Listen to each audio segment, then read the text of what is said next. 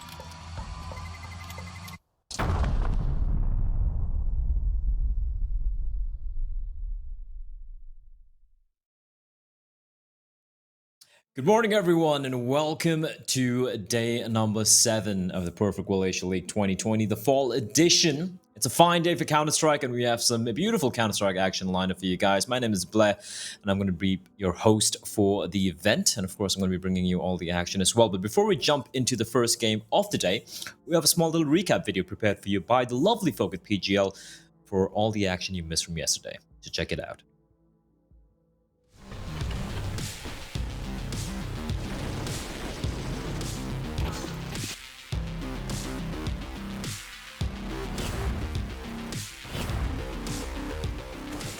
Flying going to be the only one left. Pushing this man is a big risk.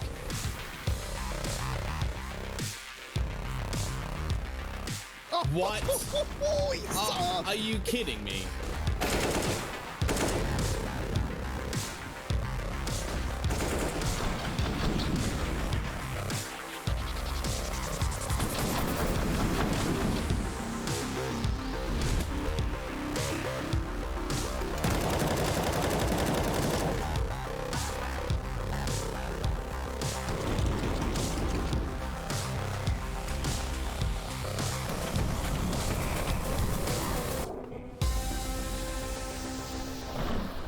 Okay.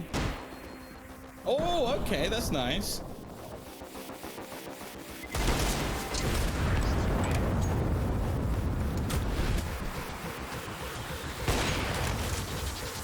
Pushing! He just kills the man who was still partway through planting the bomb! He's gonna kill off everyone!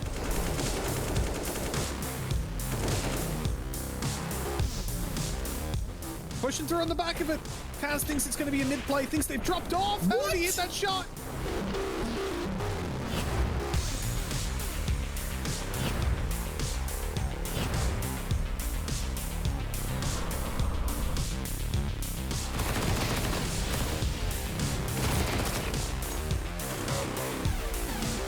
Look at this, though. Micro just pushing in. Damage dealt. Oh my god! When, how, what, where did that come from?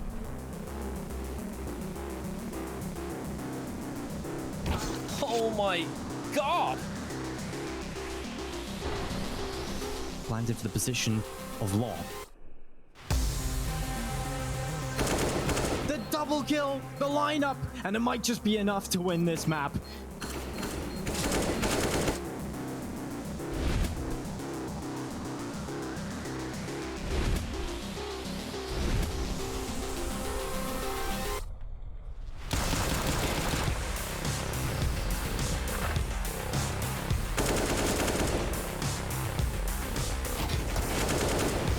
Bingo, this is a nice round from him.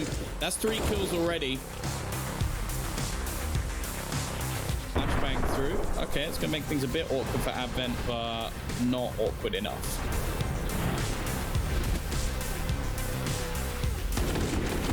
How's this happened? Jam Young, he gets away with it and gets 2 kills as well. Oh dear.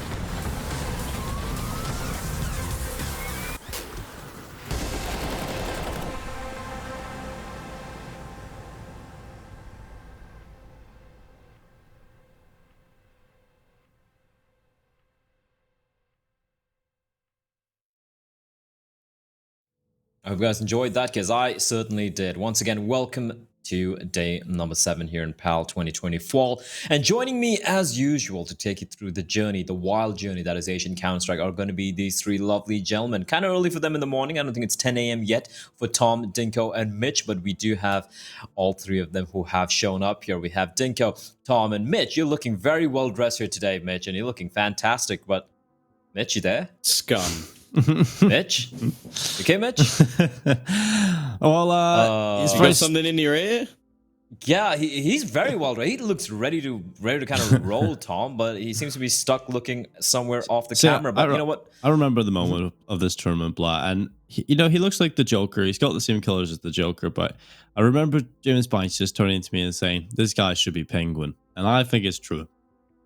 The Penguin. Okay. I would not pay money to watch Mitch play the Penguin. But let's talk about Counter-Strike, gentlemen. Let's take a look at yesterday's results, where we had some kind of one-sided matches here. Tom, anything which particularly stood out for you?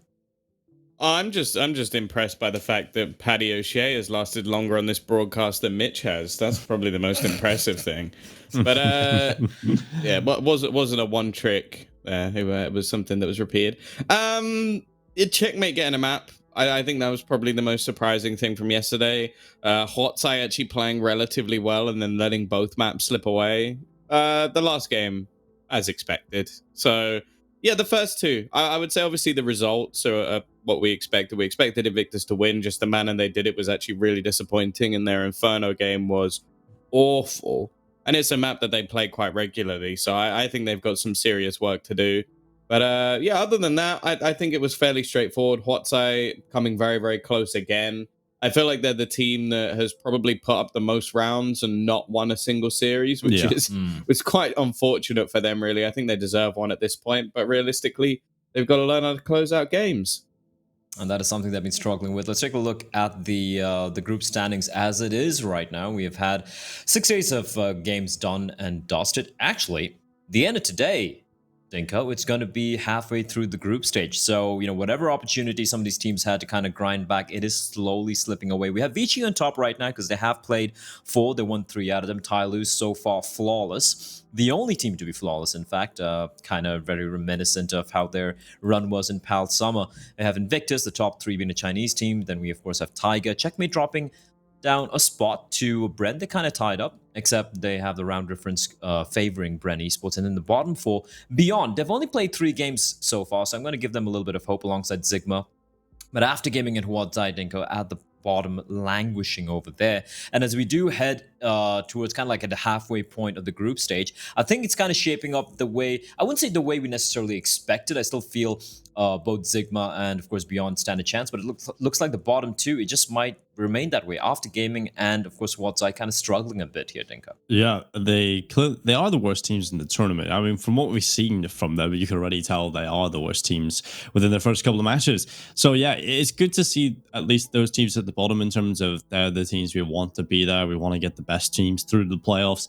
Beyond, a bit of a shock to me that they're down there, but again, you look at the matches they've had so far, very difficult affairs. It gets easier from here on in, right? So Beyond should be climbing the table. I actually get a little bit scared for Tiger in these possible bottom 4 spots because they kind of look rough. So they've got some important matchups coming up, and if they drop the ball against some of these weaker teams like they did against Checkmate, well, they might just find themselves going out before they reach the playoffs, which is a scary thing for the previous RMR winners. Now, it's obviously not very likely. They should still be beating all the lower tier teams, but it's a possibility, which is scary enough for Tiger. Yeah, that is something which you keep talking about, Tiger. Right? We keep saying they should be beating them, but they don't necessarily get these wins. But let's take a look at today's schedule. We have a few bangers coming up for you guys. I personally am looking forward to the first game. It is, of course, going to be the Red Dragon in the form of Tyloo looking to take down Bren Esports. So far, Tyloo haven't lost a match yet. Bren, of course, they have looked better off late. We'll talk about this matchup a little bit more in detail later on. Second match of the day is going to be Beyond, who have only played 3 games. They're going to be facing off against Checkmate. Should be interesting. Beyond would be the favorite team, but Checkmate have shown that they can never really be counted out. At the bottom over there, like you mentioned, Dinko, it's going to be Tiger. They're going to be tested against Zigma, a team who they've showed some signs of life, but at the same time, they have been struggling, not really matching up to their counterparts in the form of Beyond Esports. So we're going to see how that one's going to play out. But Tom, let's talk a bit about the first game of the day. It's going to be Tyloo versus Bren. Let's start off with Bren. I mean, Micro. I don't want to put the blame on this guy. Call me I feel like he's still got some. I mean, if I'm going to call anyone Micro, it'd probably be Mitch. But he's not here, so you can't. Yeah, I can just call him that. I can just get away with this. Amazing. He's so small. He's not Micro even Mitch Man visible. McBride. Wow, it really does work. That works. The 4M. 3M. Oh, never mind. Micro. I don't know. I got to say, like, we touched upon this yesterday about how some of these teams don't really seem to have the right idea of how to play some of the players. One example being Huadzai and Ronin. Like, you don't make him play a side solo, right? You keep him with the rest of the pack. You make him push aggressively. Yeah. Likewise for Micro. You set him up, exactly. And likewise for Micro, I'm not a big fan of the way to play him towards the B bomb side on train. And I don't really want to blame him for that, but it feels like wherever he's going to be playing, if he's going to be playing alone, that's going to be kind of like the focus of the attack for their opposition, especially against a team like Tyloo. Yeah, I don't necessarily mind him playing alone. I just don't like him playing alone on that map. Like where we saw him on Dust 2, and he was pretty good. That was fine. Yeah. It's just he doesn't look good on train. So I don't know why you're trying to force that as a thing. Like I get that a lot of the time your B-site anchor does carry over from map to map. But if it blatantly doesn't work, then either you have to completely switch up how you play the map and gamble a second player over there, or find someone who can play that position. Not just keep forcing him, like, you'll get better eventually. Like, no, that's a really stupid way to try and play. And it's left some serious openings within their roster. And, well, that's the problem today. Like, they've been pushed by other teams. They've been pressed by other teams. This is Tyloo. If there's any opening, they will find it before you even realize it's there. True indeed. And of course, speaking of Tyloo, Denko, I mean, they're a team. It's Tyloo. I mean, we've spoken about them so many times in depth that they've been looking unstoppable. But here's the thing. They're a team who will show some weaknesses. They're a team who can drop a map. And if you look at the recent results, right, they played against Beyond, they played against Vici, they played against Beyond twice, in fact. They played one in PAL, and of course with the EPL, the Pro League matchups as well. Apart from the game against After earlier, it's been 2-1s. In fact, they even lost the Vision a month ago. I mean, this isn't the same Tyloo in terms of just being dominant and winning series. 2-0, they didn't drop a map, I believe, the entire PAL. So yeah, they had a great time. They obviously lost 2-0 to Invictus, but every single series, I believe, was 2-0 last time around. So we always knew that was coming up when we see Tyloo, but now they look a little weaker. Maybe the honeymoon period kind of fizzling out a little bit, a couple of mistakes coming through. But I think it's fair to say the Tyloo's worst enemy, the most difficult opponent, is Tyloo. They are just getting in their own heads. They're so undisciplined. It's unbelievable how many smokes they push. They just disrespect everybody. They don't focus up enough in these games. They should be winning every single one of these matches 2-0 in the group stages, maybe against Vici. But right now, this team, I get frustrated with them because we know how good they are and how many mistakes they make. And the fact that they're getting pulled to 16-13 against the likes of After or Mirage, where we talk about Tyloo being the best team on the map in the region. It's definitely frustrating to watch, especially because you know what Tyloo are capable of.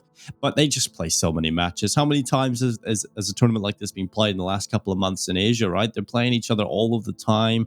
You're seeing the same matchups right here. In the group stages again, Tyloo in the back of the head must realize we're pretty much confirmed the playoff spot here.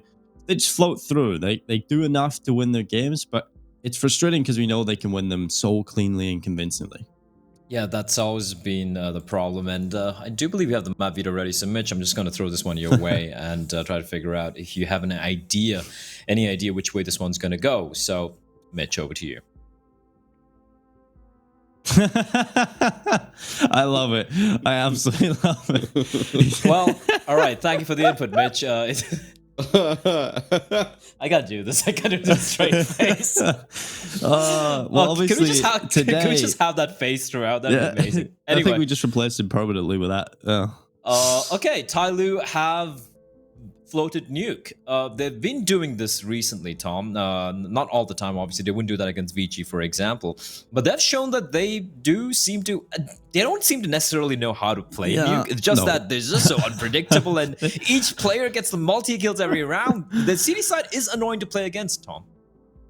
Yeah, for sure. I think it's going to be one of those things where the perfect time for them to practice this map is against some of the teams in this tournament. Obviously, they went very, very close versus Beyond, who are a team who are quite happy to play the map. 16-14 loss, and then they smashed out the team they played before that. The thing is, like, versus a team like Bren, they should be able to beat them anyway. So I think they're just letting it through to teams that they can afford to, and then if they play against the likes of a Vici or someone like that, they might just still ban it out. Yeah, they should. But it's always like scary when you're facing off against Tyloo, Denko, and you're like, all right, we don't have to really prep nuke, and suddenly you might even have Tyloo even picking a nuke. And yeah, I'm not saying they play the cleanest nuke, but hey, you never know, right? You just might bring it out and just might stomp you all over it. And suddenly you're talking about a team who potentially has a 7-map pool. Imagine a Chinese team, an Asian team, having a 7-map pool. That's ludicrous. I mean, a 7-map pool in Asia, right? Because obviously, when they go international, they have a very limited map pool. But here in Asia, they can play every map. And nuke has been their weakness, but now they're showing that they can play it. I mean, that game against Beyond, I have to say, was terrible in the second half from Tyloo. They just showed up in the first half. They were dominating. It was 11-4 half coming in. And then their T side just kind of capitulated, right? They don't really know how to play the T side. And I think that's been a problem for Tyloo throughout this tournament, really. Their T sides look kind of flat. And we usually talk about Tyloo in the past having good T sides, looking real dominant. But their T sides have been a little lackluster and one-dimensional in this tournament so far. And obviously in Pro League the other day when they were playing Beyond. So, yeah, I feel like Tyloo, they definitely are not that same dominant force we've seen a couple of weeks ago. They definitely have a couple of weaknesses coming into this tournament. And, well, Bren, that shouldn't be one of their weaknesses. They should be taking Nuke here. They should be winning both maps. This should be a 2-0. I don't think they'll be struggling here on Nuke to close out after a big performance like they did against Beyond. If they can replicate that, they should be able to close it. I don't think there's going to be a comeback from Bren. Well, let's see if that's going to be playing out the way it is. Tom, quick predictions. 2-0 Tyloo. 2-0, okay. So, okay, no one really having faith in the on the Nuke side of Beyond. Now let's listen from Mitch over here. Mitch, Bren. which way do you think this one's going to go? What's that? Beyond 2-0? Beyond aren't playing. I just Stop can't. saying Beyond. Okay, Bren 2-0 says Mitch, of course. I mean, Okay. look at the crap eating grin. He just yeah, whatever. Anyway, I'll He catch also you guys says he later on. loves after gaming. Oh as yeah, well. that is That's true. his That favorite is true. team. The guy is Sakai lunatic. is his favorite player. I mean, look at his eyes. You catch someone looking at you like that, you run away. You run far, far away. He's Tom, actually looking at Mitch, James Banks. You would break him. I'll catch you guys later on. And once again, thank you for joining me and Dinko on this one. And Dinko, we're going to be jumping into this one. It's going to be Bren facing off against Tyloo. I don't know. I feel like Nuke could be a mistake here from Bren. I feel like they got baited into this by Tyloo. Hardcore. Yeah, I feel like Nuke is going to be one of those maps where Bren are going to get a little bit of a nasty surprise, right? It's like, okay, we're on finally a map that Tyloo don't play a whole lot. And I feel like they're just going to get slapped up the face. I think But they're that's going the to thing. realize... But if you have an opportunity, right, to pick but Nuke you have to against take it, Tyloo, right? You have to take it. Yeah. It's just statistics, right? But it's like I say, any map that Bren goes up against Tyloo on, they're completely out of their depth, right? That's the problem. Tyloo is just so much better than Bren. So it's not like you can really talk about the maps and go, there's a better option. So you just have to say this is the best option for them, and it's still not a very good option, unfortunately. But they should be able to at least put up a bit of a fight here. I think Tyloo had some crazy weaknesses on that T side. I don't think it's been enough time to fix those problems. So as we go into today, I feel like Tyloo definitely have to try and figure out that T side, how they're going to approach it. Because it's crazy how many rounds they lost in a row against Beyond, right? And they just kept coming back into it, kept winning the clutches on the CT side. And fair enough, Beyond have a pretty good CT side on Nuke, one of the best teams in the region. So you can read into that a little bit. But Bren, I don't think they're going to have that up their sleeve. So I think Tyloo, if they get off to a start like they did against Beyond, it's going to be a real scary scenario for Bren. We also do have the, I have the stats here for Bren's matchups on Nuke so far. And yeah, it's kind of like some 40%, 44% win rate. But they played far more maps on this map than Tyloo have. Tyloo, I believe, only played it 2 or 3 times in the past 6 months. But look at the recent results. The one thing that gives me some hope for the Filipinos, Dinko, is the fact that they had a 16-14 loss to Vici just last week, right? Just like 5 days back. I think it was on Saturday. Where they lost in a very heartbreaking fashion to the Chinese side. And that's something where I guess you could have some faith. They really did put up a pretty solid T side, able to get 9 rounds against Vici CT. But again, it comes down to the style of Counter-Strike that Vici and Tyloo play. Let's take Nuke. You look at Vici, they played very, like a proper team, like how they know what they're doing. And you look at Tyloo, that CT side, I was watching it against Beyond. And it's just everyone pushing in. You have the lunatic called Danking is going to run in with whatever weapon he has. You have somebody just being a thorn on the side. And once you have those two, going in and pushing and getting killed, and then of course you have Attacker, you have Summer to finish things off. It's never going to be easy. That's a problem with Tyloo. It's like a 5-headed Hydra. You cut one off, there are 4 more hits to contend against, and each and every one of them are, well, very, very dangerous. Yeah, I think when you come into Nuke, the CT side for Tyloo is going to be very exciting because of the individuals that they've got across the board. They can play a little bit looser, especially against Bren. I don't think they're going to have a very tight ship. They're not going to be able to handle the aggression if it comes at them from somebody. So yeah, this is going to be definitely a difficult task for Bren. And I think what they need to do coming into the series is immediately address that aggression from Tyloo. Immediately address the disrespect that's going to come their way, because you know what's coming. You know what's coming, and here it is. It's going to be the pit round coming right up. Bren over here on the T side. It is a smoke and a flash in the hands of Wits. Derek with a smoke and a Molotov, and he's got in for the first kill here, Wits. The first pick up on the summer, and I told you, Blood, here it comes, right through the ramp. And look at the buy from Tyloo. Oh my god. How is he here? He's just walking it's a minute outside. And 30. It's a minute and 30 left, Dinko, and he's still holding W. He's still pushing in. And that's a call for Bren to just go for the play. But attacker's waiting above. He's going to find both. Poppy Chulos left alone. He's the daddy of Filipino CS, but here he's going to get shut down by somebody. And look at that from Tyloo. Like you said, Dinko, the push ramp, they push outside. They don't have a single kit, no utility. They're like, USBs are good enough. You're just going to hit headshots and such.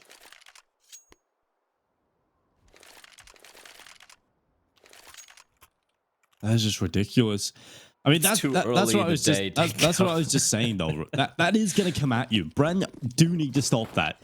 If Tyloo get away with that over and over and over again, this is gonna be a rough ride for Bren, especially with Tyloo getting a CT side start. You know they're gonna be loving this. I mean, if they can get 11 rounds CT side against Beyond on Nuke, well, oh no. And look at this, slowly. With the XM has just pushed through the ramp again. He's in towards radio. He's going to be playing here, just around the corner. Somebody, he wants a little bit of the action as well. Yeah, I like this position from somebody. He knows he's going to be confident against the pistols. Using a little bit of range and has plenty of cover to play with as well. And how fresh is it to get to see Tyloo on Nuke? So nice. It's so jarring for me because I've never ever seen them. Like even the game against Bren, in my head I'm like, this can't be Tyloo. This doesn't make sense. And credit to somebody and Slowly for not aggressing further. They haven't spotted a single player yet, and yet they're playing it passively and they're not over aggressing. And this is something which is so interesting, so unique. And here comes Poppy dropping on down, and Danking's ready. Information's been conveyed. The 2 CTs, 3 CTs laying in the way. Danking, that's a weird spray, but that's okay. He gets the kill, falls back to a safe angle. P to 50 from Wits. He's good for 1, but it's a mop of Dinko. No casualties apart from the 1 frag as someone gets taken down. But that's all right. I do believe that was just a UMP. And now the buy is going to be coming in for Bren. Again, gotta remember, they didn't get the bomb down. Neither of these 2 rounds, meaning their utility will be a little lacking. Derek might have to go for the Galil, and there we go. Galil, Kevlar, and he might purchase a Molotov. No. 2 nades, 5 smoke Dinko, and a handful of flashes. That's something to work with. Oh yeah, that for sure is. And we'll see if you get anything over the line here in this round. If Tyloo pick this up, they're going to be feeling good about their cash. You still got the XM here for Slowly. It's very viable if he's doing that. He goes right to the smoke. He gets away with it as well, Blair. Of course he does. Goes in, snaps the head right off Derek, their star player, down on the floor, and then walks back in behind the smoke to get boosted up. So, yeah, real good stuff coming in from Tyloo early on. Real Tyloo BS, as we like to call it. It's crazy. The aggression coming out, the confidence, the disrespect. It's been working out for them so far. And now Bren have to play with a man disadvantage. And Slowly, he's hungry, Bly. Here goes the alligator, chomping down on some players. Micro, though, with the headshot. Nearly falling here as Wits down to 14. But that does open up an avenue to this B bomb site. An avenue, yes, but Summer's there, Dinko. There's a player who's walked right on above. No one's checking him. He's going to get a free kill, but he's unaware. There's a player right above. It doesn't matter. Summer finds both. It was a low player in form of Wits who gets taken down. They have control of the bomb site. Does Micro. Dinko is waiting for his teammate to come in from ramp, and they're making a lot of noise. Smoke's going to dissipate in a few seconds, but he will get the bomb down. The 3v2. Bullets being rattled off through the smoke won't find its mark, and Micro, the new guy, he's had some rough times, Dinko, but let's see if he can deliver here. Well, Papachulo out to the left side, catches out Dan King, the spray away as well. Micro with the 3K, he'll try for the 4th, but it's Attacker. Just too much to handle. Micro does everything he can in this round. An important headshot to take down slowly up on the ramp. He delivered a couple more in towards the lower side, but Attacker, he's just an extra player that Micro could not deal with. And it's 3-0 for Tyloo. They get the round win. Just down to the 1 versus 1 though. And that bomb plant does give enough cash over to Bren that they can purchase up some AKs. So Pro picking that up. Wits obviously having to go down to the lower tier weapon of the Khalil, but decent round from Micro. Good signs early on. He's a little bit more comfortable right now, which is definitely good to see. I feel like on the T side, he does definitely do better than when he's on the CT side. Oh, of course. Just because he's always put in the little the rough spots, you know, just the very terrible anchor spots. And to be frank, he's not great at that role.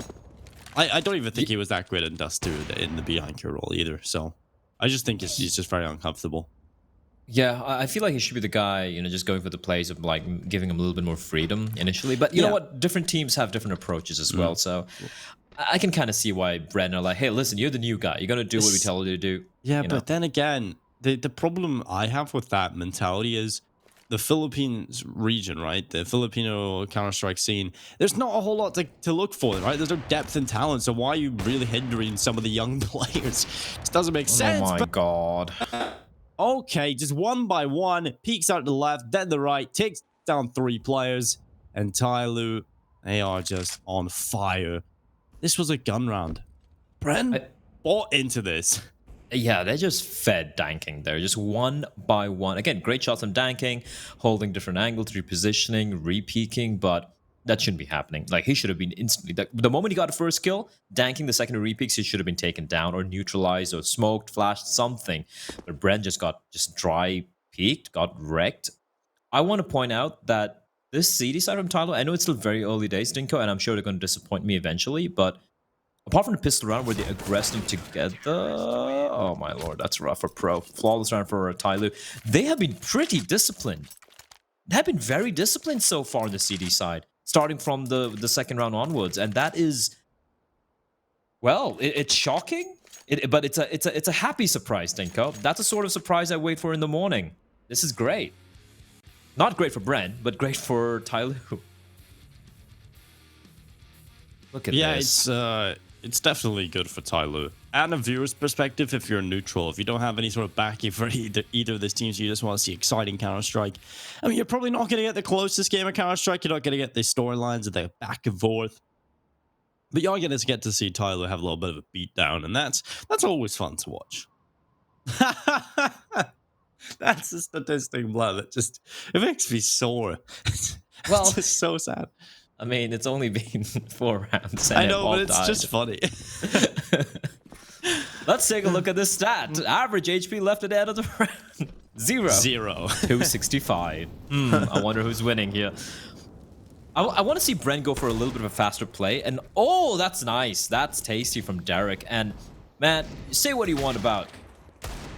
Oh, never mind. They're replying back in kind. Say what you want about Bren and how they've been struggling a little bit here and there. But Derek has been fantastic, man. And he seems to be like a step above everyone else on his team. And this round is suddenly becoming really, really expensive. As Poppy is going to make his escape. Oh, the timing on that is going to fall on back. But the fact that Summers walked on out, he's reclaimed that real estate, Dinko. And he's going to continue to hold W. Now, if Wits and Poppy speed things up a little bit and get the bomb down, there's still a chance of them potentially, slim chance, a potential chance of winning the round. But if they take the sweet time, someone's going to come in from behind and they're just going to mop things up.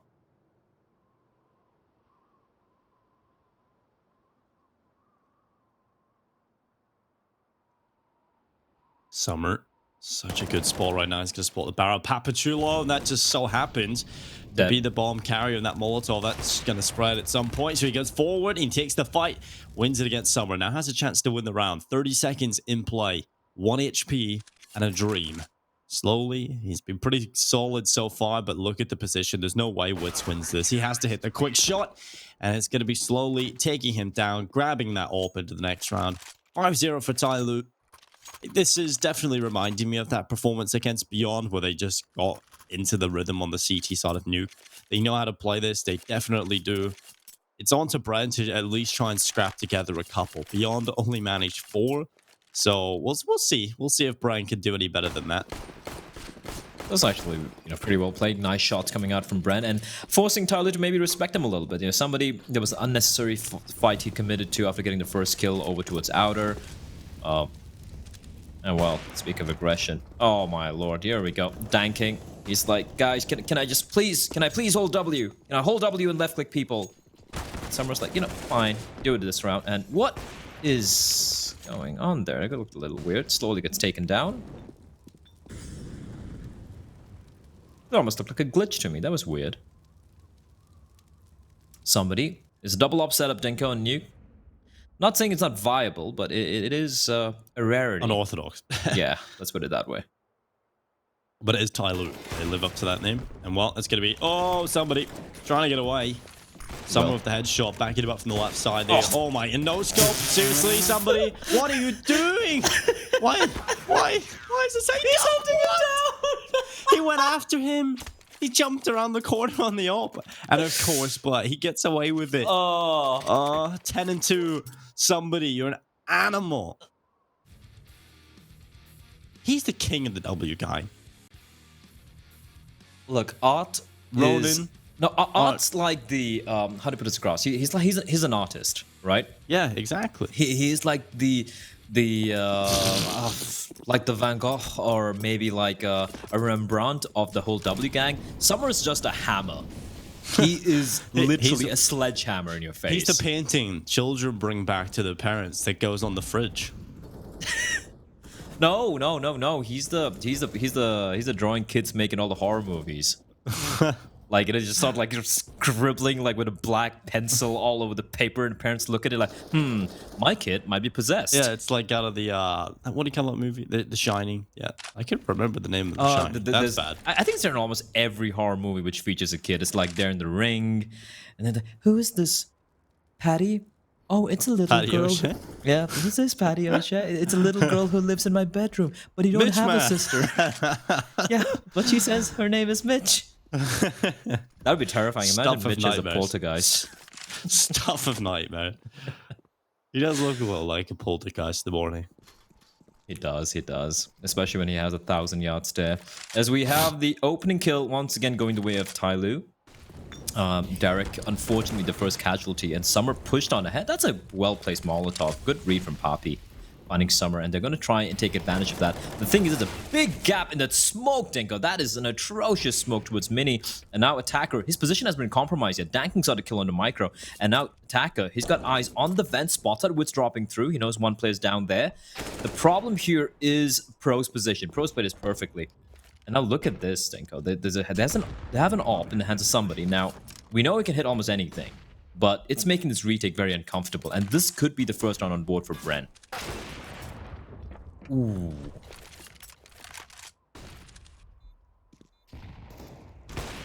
And the nade going towards the back of the site. Attacker gets rid of Wits.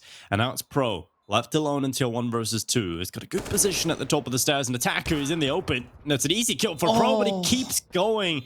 And somebody is going to shut him down for that.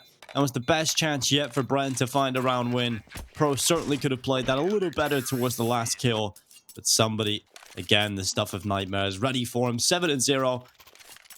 Double op setup continues to come out. Dan King and somebody rocking those weapons. And I have to say, since we called out somebody a couple of matches ago, which has been a little bit quiet and not being the same somebody we've seen in the previous PAL, he immediately stepped up, I feel like, even in that series, and has been a beast since then. He has been so solid, and he gets out to these amazing starts, Blair, where he's just kicking him in the face right from the get-go, right? And he's getting himself up into double figures within the first 7 to 6 rounds to 8 rounds. He's 11-2 right now. And we see this performance in the previous match for Tyloo. Mm-hmm.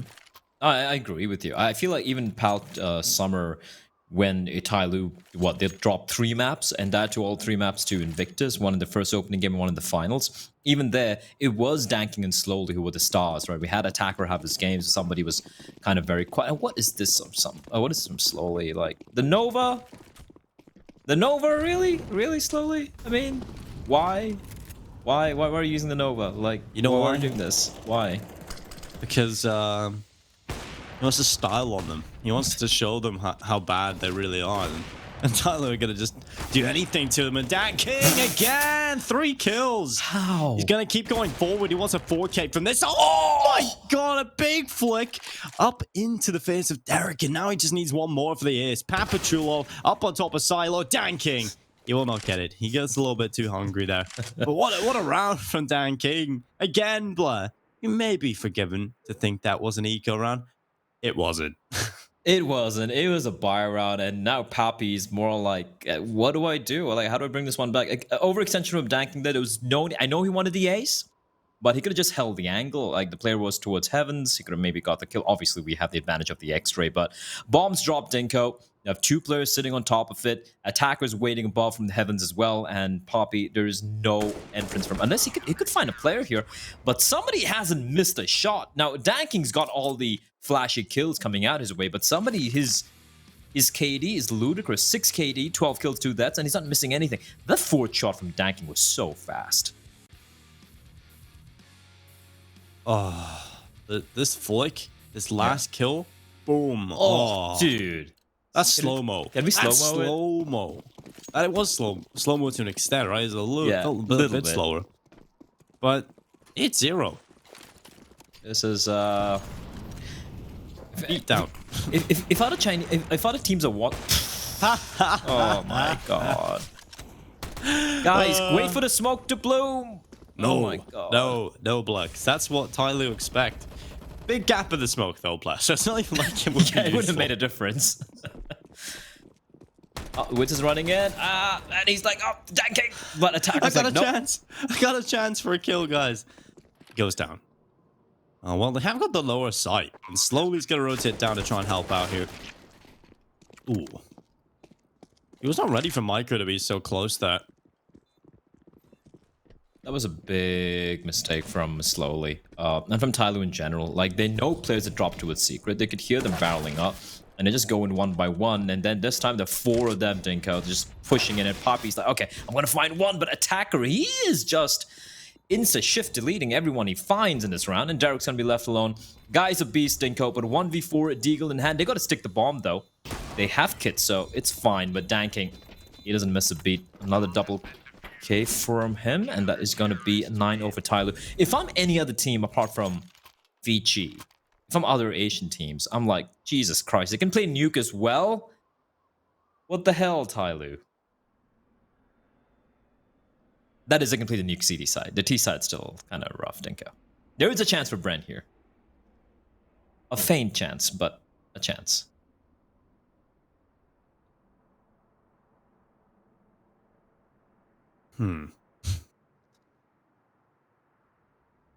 Yeah, right now I'm not seeing any chance with the way Tyloo are just absolutely destroying them. And I know that's a very pessimistic view of the situation, but it's the most realistic. Tyloo have just been on another level right now. And how often do you get to see Dan King doing this? I mean, you haven't really seen it just yet in this tournament. You know, you've seen flashes. He has been quiet this event, yeah. Yeah. And in the previous game, he was non-existent for a long period of time. So it's good to see Dan King getting a chance to build that confidence up and just kind of take everybody down with him. He's going to go towards outside. Is he going for the flick shot? Look how respectful Bren are at the start of the round.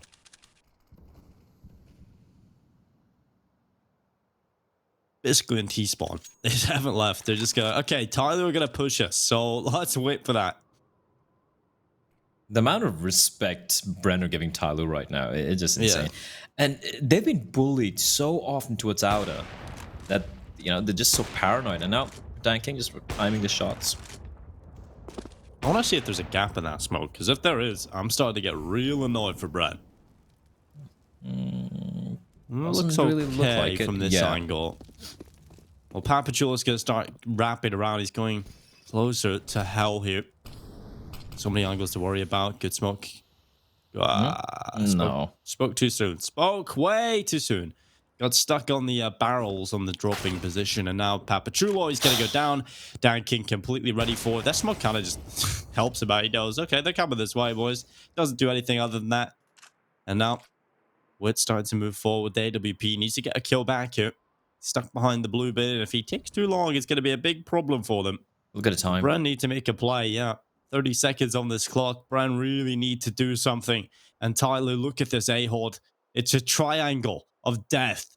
This is going to be so difficult to get anything done as they start to come in from heaven. Bren better hope that they can do something slowly with the first kill. Micro and Pro both going down. And just like that, Bren crumble.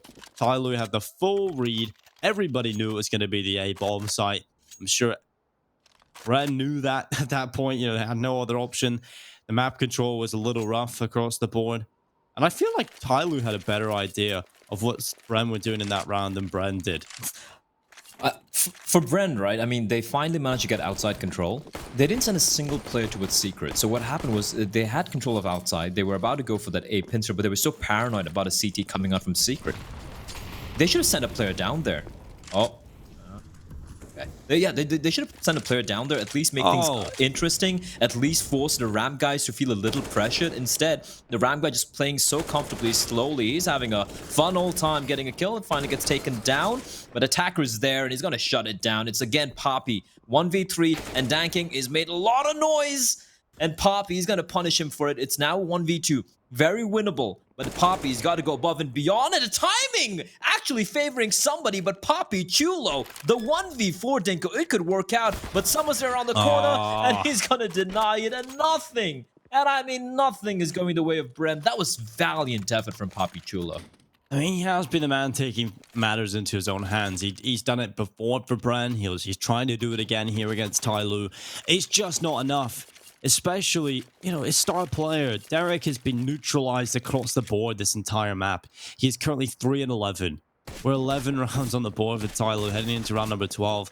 They haven't lost a single round just yet, Blair, and this is scary, because this is the map where we talk about Tyloo potentially having their biggest weakness, and they're just dominating right now. Well, Derek, that's nice. Quick play into the A-bomb site, gets one, but it's short-lived as Tyloo answer back with 4 kills, and it's Pro left alone, back in Squeaky.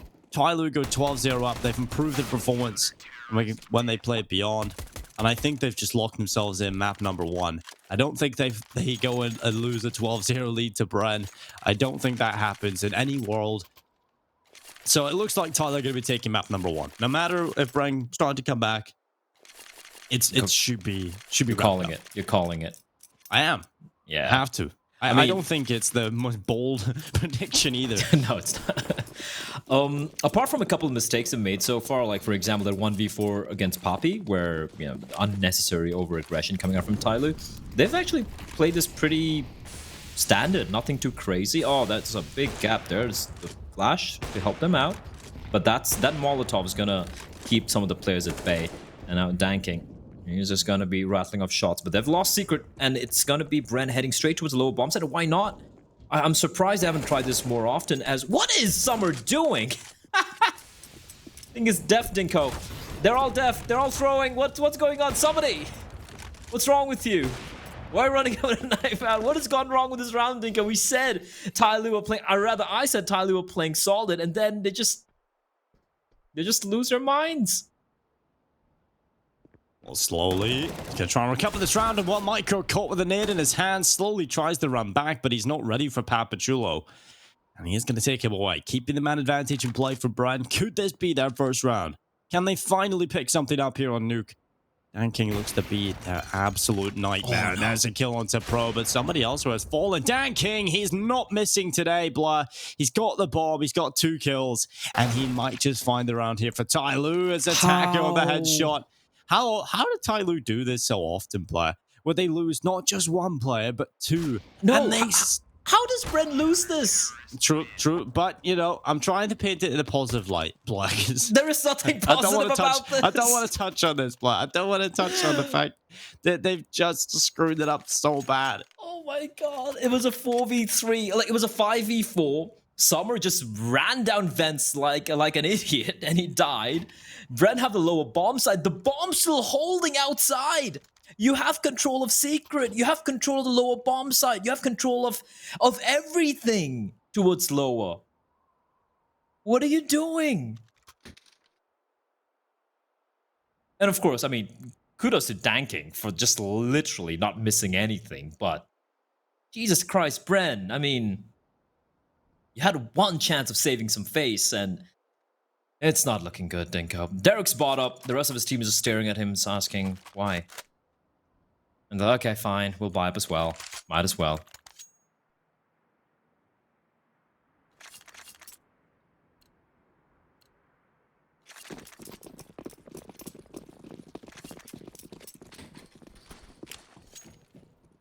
Here we go. It's not like what Bren do is gonna make a difference though, Blaze. Like, I want to even watch if they that win the round last again. 2 rounds, they're just not gonna be able to do anything off of this. So, Dan King 21-6. Does he he's not on a- miss? No, he doesn't miss. It's crazy. Like, no matter how difficult the shot is, he has been hitting those.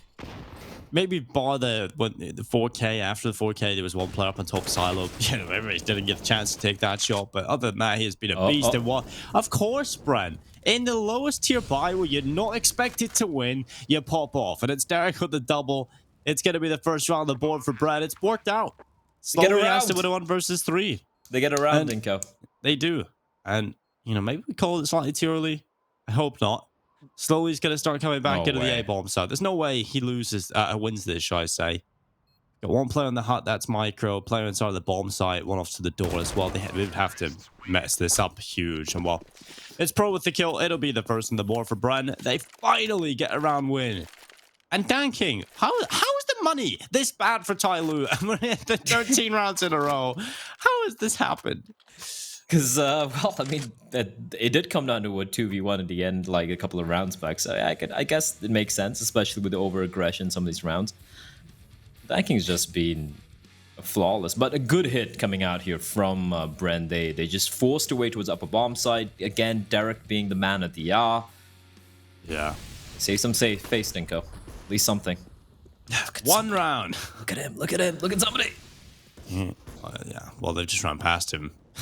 Doesn't really work out for him at all. Well, slowly positioned over towards ramp.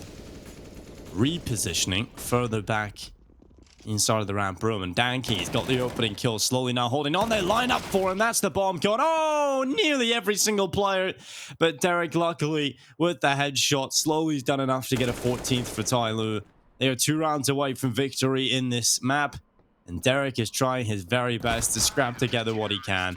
Dan King pulls his attentions away from Summer, and Summer swings out to take the final kill. Just look at that scoreboard. 22-7 for Dan King, 14-6 for somebody, 14-5 for Attacker, and the rest of the team not really having to do a whole lot. Everyone has more kills than the highest fragger on Bren. Now, I mean, if you look at the score, 14-1, I guess it's not surprising.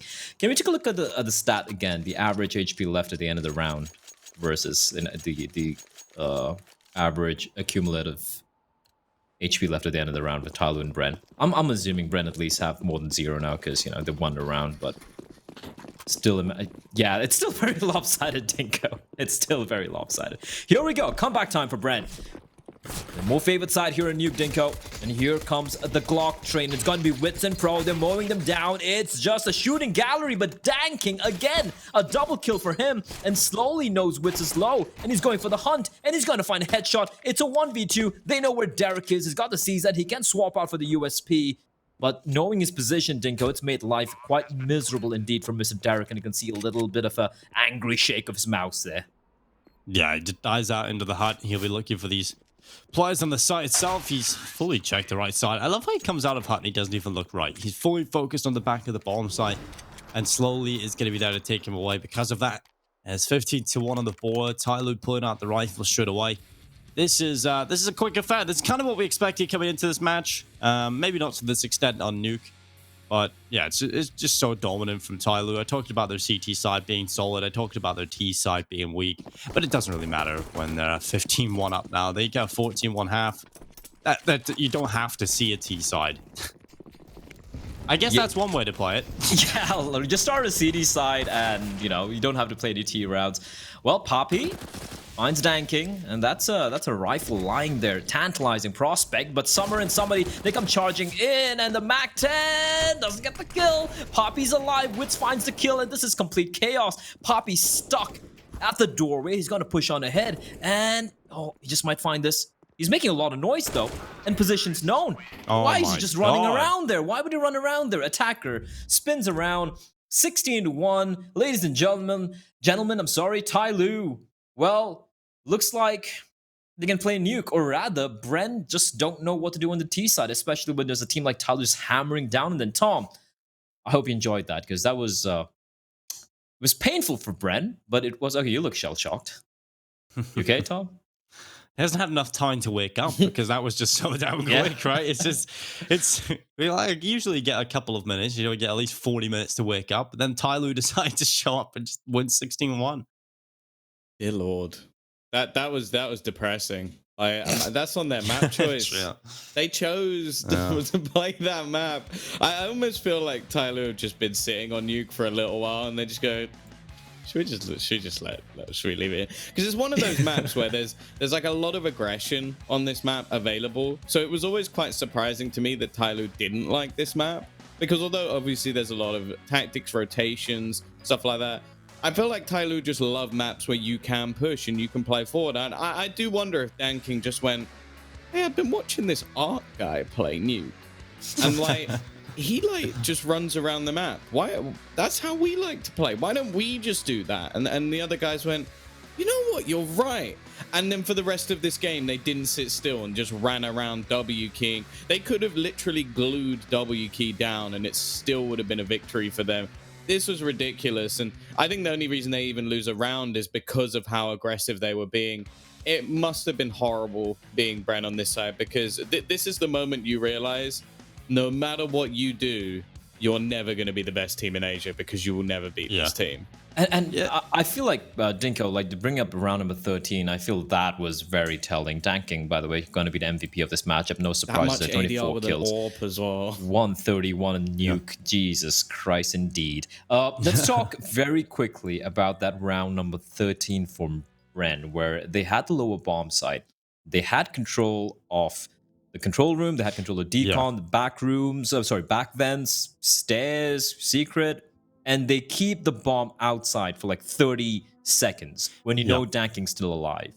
What is that? Yeah, that's Bren kind of not expecting to get onto the lower bomb site. I just don't think they have an idea coming in, so they just get a little bit panicked. More they than get half flustered. the opening jewels. Sorry, I just like what that was a 16-1, and he got 9 opening jewels. 1. That's ridiculous. that's more than that's insane. He got more than half the opening kills for the entire map. And you got to bear in mind, I've never seen that before. Bren had 5 opening kills as well, but they were only able to get just the Nico, one round. I just can't let that stat go. No, you can't. It's 9-2. It's 9-2. Even still. Yeah, It's still ridiculous. he was involved in so many opening duels in such a small amount of rounds played that he's just such an impactful player. But when he comes back to that point, that's another round where he does deliver impact. He's just staying in hell. He gets the right read. Tyloo not really making the over rotation, which is intelligent from them. They know Bren haven't quite figured out what they want to do in the round just yet. And you can see the bomb. I have no idea what the idea was behind what Bren were doing. Right, it's kind of like when a dog catches up to the car and we've got the ball, we've got side control. Now what do we do with it? They just couldn't figure out what to do in the mid round. I think that's a big problem for a lot of teams in this tournament, especially when they're playing against the better teams.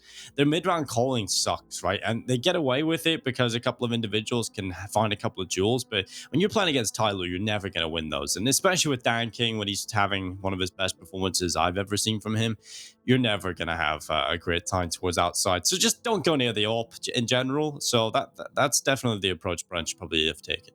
That's going to be a hard prospect for Bren, because coming up next is going to be Mirage, a map where, well, you will tend to see a few more offers coming out, and you will potentially have to face off against somebody in danking or running amok with the AWP. But whether Bren can take it to map number 3, we're going to be finding out, and that's coming up after the short break.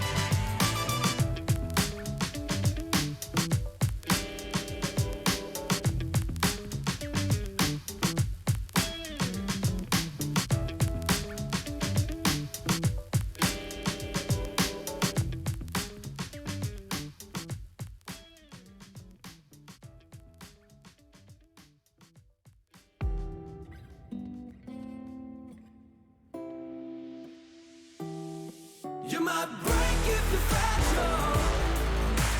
Hit me with your arrows, treat me like a black rose. Break if you're fragile.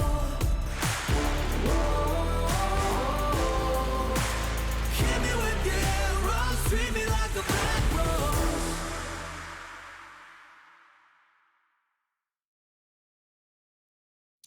Welcome back, everyone. Welcome back to day 7. Day number 7. We're almost halfway through the group stage here in the Perfect World Asia League 2020. My name is Blair, and once again joining me is going to be Dinko. And what a showing that was from Tyloo, Dinko. They didn't ban Nuke. Bren picked it, and anyone would have picked it. If I was a coach or in-game leader for Bren, I'm like, yeah, let's pick the map. But Tyloo were like, you know what? We might have a crap T side, but if you get 14 rounds on the CD side, it makes things so much easier for us. Exactly. That's the one problem I had. It was T-side sucks for Tyloo, so we'll just go and get ourselves. We'll make sure we don't have to play a T-side. That's exactly what they did. So yeah, big performance in Tyloo. Absolutely no problems for them, really. They played good Counter-Strike. They were quite informed, actually, in terms of how they approached a lot of the retakes, a lot of the setups. They weren't too aggressive. I feel like this was actually a good Tyloo performance in terms of balancing the aggression.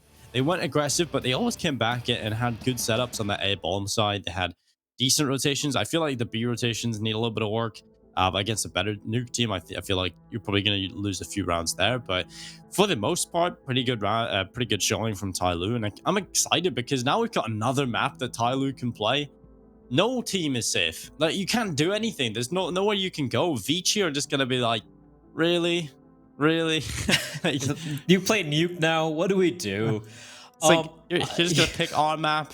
Like, come on, guys. I do have to agree with you there. Like, there were very few moments. Usually when you watch a Tyloo game, it's both of us holding our head in our hands, wondering, Danking, why are you doing this? Somebody, why are you pushing? But it was a very solid showing from Tyloo overall. Yeah, a couple of rounds where they over-aggressed a little bit, gave Brent the opportunity, but again, they're able to clutch it out. The 1v1s, the 2v2s, always going the way of Tyloo. Now, heading into Mirage at Dinka, this is where I started to fear for Brent. Brent can play this map. They're going to be starting on the CT side, and we've said that his T side from Tyloo has been a little wonky, right? It hasn't necessarily been that great on any of the maps we've seen so far in PAL 2020. And this is an opportunity, if not getting the win, at least saving some face and putting up a fight here. Yeah, this is where I feel like there's a better chance for Brent. I don't think they knew what to expect coming into Nuke, and Tyloo was starting on the T side, so it is a little bit weaker here for them. We haven't really seen the best performances from Tyloo here in Mirage, which is why I'm kind of glad they're working on Nuke, because Mirage is a staple for them, and they've looked kind of terrible on it in comparison to their previous performances, and I feel like that is a problem and has been a problem for Tyloo for a little while, right? Mirage is a map they can definitely drop. I remember back in PAL Summer, they even had one of those close series against Mazalai. So, yeah, but Tyloo are a little bit of a questionable team on this map. When they play well, they're the best team in the region. And, they can go 16-13 against after. So who knows which way this is going to go, whether or not Brennan are going to be able to take it close. Tyloo looked completely different today, though. Danking is on point, somebody as well. And now the push comes out on towards the A-bomb side. They're going to be going for the simple execute, but Wits and Papachulo taking the first 2 kills. Papachulo looking to deliver death, but he swings out from underwood. An attacker, he's going to take his head right off. Summer as well. And you're never safe, Brian. You cannot make these kind of plays. You cannot swing out. You cannot take every fight. You got to quit while you're ahead. Tyloo pull it back, and now they're looking for this bomb plant. Yeah, and that was... Look at Pro.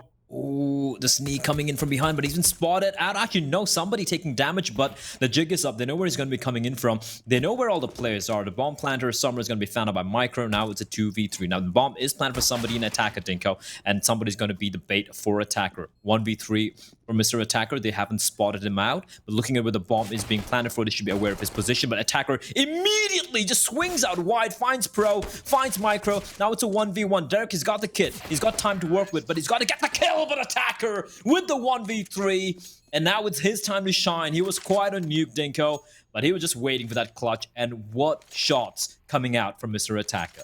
Yeah, Attacker's been waiting for that clutch, whereas I've been waiting for Attacker. I mean, coming into this tournament, I was so excited to see him get going again.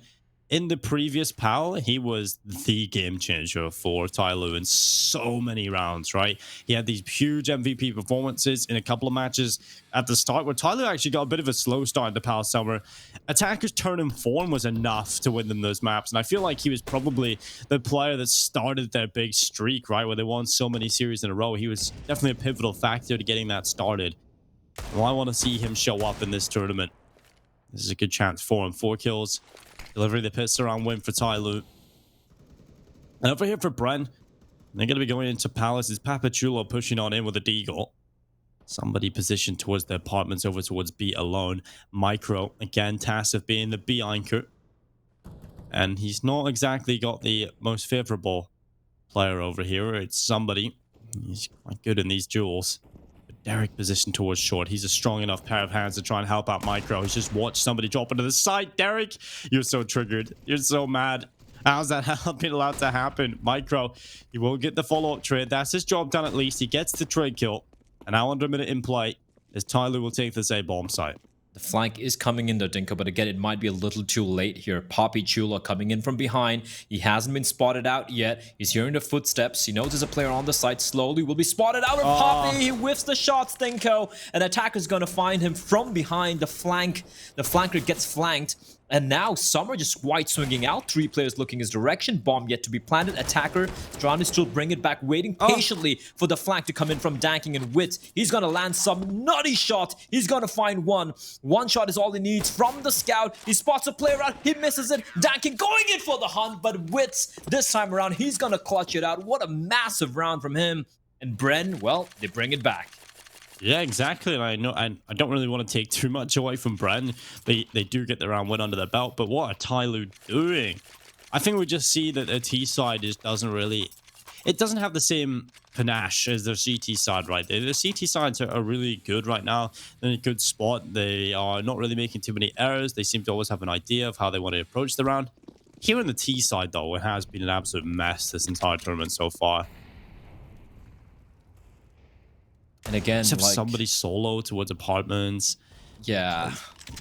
What are they doing on the A side? They had the site for what felt like a pretty long time. There's just a little bit of chaos coming. Oh my god, Dan King. Headshot. Wits goes for a jump. And while he's taking too much off the top, Derek with a double kill slowly and somebody both going down. And now, well, look at this. It's Micro down below the window. He'll be looking for a little bit of spray. Summer taking good damage on board as Micro looks to try and spray away, but it's Summer with the deagle with a good kill, a follow-up coming in as well. Derek going down and Tyloo, they're about to answer back again. You think it's enough for Derek to find a 3K? Think again. Tyloo into the 1 versus 2, but Papachulo, oh, he's behind. Last player's low. He can win this, and there it is. Papachulo saving the day. Tyloo not aware of the apartment's flank. And Papachulo, he is the veteran of this roster. He is the staple player of Bren. And it's worked out for him. He's on the round. It's Papachulo and Derek, again, just the 2 players that lead the way for this roster. Wits in the previous round getting a big hero play, but how sustainable is this, Blah? How sustainable is it that you're going to have to expect 3Ks from individuals every round? It's just not. Just not at all. That was so very close. And again, it was a deagle. I'm not a big fan of the position from Micro, by the way. He just went for the full commit. They're getting caught on the open. Some are playing it very safe, waiting for him to run out of bullets before he faces with the deagle. And now, with the bomb plan, Tyloo just going to force up Dinka. They're not going to go for the save. They know they have the money of Bren on the precipice, and they're just going to try and break it here. 1 AK, couple of Galils. And of course, 2 MAC-10s in the hands of Mr. Somebody and Attacker. And once again, they are posturing towards his B bomb set, Dinko. They have not opted to take any control. Micro, though, holding an aggressive angle, finds somebody. Is the rotation going to be coming out? Is the question. As Derek finds slowly, okay, through the smoke. That's a nice pick. And now, Tyloo, they're getting picked apart here. The smoke's going to be deployed. Dan King and some are going to be dropping into the side. But Derek's just going to join the fray, shutting everything down. And Summer's going to be left alone, and it's a 1v5. Summer, he's got 1 headshot, but yeah, this is a done deal. This is a round, surely, that goes in favor of Bren. Summer tries his best, but he does go down. Derek kicking it away. 3-1 here for Bren. Not a bad start at all. Like, in comparison, they've tripled the rounds they were able to find over on Nuke. I think this is quite obvious. So we're going to see a bit of a closer game. I obviously think Tyloo are still going to win, but the fact that we come into this and Tyloo immediately, you know, a lot of these rounds have been quite questionable. I mean, the pist round wasn't even a convincing win. Required attacker to show up. And as soon as they have to sort of think about the mid-round calls, it's just falling apart for Tyloo. So, yeah, not really a big fan of how they're approaching the game right now on this T side. I think they have a lot of work, a hell of a lot of work to do. We'll see if they can figure it out. And as you go into this next round, in round number 5, though, it should just be Bren taking this away slowly, victim to Wits' AWP. And Summer will try his best from Palace, but he's smoked off.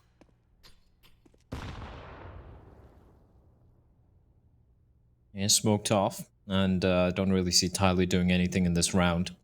It has been kind of a quiet start, apart from that 1v3 getting pulled off by attacker.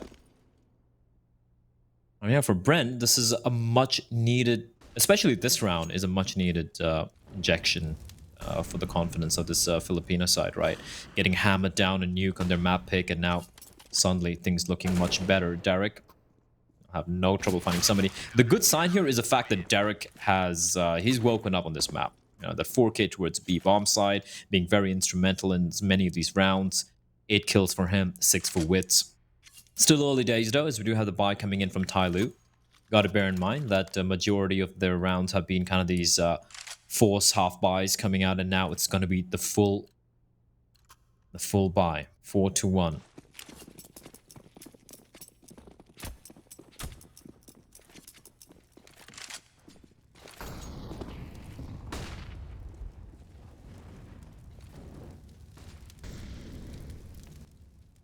Chulo's got a lot of control in towards ramp. It's going to be Summer. It hits the deck. A little bit of a spray from Pro, and well, he goes down. Papachulo doing good work in the FAMAS. Slowly hits the deck, and Papachulo goes again. That's a huge play from Papachulo yet again, delivering hero moments for Bren. 3 kills on the board, and now it's somebody and Dan King looking to recover the round for Tyloo. Such an important round here for the Chinese side. They still have a chance. The smokes are up. Dan King's alive. He's got the bomb, but doesn't care. He pushes into connector. Spotted one player down there. Somebody with a headshot has taken down Derek, and now Wits, he wants a piece of the pie. And oh, Dan King was so goddamn good at this game. 3 kills. He's so quick. 2 rounds picked up for Tyloo. That was a round that Brad had in the bag, and they just fumble it. They fumble it completely. The kill Dan King got at connector. He wasn't even looking at the guy. I felt like, I hope we get a replay of that. It almost felt like some insta flick from him, as the op will be retrieved for the side of Tyloo. Dan King will hold on to it. Now, Bren need to be careful, Dinko. Yeah, they bled out a lot of players, some of those anti-eco rounds, and now it is a very scary proposition here. Dan King's going to be looking to take the fight, and it's going to be Wits who's going to come out on top. I love that. I love the teamwork from his team. He got boosted up, got the advantageous position, and neutralizes Dan King early on. That's a big win here for the side of Bren.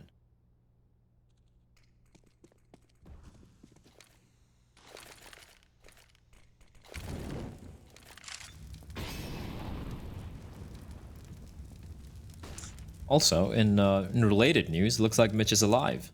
He is alive. He hasn't been taken to the spirit realm.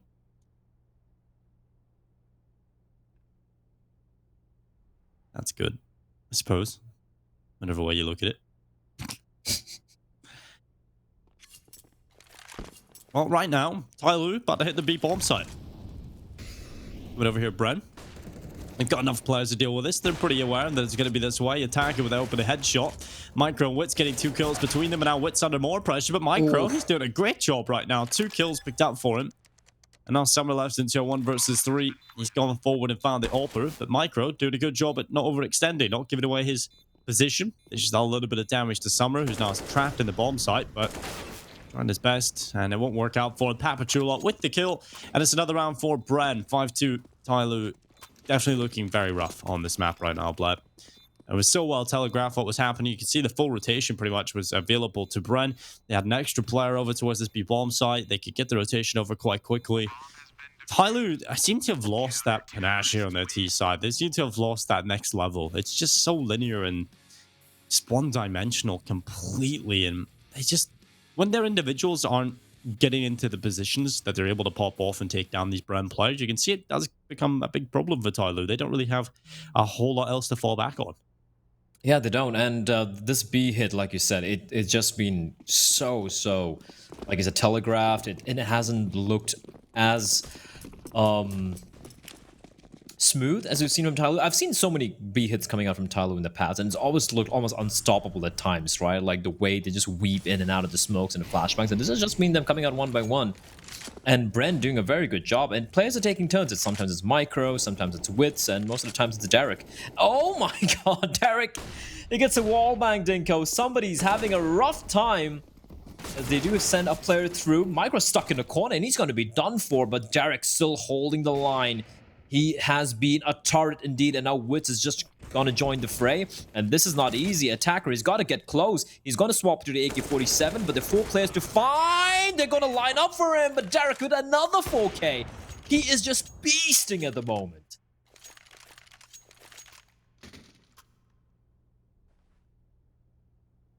What a round, and what a performance across the board here from Bren. Derek 12 and 5. I don't know what he finished on Nuke. I'm going to have a little look, but I'm relatively sure that is, well, pretty sure that that's more than he finished with. I mean, it's they only got 1 round, so that's probably not too difficult. 12 to 5 for Derek. That's a very, very impressive start. Yep. He went 8 and 16 over on Nuke. Well, I mean, he's almost about to double his score right now in 8 rounds. It's having a pretty fun time as well. This B bomb side hit, like Bren have been keeping 3 players there again and again, and it's almost like Tyloo like, hey guys, this is gonna be the round, but it's just gonna have 1 player, maybe 2. They're gonna go for an A stack. They don't expect it again. They don't expect it again. They don't expect it again. It's just every single round. And you know what? They don't expect it again. No. They sent a couple players towards the ramp, Dinko. I'm happy about that. It mixed it up a little bit this time, Tyloo. Yeah. A little bit of a default. I think that's definitely the approach Tyloo should be bringing to the table right now.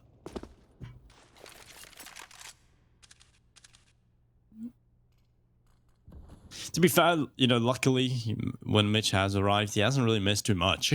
This is where the action really has got going. It's Brad actually doing something.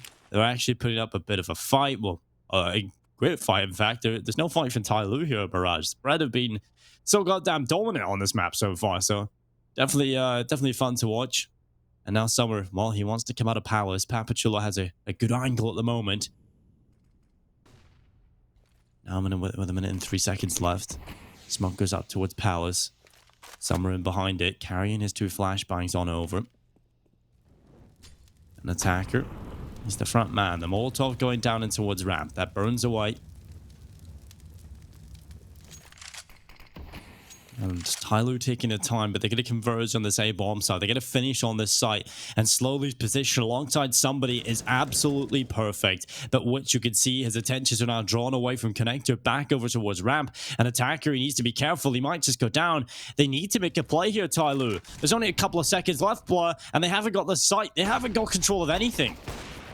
And the time they're taking to make the way, look at the rotation taking place as well. They've sent a Micro towards B apartments, gathering information. Flashbang for CT, that's going to be a problem. They're going to try and get the bomb down, and it's going to be Micro's going to find attacker, somebody balls of steel to get the kill, but it's all on Danking Dinko. It's a 1v3. The bomb is planted for him, but this is not going to be easy at all. The flick shot, it's not going to even flick in his direction. Wit's going to peer out. Brilliant round from Bren, and Tyloo being very, very trepidant. I just want to point out that play from Bren in 30 seconds. That was so smart. They knew they didn't have any information as to where Tyloo were. They probably thought Tyloo might have fallen back towards the B bomb site. They sent up Micro towards B apartments. They sent him through on an excursion. It was a risky play, but it worked out for them. They realized, no, the bomb's not heading towards B. It's going to be an A hit with 25 seconds remaining on the clock. And they sent in everyone rotating through CD spawn. Micro even getting a kill from short. So this has been some pretty solid counter-strike so far from Bren. Still early, though. Oh, I love that. I love that smoke from Wits early on. A nice flick onto Danking. And Bren, Dinko, maybe they've woken up here. This is looking much better from the Pinoy side. Yeah, this is way, way better. And over here for Tyloo, it's obviously night and day difference from their nuke performance to now Mirage. where we talk about Tyloo being a team that are probably the best team in Asia. I think they've fallen off that pedestal a little bit here on Mirage. I feel like they're definitely becoming weaker on it, which is kind of strange. But at least they've added Nuke to their map pool. At least that's something. But right now, Mirage, this should be a far more comfortable map for Tyloo. But right now, it's not looking that way. And Micro getting aggressive in towards the apartments. Why is Yeah. why is Summers running in blind? Oh my god! What a nice play from Slowly. Gets him behind. They had no idea he was there. Papachulo with a good kill, but it's still a 3 versus 2. Tyloo have the mad advantage. Will this be around on the board finally after a long time? And while they're going to be trying to take these fights, Attacker gets rid of Pro, and now it's just Papachulo. He is the last player remaining here, or Brent. And where is he going to go? Hops the window, taps the bullet. They know he's there, and now a peek comes in. That's a good way of taking down somebody. You know he's going to peek that, so because this wide swing doesn't work out. Now Papachulo with a second kill, third as well. How have you just let that happen, Tyloo? How has that happened? Poppy! What a round! What a clutch! What a beast. Tyloo just giving everything away. One by one. Of course, a big play from Papachulo being able to take every opportunity but that was just not... There was no approach there from Papachulo that was next level. It was one. Yep. Taps another bullet. They just another peek from Tyloo. Thank you very much for these free kills. There's another swing. Summer gives him it. Then Attacker's taking the peek. Thank you very much, Tyloo. Papachulo obviously having to take those kills, but they served it up to him. That was an atrocious post plan from Tyloo. Somebody again, like you said, right? Look at that stat. It's flipped on its head, Dinko. It's still not as one-sided as it was for Tyloo earlier, but 8-2. If I'm Bren, I take that, especially on Mirage and Tyloo. Now they're like, okay, maybe we can't play like that. Maybe you got to give some respect to these guys. They're playing a good CD side, and we're just, feeding them kills. Although I gotta say, despite this lead that Bren have right now, the money is still a little rough at the moment. So they need to be careful. Following couple of rounds, if they can maintain this win streak while not feeding too many, like giving away too many casualties, they can start building up money and maybe even go for an 11-4, 12-3 half here. But Tyloo, they're going to be heading towards the A bomb site. Got the money, but they need to get something, and Pro just shut it down, Dinko. They come walking in through the smoke, and Pro's, he's going to take those kills any time of the day. And one by one, Tyloo, they're falling like flies. Yeah, they are getting absolutely toyed with. It's such a flip reverse from Nuke, right? It's just like Bren have taken Tyloo's soul, and somebody gets rid of Pro, but again, just one by one. Tyloo, my god, they suck right now, Blair. Like, this is terrible from Tyloo. How often do we see that where Tyloo are just absolutely awful, where they're not doing anything? I'm trying to wrap my head around, like, how do you play so well on Nuke, a map that's been a permaban for like 3 or 4 years, and then just completely crap the bed here on, well, perhaps your best map, a map where no team, forget in Asia, even internationally, many teams would be wary of playing against Tyloo, but this T side, this is just terrible. Absolutely atrocious from the Chinese side. And Bren, well, I mean, they're gonna take this. They're gonna be like, yeah, fine, fair. You want to play that way? That's cool. We got Poppy, we got Derek, we got Wits, and everyone's looking good. Another hit coming in towards A, and Poppy's playing up close and personal. M4 in hand. Timing is everything. He's given away his position, and he should be careful about this. Oh, the spray. It's good enough for one, but not the kill on the suburb. Derek's able to fight back. An Attacker coming in with a MAC-10, sweeping them under the rug, but he's dived over their heads. They've gone through the smoke. He's got a good position, but he can't line anything up. This is just awful. An overall scrappy round again from Tyloo, and Dan King is the last remaining player, and he will fall as well. 10-2. Bren are reaching double figures already. And at this point, we head into round number 13, and Tyloo, what can they hope for? What can they possibly hope to salvage? If they lose this round, Blair, this half, I don't know. Well, it's Tyloo, so I suppose it's possibly good enough, but it's definitely going to be very, very difficult. Bren, what a performance from them. I have to say, the mental fortitude to get 16-1 on Nuke, but come in and just mentally reset and be able to do this to Tyloo, this is impressive.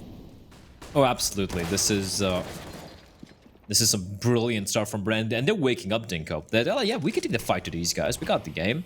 As Derek's going to find another kill. He's got to find another kill, but Danking and slowly they reply back. Wits pouring out from Connector. And Danking waiting patiently, and suddenly Micro's left alone. It's a 1v3, Denko. But bombs yet to be planted. And the way these rounds have swung the way of Bren, I'm still going to give him a chance here.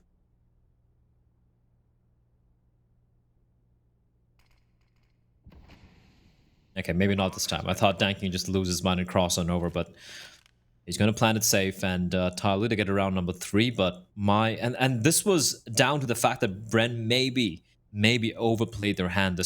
They extended a little bit, but when they're not doing that, which has been the majority of the rounds, Tyloo have had no answer.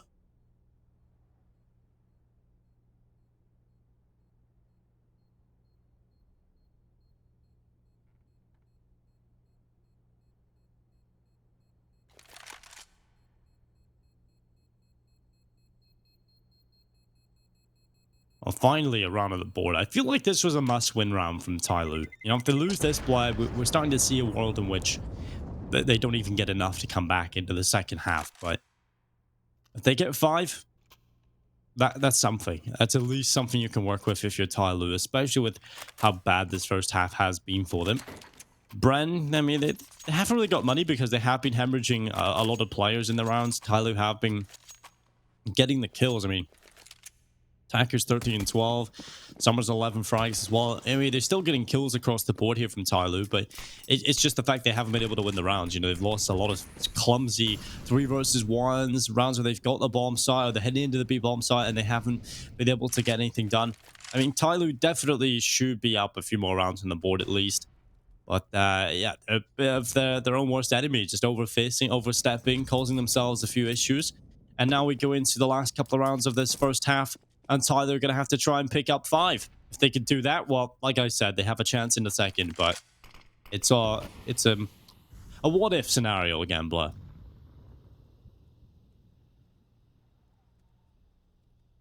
What if scenarios indeed?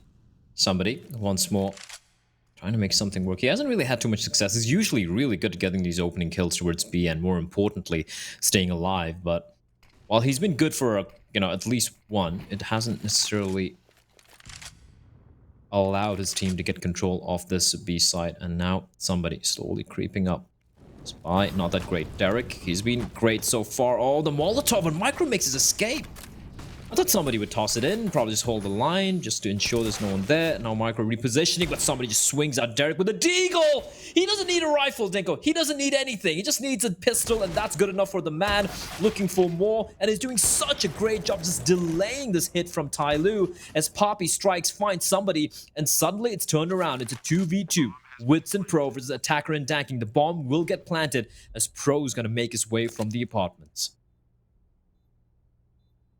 This is a round again where Tyloo have to win. They have to get this under the belt. And while Dan King positions himself just at the van, he's not overstepping. He's got a good angle. That's going to be Pro falling to the AWP. And Dan King gets a second, a 3k in the round. And finally, a round where Dan King does perform.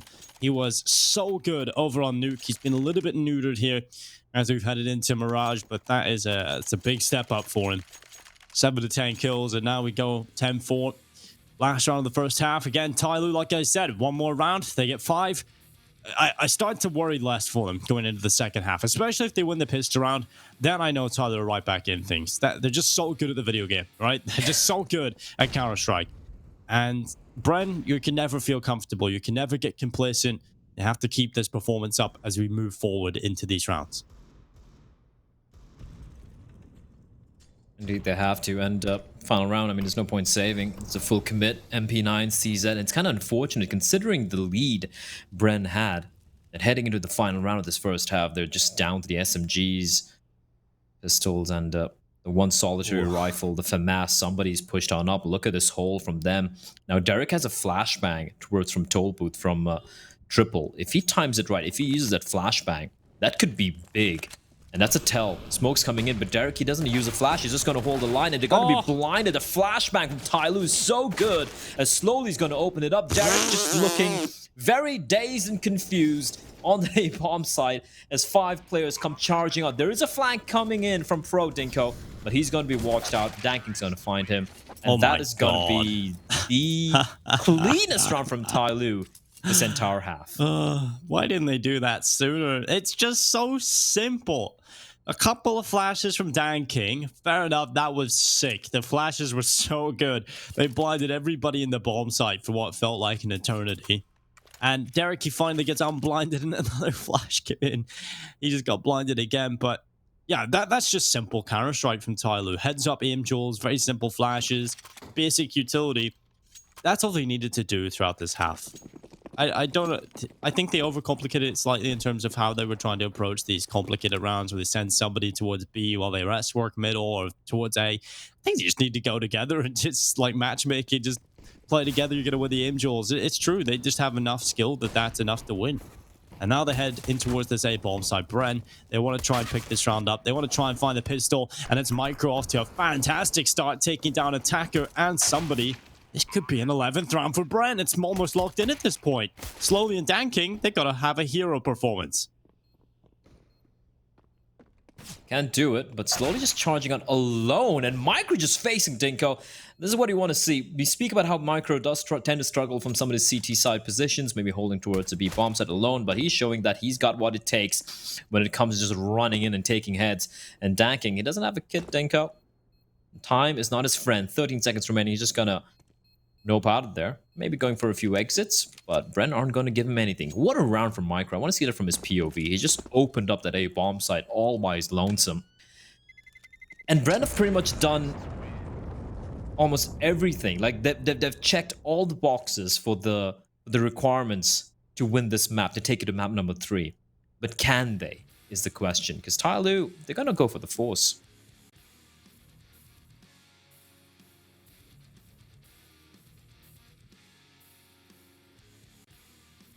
That's the scary part. We haven't seen any crazy sort of forced by wins just yet. I mean, it's certainly looking okay here from Tyloo. They have somebody on the scout. They have 2 Deagles, an Attacker in Summer's hands.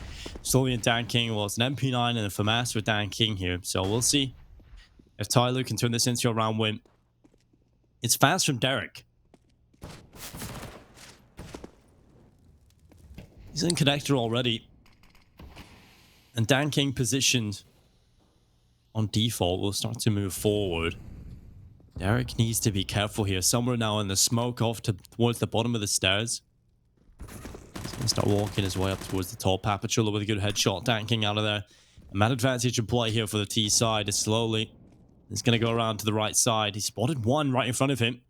And now he's going to come away off this angle. Lost the early player. And from a tanking going down. And Bren, they're not making too many mistakes. I feel right now this is a well-approached round. And the sheer presence they have. Oh, they're going to walk on out dry. That is a mistake. And somebody, and slowly, MP9, the tag with the scout.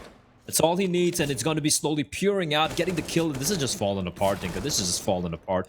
Pro's going to do everything on his own. It's a 1v4. 2 of the players are so very low, but he doesn't know that, and he's just going to leg it. There's no way he can retrieve the bomb. Might as well just hold on to this AK-47, but Tyloo, the force by Dinko, it's going to work out. And the tragedy for Bren, as you were saying, they're playing this so correctly. And they just walk out. Right at that point, they're like, did he just give us a compliment? Screw that guy. Let's just change it up completely. Now they've got AKs. 2 AKs, the FAMAS, the upgrade from the, upgrade to the UMP from the, I think the MP9 or the Scout. Yeah, it's not really gone their way, has it? 11-6 though, still, they have a 5-round lead, they have a buffer to work with. Question is, what did they do now? Did they just force it up and try to work around the AK? This is just mind-boggling. The news, there was a player playing up close with the MP9. They walk out straight dry into somebody's Scout, and yeah, this was just Kind of a brain fart moment from Bren, unfortunately, after they played so well. It's going to be a little bit of a forced buy. Micro not buying up. That's just a P to 50 for him. Just a Deagle for Poppy. The rest of them, Deagles and Kevlar. Pro still sticking with the AK and the one Molotov he has saved from the previous round. And it's going to depend a lot on Pro popping off. He's had a quiet map here, Dinko, despite the massive lead that Bren had earlier on. And now with somebody pushing up, he's going to push up, just announce his presence. That's classic somebody. Does Tyloo drop a map to Bren, Blair? What does that mean for this tournament? It doesn't mean anything. Tyloo's still got to reach the finals. Thank you, Blair, for being the realist in life. It's definitely important. I'll try and create the fairy tale stories. I'll be the cynic. Yeah, Good you cop, could bad you could cop. be like the real fairy tale stories. They're the ones that actually end in murder and disaster. Oh yeah, like the Drake's gonna be the last man alive here. The round's done anyway. Like if you go back to the Little Red Riding Hood story, like the original is so much more darker. Yep. Where it's about this girl. She goes, her grandma's been eaten up by the wolf, and then the wolf basically she's like, "Oh, I'm really hungry," and she's like, "Oh, there's meat in the whatever to keep the food in the larder," and she's like, "Oh, okay, this is really good meat," and it's her grandmother. The wolf makes Little Red Riding Hood cannibalize her own family members. That's the original story, and then she dies in the end. It's a very sad tale. Brilliant. And then I'm sure Hansel and Gretel doesn't end so well. I think I don't know about the original version of that, but I know like a lot of the nursery rhymes. It's also based about historical like events, like what's a song called? What's a rhyme? Pocket full of posies, ashes, ashes, they all fall down. That's about the Black Plague, and and how people cat posies in their pockets so that they can smell the stench of the corpses. So it's pretty dark. History is very dark, and right now things are starting to get a little dark for Bren. It's, of course, an eco round. Don't see them pulling off anything crazy here. They're going to be dropping as well here at this point. Why is Danking pushing on an eco? I don't know. It's Danking. Why do I even ask? Well, it's going to be Summer, an attacker, taking the kills, looking for a third kill. It's Summer this time, picking it up. So many and dinks. slowly, gets rid of Micro. That's a 5-man win coming in here from Tyloo. I do often wonder, because even when I was at primary school, or like, I don't know what the equivalent is in India or where you guys live, the viewers at home, but it's like when you're 5 years old. Yeah, Tom, haha, very funny. You said, was it last year? You know, when I was like 5 to, what was it, 11, I think it is. We did all those little nursery rhymes, and you did the Ring a Ring a Rose. I wonder if they still do that, because I feel like the world has changed even since I was a kid. So I feel like it's just become so much more politically correct that even nursery rhymes would be a bit of a problem. To be honest, like I feel like most of the nursery rhymes are, I don't know. Like, I don't want to get into that particular discussion about political correctness and all that, but I feel like you can't wipe out history, and these rhymes are kind of like a reminder of what history was, right? Like Exactly. I remember Humpty Dumpty was about some king's traitor and stuff, something like that. I forget. Yeah. Anyway, I wonder if Mitch has little brothers and sisters. I wonder if he has any idea. I'm sure he could let us know if they're still doing those weird little rhymes. Oh, that's if Mitch decides to show up. We can probably ask him. 5v5 still, minute on the clock. Attacker taking quite a bit of damage, and he should be playing a little bit more of a passive angle, and slowly gets found out. Suddenly, this is looking a little tricky here for Tyloo.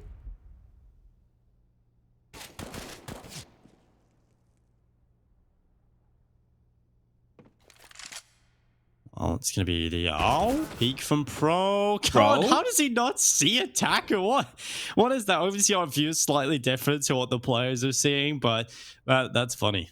But 33 seconds left. It's going to be Bren coming out onto the A-bomb site. They're going to be trying their best here. It's Papachula towards top connector. He's going to be caught in the open. What an awkward moment. Summer taking him away, and now it's all focused in towards this ramp push, and it's Dan King taking the headshot. Wits is the last remaining player to 1 versus 3, and he's got to get away here. The bomb plant, it'll start to come through, and he's going to secure that. The flank, though, Dinko. He has completely no idea where somebody's coming in from. Somebody insta headshot from the flank. Oh my lord, that was rough, man. They had a man advantage. They got slow. They took down slowly early on. Attacker's bleeding out. It's a 19 HP from the beginning of the round. Fro just completely blind. I mean, you need like need to go to the dock or something, get his eyes checked over there because that was rough. And then Poppy, little bit of a preemptive battle over at Connector, and he gets taken down because of it. And just these couple of duels just didn't go their way. They messed up. And look at the money for 3 of the players at Tyloo. It's looking good, Dinko. And 11-9 now, 2 rounds away from tying things up. The fairy tale, it's turned into a horror story for Bren right now.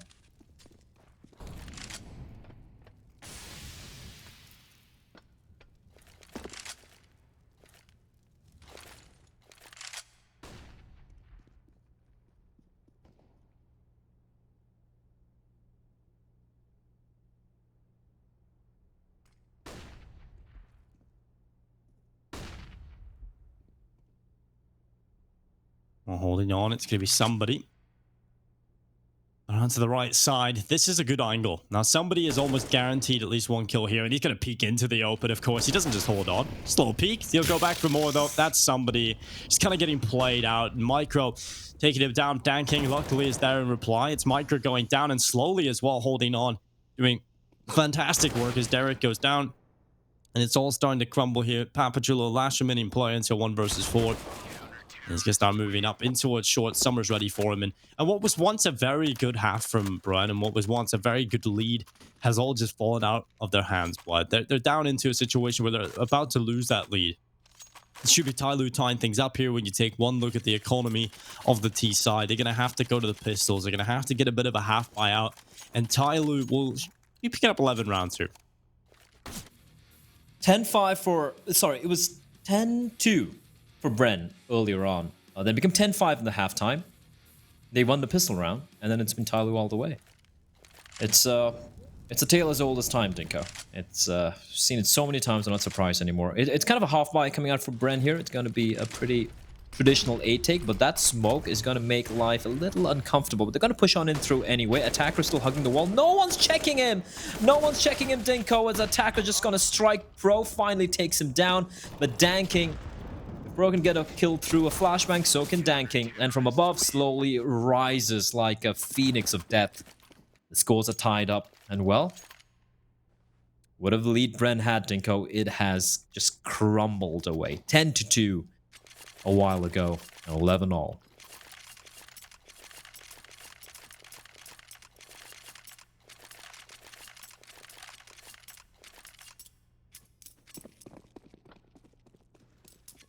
Let's give you Bren spreading out into the default early on. Wit's looking for that opening pick, this time over towards A.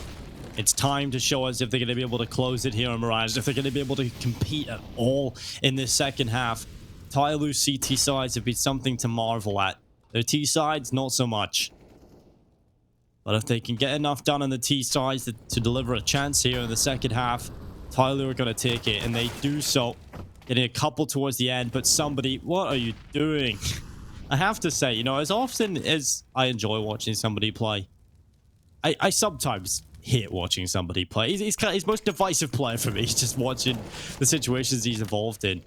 And while Summer is going to take down Papachulo, that's enough to keep them within touching distance, but they've still lost the player and slowly looks to try and be that difference maker moving forward, but he's being watched. He's going to find a headshot. It's going to work out, but Wits again taking down Dan King. So no matter what Tyloo do, as soon as they get a kill, it's traded back.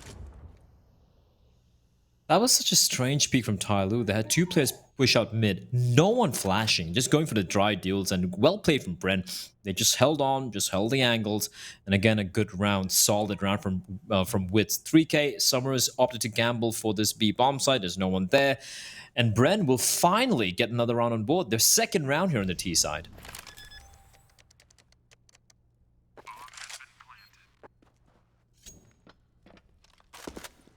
Yeah, it's a heartbreaking one for Tyloo as well, because the position they're in, they've been coming back for so long, and you know this was the round where they take the lead. This is the round where they get over that hurdle of such a bad first half, but they kind of dropped the ball a little bit. And I think honestly, he's having a real blinder of a game in a poor way. You know, his 9-16 is blinding me by just the fact that I want to close my eyes when I'm seeing what he's doing right now. I don't know what he's doing in that last round. Like, fine, he's in the smoke, but get away before it starts to fade. you're not going to get anything done there. I don't know, Blah. Sometimes somebody is amazing to watch, and sometimes not so much. So you just basically described somebody. That's exactly. It. He's exactly. He's but the amazing thing is, he's or so, a lunatic. Yeah. Exactly. And the moments when he's doing something that works, like that's when. What is this peak, by the way? What is that? It's good peak? enough. Danking, trying to position on top of the. I have to say though, Wits, good awareness across the board there. Good kills being picked up.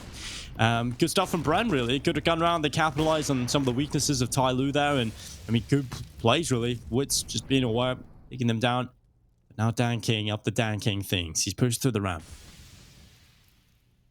Fortunately for him, there's no one to find. But with this aggression from the CDs towards ramp, they're going to be opting to play a much more passive angle towards B, and that's where I worry. Somebody's there with the AWP, you know, always reliable, as long as it doesn't overextend. After waiting for a while, the question is, are Tyloo going to switch up this defense? Are they going to be rotating a few players out? Somebody's going to be playing a little bit more passively. He's going to flash towards B apartments, trying to bait out a peek from the T's. And now he's going to be holding a more traditional angle. Smoke for jungle. There's no one to the B bombs apart from somebody, Dinko. He does have slowly playing towards short, but there's no one there. So he can help his teammate out, but it's still going to be paranoid that it's going to get flanked from behind. They're going to creep on up. Still a lot of time to work with.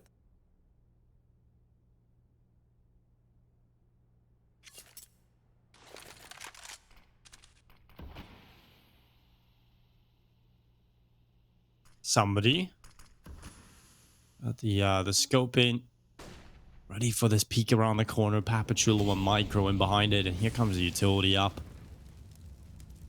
Molotov down, smoke on top of it, it blooms, and now they go forward. Bren, they throw the utility, but they're completely faking out the B bombs that they've dropped to the underpass. 17 seconds? Tyloo are just going to have to just hold on. There's only a couple of seconds left, and Attacker's in the perfect position. If he gets the bomb down, that's the round done. He's going to spray away. It's pro god. Micro finds the headshot, but look at Dan King. It's enough. If he can stop the bomb, and there it is. The round's done. There was not enough time even if Dan King didn't connect the shot. Bren. What was that? Look at the timer. God damn it. The banner to break you as well, huh? Yeah, I mean, come on. You're running towards B. You have a real chance to win it. Tyloo haven't even fully rotated off the other bomb sides. You don't know that, but take a look at the time. Realize you've got no other option but to commit to B. The only time where that play is acceptable is if you have a player playing towards jungle. You have that control. You have an agent who has snuck his way in. They had no eyes on A. They had no idea what a setup was. And they were trying to kind of bait out the fake, but it's just not. Tyloo's not going to budge. Why should they? They have everyone alive. That was one of the most brain-dead rotations I've seen so far in PAL 2020 fall. Like, that has to be one of the worst plays, considering they had everything going for them. 17 seconds, go for it. There's a better chance of you taking the B bomb side than running towards A, where you have no info, zero info where the CTs might be. Oh, that is just atrocious.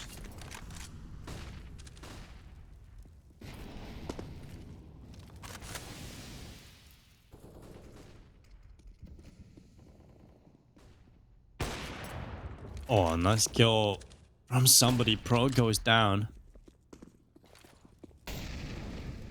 Not Tyloo. They've got the man advantage to try and take this lead. Slowly, they get a boost over the top of somebody looking for that shot down in towards the connector. It's going to work out for Attacker for one kill, but the Mac 10. Oh, Attacker, what? That's not a good spray. Dan King only getting one, but Papachulo just pops his head. And now it's on Wits. A 1 versus 2. Can he do anything in this clutch? The flashbang goes over the top of Khan. He's got no smoke, so he has to try and dodge the bullets. And he does it well. He gets over to the default spot, gets that bomb down, and now he's looking for this 1 versus 2. Wits can win this, but he peeks into the open and immediately takes the duel with slowly, and he comes out worse for wear. It'll be Tyloo with 13 rounds on the board. They capitalized on their opportunities. It isn't the prettiest Counter-Strike. I have to say, this is pretty dire from Tyloo. Their first half sucked. Their second half's not, amazing either. I mean, the CT side isn't tightly run, right? It's really rough, especially with attack. That push in towards the connector. They probably should have done a little bit more with that. A little bit of a whiff, but nonetheless, Tyloo, they get it done. They get 13 rounds on the board. Their individuals are good enough. I have to say, though, it hasn't really been convincing for me. At least the players are still across the board having a relatively solid team effort. And now they've got this double op setup out again. So we'll see if this is enough to just take it over the line and Tyloo can kind of forget about this.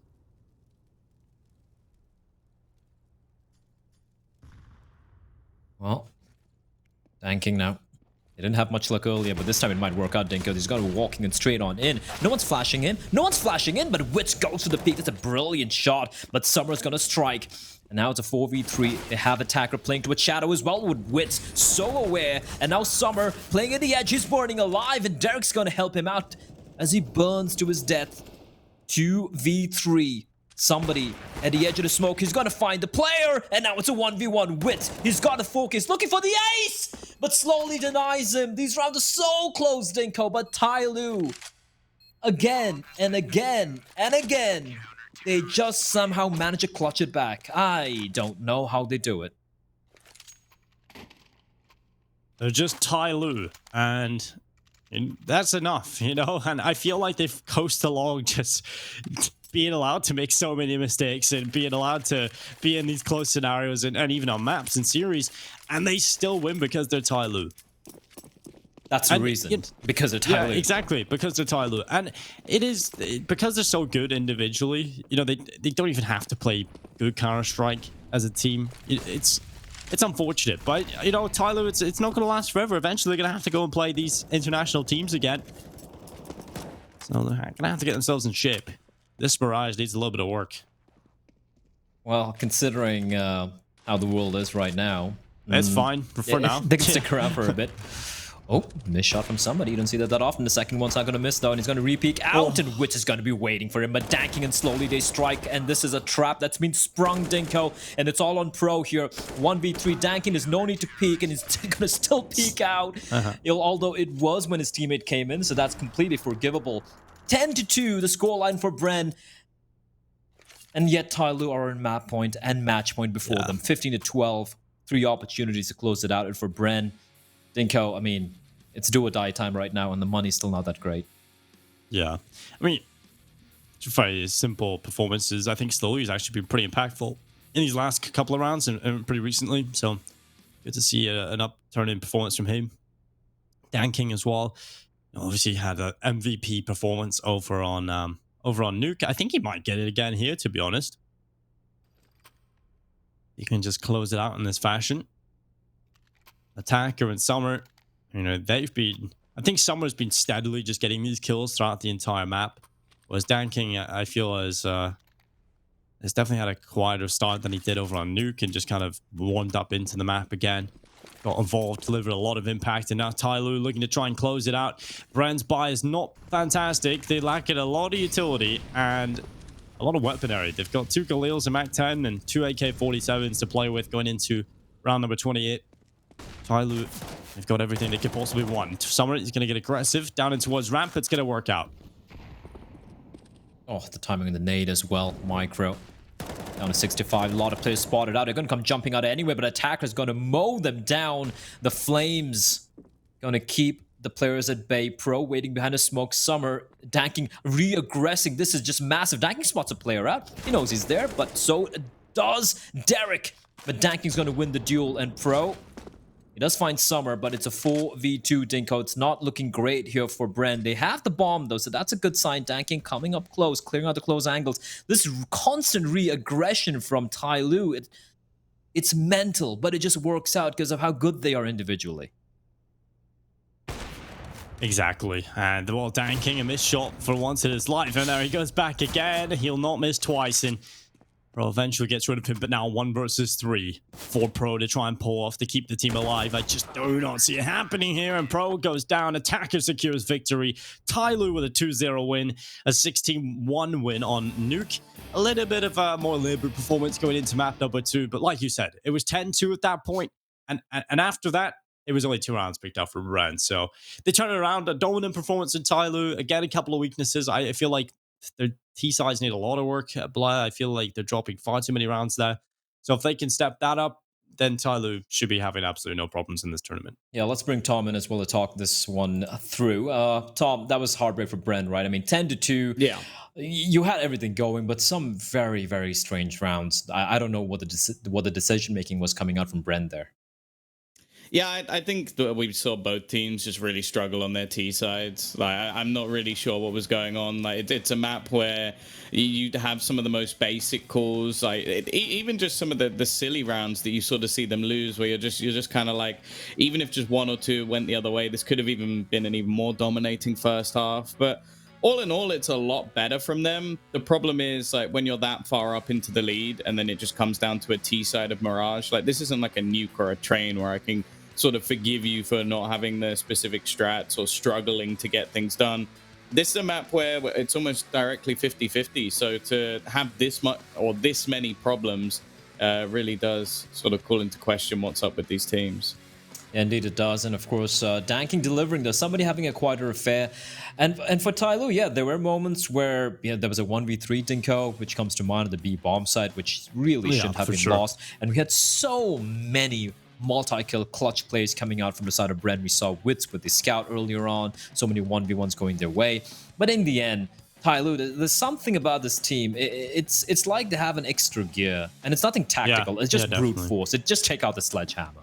Yeah, it's like they realize, okay, we can't lose to Bren. This isn't one of the teams we've dropped maps to. And they just kind of realize, okay, let's turn it around. Let's turn the ship around. We may not be playing the best Counter-Strike. We may not be performing as well as we were on Nuke, but they just have enough to take it over the line. And I feel like that's just something Tyloo have been able to do for so long. Is just coast along, beating these teams and really not even having to put much effort in. Like, this Mirage performance was not good from Tyloo. It just wasn't good fundamentally. The T side lacked so much. The CT side had some of the classic Tyloo moments where somebody's getting caught, boosted up on short in the open. There's a lot of mistakes that can be picked apart. It's just Bren don't have the players that are capable of doing that. Yeah, and of course, we do have the MVP of this matchup. It is, of course, going to be Mitch, who has finally showed up. And Good afternoon. I do hope he's there in the server. There he is. He's still shell-shocked. He has 1,000 yard stare as Mitch just I'm loving the t-shirt, t-shirt, Mitch. I'm loving the t-shirt. Yeah, it's kind of nice. I'm loving the crazy eyes. I like how focused Mitch is. He's like, all right, I'm gonna. I woke up late. He's talking to the spirit world. He's talking to the spirit world right now. He's finding all the map videos. Let's all try to like cosplay Mitch and just stare off into space, like Mitch. All right, we don't have Mitch yet, ladies and gentlemen. Oh, there he is. He's back. There he is. What's up, guys? Yeah, that was awkward. So wait, finally decided to show up. I know it's I took a little bit oh no, we're frozen again. My camera's not working. Why is this happening? It's a bad day, guys. I'll be honest, it's a bad day. We can hear him though, so I'm guessing so it's still kind of stream, but yeah, so we can hear him fine. So Mitch, I like this picture. It's much better. You're laughing. And he's stuck laughing, which is fantastic. But what are your thoughts? What are your takeaways from that game? Like Tyloo, it's classic Tyloo. You don't expect them to, mount the comeback, but they always do. Yeah, look, at the end of the day, I didn't miss much, right? That first map seemed to be very, very dominant. And then up in this matchup, it's like very 10-5. apologetic. You're thinking, oh, is this going to be Bren coming back? Is this going to be Bren doing something? No, of course it's not. Because Tyloo, we talked about it yesterday, guys. Vici are a team that stay focused all the way through to the end. They do not give you any space. Tyloo, they play loose. They give you that way back into the series. And then they go, I guess we'll try. What was your favorite moment from the first map? The first map? I don't think there are many favorite moments. The one where Tyloo just smashed them. Yeah. Yeah, what happened in the round that Bren won? They shot Tyloo. I was not wrong. They did just rush the A bomb side. So. I love this image of Mitch. If you had to give specifics, can we just keep Mitch like this? This is much better than what we see of him forever. Yeah, that can work. But we do have an actual MVP. I feel like it's one of those memes of like what she sees. He's in hell, lads. Patty coming for him. Patty Hochet's going for him. We can change that. Ooh. Okay, let's talk about. All right, there we go. Let's talk about the MVP, the actual MVP. The colors are all over the place, but the MVP of that map was once again Danking. I do believe he's got 2 back-to-back MVPs. The one good thing for Tyloo being that this player has really stepped up. is looking very consistent. He's not making too many mistakes as well. You know, it's mostly somebody who we're going to be pointing fingers towards for a little bit of overpeaking and whatnot, but Danking looking pretty solid. But on that note, ladies and gentlemen, we have game number 2 coming up for the day, and I do believe that one is going to be, let's see here, what is it going to be? It's going to be Beyond versus Checkmate. It's going to be the SEA powerhouse of Beyond, the Thai CS team, and they're going to be facing off against the up-and-coming youngsters in Checkmate, a team who have impressed us, but at the same time, they have had some a little bit of immaturity in the game, a little bit of lack of experience coming out to play. It should be a pretty fun affair as well, but that's coming up after a little bit of a prolonged break, ladies and gents, because we did have a kind of a faster end of the first series. So grab something to eat, maybe something to drink, and join us back after this break.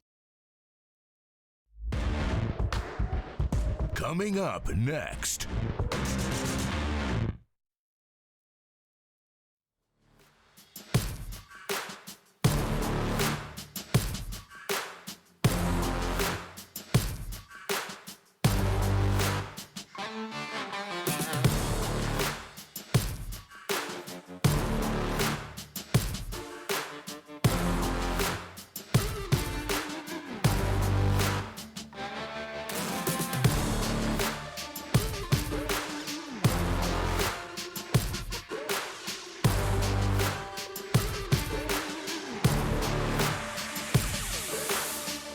We play to win.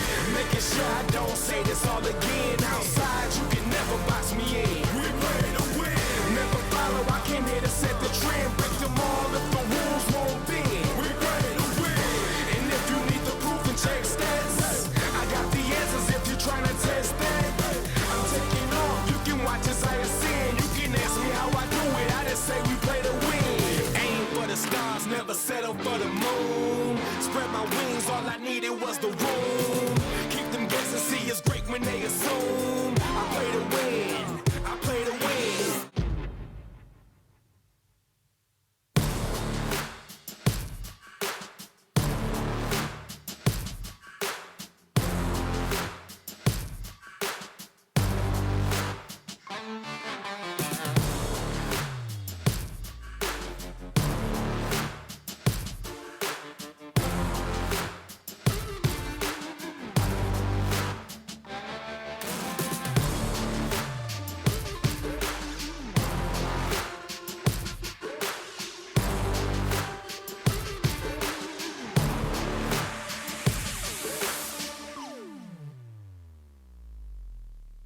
We play to win.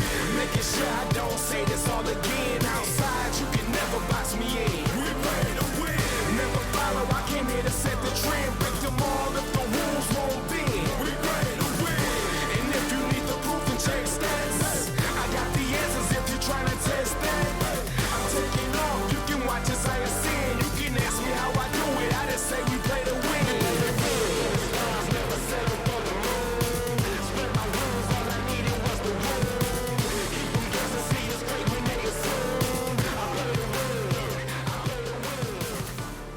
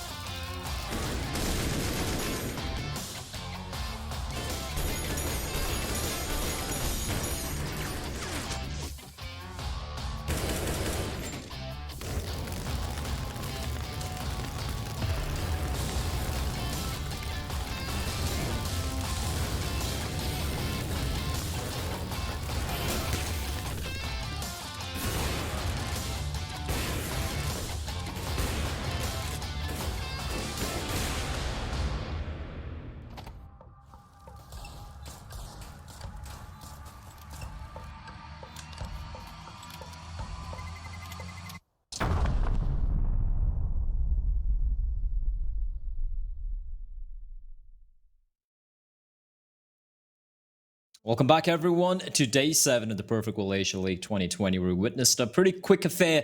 Tyloo making very quick work of Bren Esports earlier here and in the first game of the day. My name is Blair, and joining me as usual are going to be these three lovely gentlemen. It's going to be Thomas, it's going to be Mitch, who's finally showed up. And of course, we have Dinko as well. And nice enough for Mitch to recreate his stare, but I can see a little bit of a smirk building up to the edges of his mouth. Let's talk about game number 2. Gentlemen, it's going to be Beyond facing off against Checkmate. It's diving straight into these two teams. Let's start with you, Mitch. You really haven't had a chance much so far today to give your opinion on some of these teams. So let's talk about Bren a bit. Yeah, Tom's really been hogging the mic. You want me to talk about Bren? I don't know. Sorry, why I talk about them. Beyond. They're not You did this in the last game as Yeah, well. I know. I'm getting confused. I can talk about Beyond. Bren if you want, but you're not going to like what I say. I think they're going to lose today. Paddy says they're going to lose. Paddy didn't wake you up, which is surprising. I know, yeah. He thought I deserved the sleep. You know, he thought Tom could handle it. Obviously, he was wrong, but you know, I appreciate the thought. Looking at Beyond, all right, these guys, they're a pretty solid team. We've seen some slip-ups from them across the last couple of games. I actually think they look a little bit just them. shakier over this tournament than over summer. I actually preferred them over there.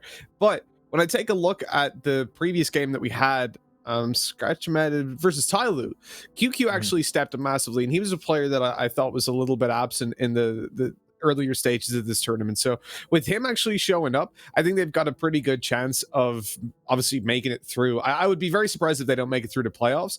Versus a team like Checkmate, though, I think this is going to be the one team that can actually challenge them from that lower down level of Counter-Strike that's come into this tournament. Like, I could see Checkmate taking quite a decent chunk out of the Beyond lineup if the likes of Olivia isn't showing up, if QQ has another slow start to a game, and if Mayrolls isn't there the way we've needed him to be in the game so far. So I think there's a lot of pressure on this lineup to really show up at the moment so that we have a proper read on how they're playing within this tournament.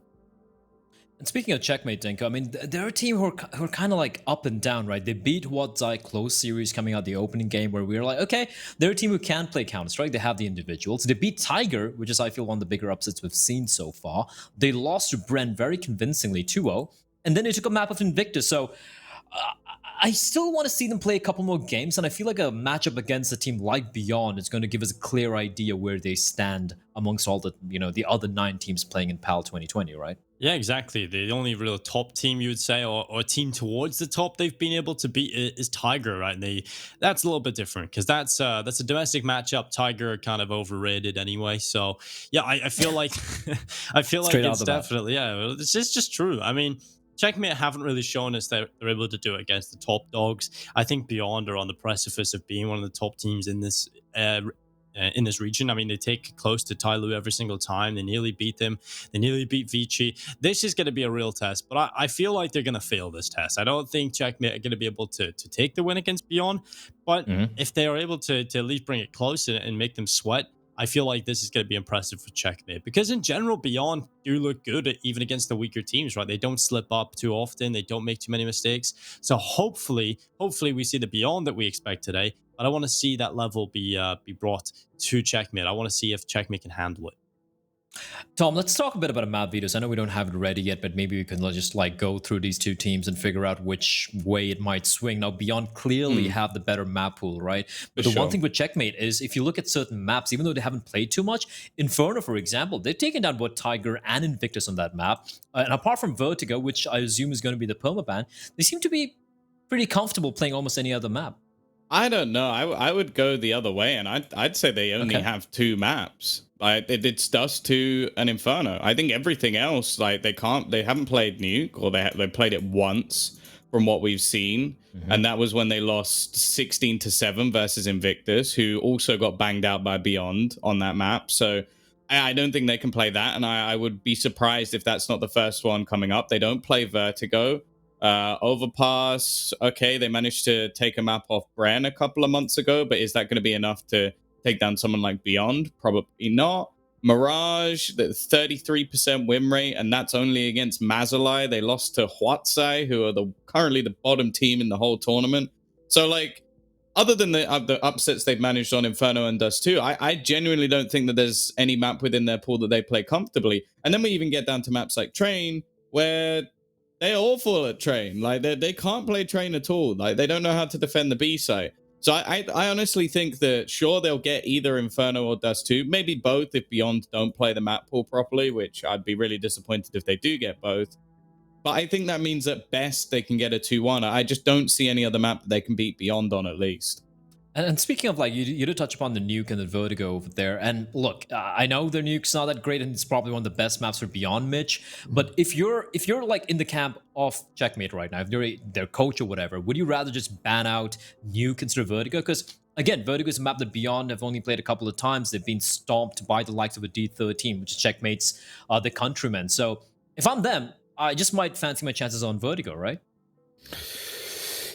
See, really, this is where it comes down to some behind-the-scenes stuff that we just can't know. Like, do they scrim that map a lot, even though they don't play it? Have they got some sort of practice on it? And do they know?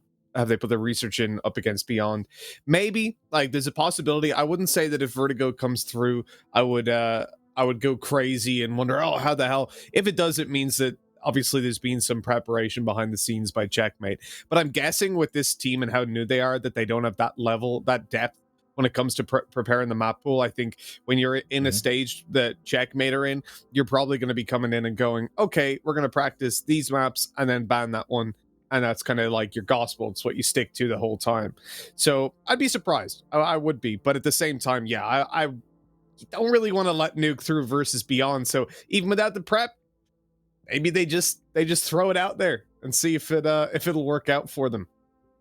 We do, of course, have the group standings, and hopefully it's been updated so far. We can just take a look at it very quickly to see where teams stand right now, because I do hear a little voice in my ear telling me that the game isn't quite ready yet. And there we have it. Bren, they've played 5. It is the updated standings, as you can see over there, clearly. Tyloo, it's a 4-3. I feel like Tyloo should be on top there, because they did beat Vici in that head-to-head matchup. But yeah, the two Chinese teams being on top, Invictus coming in And third. they have more points. And of course, they have more points as well. So yeah. Let's not forget about that. But looking at the bottom 4 over there, right? Like the Beyond languishing in the 7th position. They've lost 2 games, Dinko. And yeah, like on paper, they did reach the playoffs in the previous PAL. They should be the better team and all of that, but they haven't really shown up. They seem to be showing good signs, but again, losing a couple of games here and there, kind of trailing behind the likes of Checkmate, Bren, and even Tiger for that matter. We need to see Beyond waking up, or else it's going to be again the same old story. Though, Yeah, that's what I was just about to say, Tom. The fact that they've played against some of the best teams in the tournament so far, and the most heartbreaking thing is they probably could have beat Tyloo. They were so close to beating Invictus. That's the problem for Beyond. They just can't beat Chinese teams, and unfortunately they had those up first. So Invictus and Tyloo, they're 2 losses I can accept for Beyond, mainly also because they were so close to beating them, right? They could have taken both of those series. And then they obviously beat Huatsai 2-0. I think, if they'd lost that, then, God, yeah, definitely we're having problems for Beyond. But I think right now, I personally think Beyond are in a better place than they were in the previous PAL. I think they look better than they did last time around. And although the results don't show that right now, I think they will. I think they'll beat the rest of the teams here, maybe bar Vici. But that's an exciting match because they were so close to beating them the last time around. So we'll see if they can do it here. But I think Beyond should be beating the rest. I think they're the best of the rest. The best of the rest. Well, we do have the Checkmate. They're having a little bit of issues with their PCs right now, so it's going to take a little bit of a small break while we hear more word from them, and then we'll be back with more action. We're going to be talking a little bit more. We still have the map videos to go through, but right now, going to be going to a very quick break, and we'll be right back. Don't go anywhere.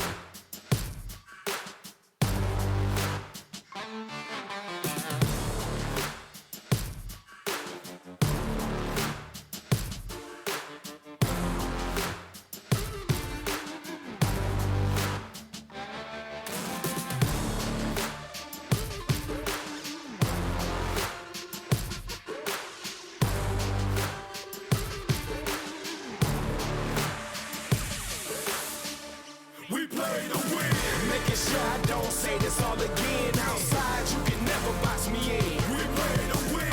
Never follow, I came here to set the trend. Break them all if the rules won't bend. We play to win. And if you need the proof and check stats, I got the answers if you're trying to test that. I'm taking off, you can watch as I ascend. You can ask me how I do it, I just say we play to win. Aim for the stars, never settle for the moon. Spread my wings, all I needed was the room. Keep them guessing, see us great when they assume. I play to win, I play to win.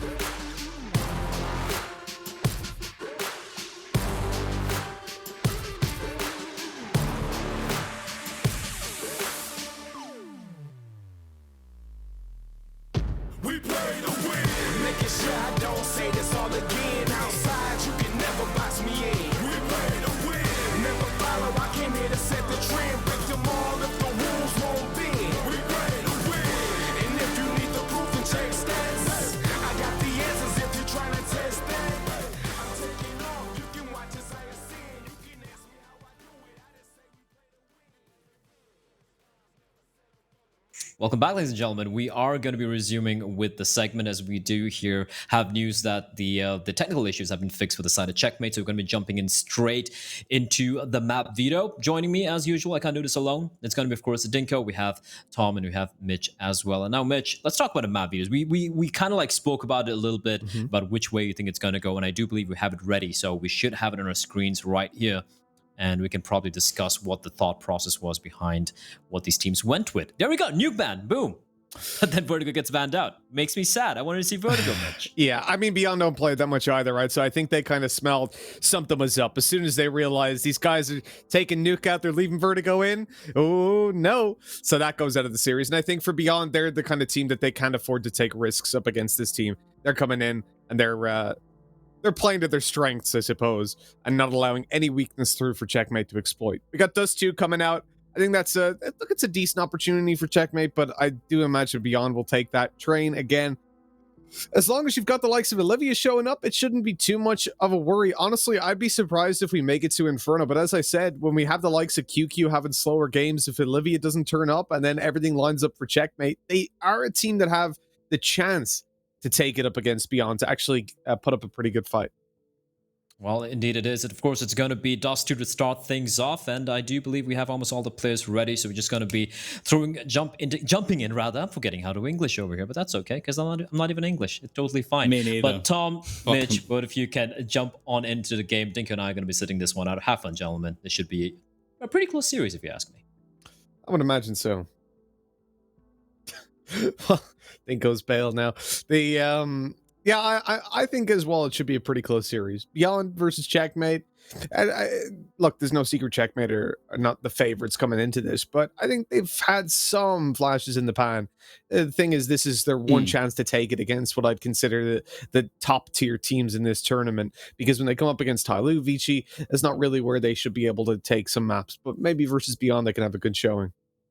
Well, I think Checkmate have got their map pool. I said at the beginning, like if they get Dust 2 and Inferno, that I don't really know what Beyond are doing with the veto. I guess they're just overly confident, because there have literally been 2 maps in this tournament that Checkmate have been able to play, and these are the 2. So I don't really know why they let both of them through. I honestly thought that they would at least ban out Inferno towards the end, although it is one of the better maps for them as well. So I guess for Beyond, they're coming in as the favorite. They're just going to play this as, okay, we're the favorite. We don't need to do anything against that. But realistically, they could have taken it maybe over to a Mirage, which is another one they're very confident on. And we haven't seen Checkmate beat anybody good on that map ever. So I don't know. I personally would have led it in that direction. But sort of as you said, like even with like the poor win percentage on Dust 2, the losses are to teams like Invictus mostly. The loss to Bren is a little bit more unnerving, realistically. But I don't know. I still think that this could be a close map at least. The second map, realistically, of Train, I think Beyond should smash them into the ground. Like, they have the better AWPer of the two by quite a margin. And realistically, it's been an awful map for Checkmate so far. One that they've been willing to play. But either way, we're going to be getting into things, Mitch. It's nice for you to show up. Obviously, coming in late. I'm not going to let that go, by the way.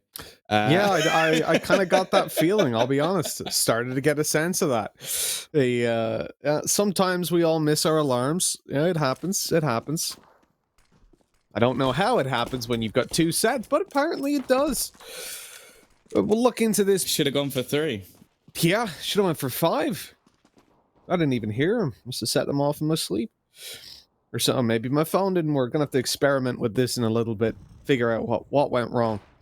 But anyways, we're looking at Beyond versus Checkmate. Map number 1, pistol round underway, and Checkmate barreling towards his B site. Mayrolls not hitting the shots as they come out, and he's been overwhelmed now by the Glocks up close. That is the site taken. A quick flank by Olivia. At least nets them a kill. They've got 3 players coming down through the tunnels. SDK needs to push through. He's got to provide some support as his team. Oh my god! Ooh. What is going on here? KNT said headshot after headshot, and his name on Steam is Iris. That's because he's aiming straight for their eyes.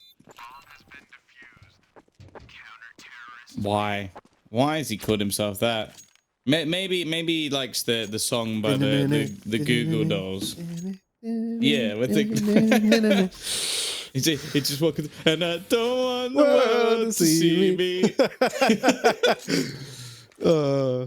God, we have such bad taste in music. What? That's a banging song, bro. Don't even. It is, but it's also one of the cheesiest songs I think I've ever heard in my life. And the music video is almost just as cheesy as well. Oh, it is definitely. It's cheesier. It's like you've got a pizza, so there's already some cheese on it. Then you've just stuffed the crust full of mozzarella. It's just pouring out. Oh, I'm hungry. Good. I'm so hungry now. God damn it. But you know what I want more than anything, Tom? Honestly, M&M McFlurry, best thing on the planet. They don't do them in Ireland. So they don't think they do them in Ukraine either. They do Kit Kat ones. Kit Kat Caramel McFlurry is also a banger. Sounds good. Other flurries are available. But yeah, we're gonna have the push coming in already. Beyond have lost the first man. A repeat from Olivia that seemed very risky, but QQ is there. Give them the DD as now Kaz the only one remaining. That is one thing I'm quite happy about, is that DD isn't in this tournament. Otherwise, we could have QQ DD. It could get awful. But then again, we also get to make double D jokes, which is something I do thoroughly enjoy. With PP Checkmate's overdose and wine. Yeah, PP, DD, and QQ. There's no chance of us getting them all in the same match, but well, unless DD joins one of the teams. Although I think there might be a slight language barrier there. Well, I'm sure they'll make it work. Never it's not like people before. DD's old teams at least didn't communicate anyway. You got all the CIS boys that are just like, I'm just going to join a Chinese team. Speak Chinese? No. Oh yeah, Bondic did that. Bondic, yeah. Obviously, Fates from Estonia. Have you heard the story about Bondic joined that team though? Which one? Yeah, I've heard one. I heard he said he was just like out at a bar, he was drunk, he signed a contract, and then when he woke up, when he was like sober again, he went, oh, I'm on a Chinese team? Alright. And he just went with it. he was like, most people would go, oh, well, I was inebriated at the time, so the contract doesn't hold up, right? No, probably stick with my team over. He was just like, haha, lol, guess I'm going to China. Oh. Can they do anything here? Orc? He won't do anything, but Blitz does manage to get one with the Deeg. He's probably the player we need to watch. We've spoken a lot about Techno, but Blitz is probably the one that's had the most impressive performances, high-level performances for this squad. Unfortunately, this round not quite going to work out, but they have made the last few costly at least. It's not like Beyond's finances or anything crazy. They will get the AWP onto Olivia, which is where things probably get a little bit tougher for them. But this is a must-win, really. I know that Checkmate have played a few games of Train, but it really was a weak map for them. So I'm not expecting that they'll be able to win that map. So if they are going to have a good performance here, it needs to be on this one. I'm trying to find the story that he tweeted out about that about the Tyloo situation. It was the wildest thing ever. Now look at this push into the B side though. Checkmate, they've already got it overrun. Mayrolls down straight away. They have allowed a player to cross up towards B. I don't think they were meaning to. Hawk was trying to cut the rotations, but he still gets one, splitting in through mid afterwards, and he's made it away before that player from CT can catch him off. Man advantage now for Checkmate. They don't need to overextend. That was a little bit risky by Blitz, but there were flashes coming over, so I'll allow it. Molly in. He's going to have to move over towards the doors, but he's got teammates covering him. Techno on low HP, but head peeking. And there's no way for Beyond back into this one. It's so hard to retake the B side, especially when you've got a man disadvantage, and even more so when you've got an op to play with. And so I respect the decision to just fall back and save. It was because you know back when you joined Tyloo, people were asking like, I wonder how that ended up happening, because oh, there's a nice exit kill, because it didn't necessarily make sense, right? There was no clear career path. I thought it would be something to do with Jonta going there as well. Well, there were lots of theories around how it ended up happening. And then it's, he tweeted out after he'd left that, like, he was just in a bar with one of the guys from Tyloo management, and they were like, do you want to come play for us? And he was drunk, so he went, yeah, why not? And then when he was sober, he went, oh, guess we'll try it. There's not many players who can say they've done that. Yeah, exactly. How did you get picked up by Tyloo? It's on a night out. Oh, Olivia's just styling. 2 kills already. This is the thing, like, this man on an AWP is just been one of the most impressive things this tournament. Him and Mayrolls are definitely making Beyond look like a decent team, a threat to some of the top. I was a bit disappointed they didn't manage to get through Invictus, as I'll be honest, Invictus so far this tournament haven't really impressed me too much, but in that match at least, they seem to do enough. It could just be like one of those teams that plays down to the level of their opponent. That seems to be a lot more common within Asia. Risky position from Mayrolls, though. I'm not sure what the plan was there, just standing out wide in the open. QQ needs at least a kill. The flashbang is fantastic from KNTZ. And, well, it's 2 kills. A little chime in as well. He gets himself a double. I think that's well-deserved. And those are the things I like to see. Like, the first peak from Mayrolls, not the smartest thing in the world. But the rest of it from Beyond, that was on point. This is the Beyond that we need to see, right? As you said, this is a map where Checkmate can do some damage. We've already seen it. The fast plays into B in the pistol that were only shut down by, was it STK, or KNTZ just coming in, wrecking them on the headshots just there again. There are some weaknesses on that B side for sure. And I think Checkmate have sniffed that out. They've realized that there's potential. So they're going to go in for a split straight away up towards this B site. They take control. Oh my God. Well, Kaz, that was like something from a movie, but they trade him out. Olivia gone. Mayrolls all by himself. Oh, sorry. Mayrolls spamming through the smoke took Hawk. It was STK who was by himself on the B site and didn't get anything done. And I think a great read by Checkmate. If I'm their coach sitting there, that's exactly what I call the faster play to B. You've realized the weakness, and that was a fantastic adaptation. Now they've just got to hold off in the post plans. And it's full M4s and a fair bit of utility. So it's a good chance Beyond still make an attempt at going in for this round. They've also had success before. They're going to mount it by the looks of things. Now they've got the kill. They're definitely coming in. Checkmate need to hold on. 15 seconds. Oh, Techno. He almost had 2 in the window, but he couldn't get it done. And so QQ shuts him down. The defuse to come through, and a good retake by Beyond. Checkmate getting caught off on the peak over at the double doors gave the opening for Beyond to just push into that side for the retake. Yeah, I think Rue initially as well was a little bit over-aggressive. Like, he goes to peek into the window, gets hit by a nade, and gets tagged down to 40 HP. Now, it's hard to tell whether or not that played much of an impact, because we didn't see it from his point of view, but, well, if it only takes a couple of bullets to finish him off, that's going to be a hell of a lot easier. The other thing as well, though, is I still stand by like, I've talked about B-site defense. I've been surprised how weak Dust 2 B-sites have been. Like, a lot of teams really struggling, and the A-site defense has actually not been too bad. They're going to challenge for long. Very common strategy, of course, gambling 3 players in that direction. This is probably the map where your in-game leaders, like, beginning of the round and mid-round calls are going to be the most important. because you're always going to be reclaiming and re-aggressing on different parts of the map. So the most common, obviously, is the stack towards long. We even, in some of the matches over the last couple of days, have seen 4-man stacks just to try and make sure it's dominated. Well, I wonder if Checkmate can be able to work out those rotations. Because if they get it right, they get very easy entries on other portions of the map. If they get it wrong, well, a little bit more of what we just saw here.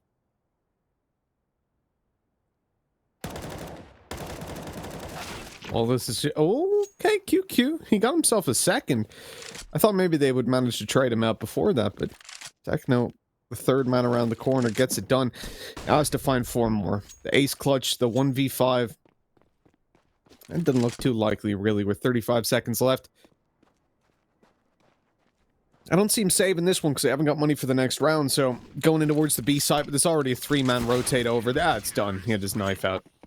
Mayrolls just swings for the kill. 6-1.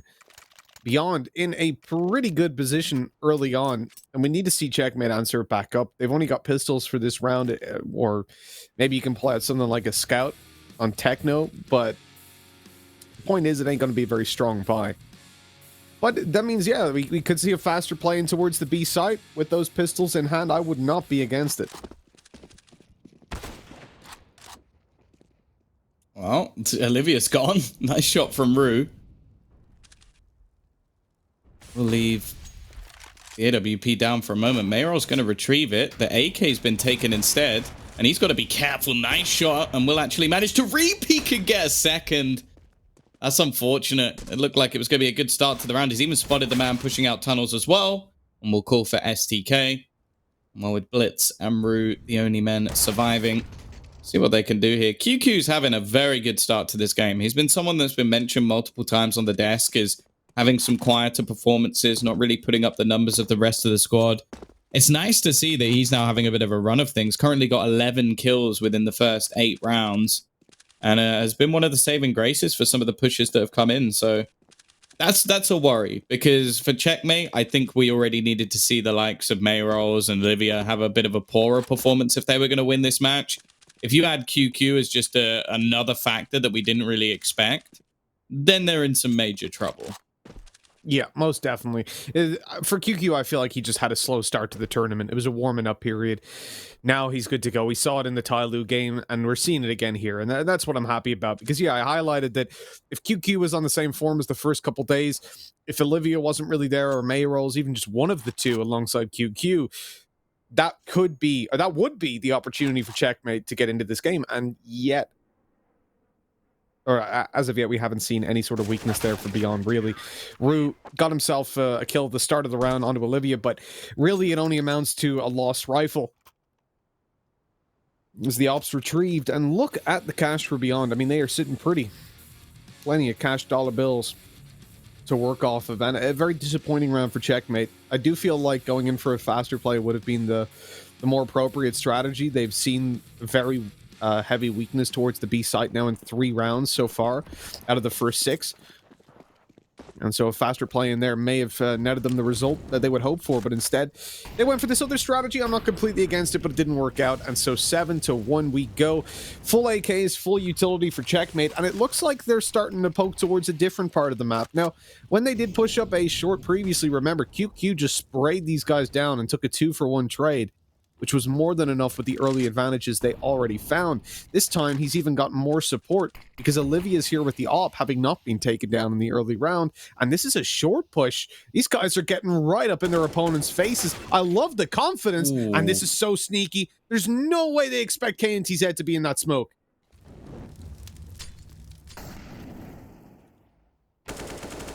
Oh dear, both caught with nades out. Okay, KNTZ, bit of a whiff. And this re-aggression from Olivia, a little bit much for my liking, but he's getting away with it. I don't know how he gets that kill with no trade available. Even going to come back with the pistol and a headshot. And now it's left all onto Rue. The first one at least is for free. Bomb in an awkward spot for him for sure, especially with the player up on the catwalk.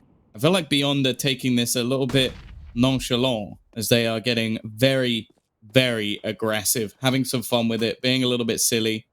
But they're going to gather up together. I like the reposition as well from QQ, going all the way back around to long. Rue, however, He wants to try and make this a 1v1 duel. And after plant with 2 players on the other side will be a very difficult one. And this positioning from QQ is so perfect. There's no way that Rue's going to be expecting this, right? Oh, he's seen the head. Gets a free 1v1. The snapback's a little bit slow, but eventually they both manage to get the kills. So it is going to be 8-1. I do think that Beyond are having a bit too much fun with this at this point. And the one thing that really worries me, Mitch, is from what we've seen so far on this map from Checkmate, their CT side wasn't great. Like, you have to remember the first time we saw them, even when they managed to play against the likes of Tiger, they did lose the first half 10-5 on their CT side. So the fact that they're 8-1 down on their better side is a real worry.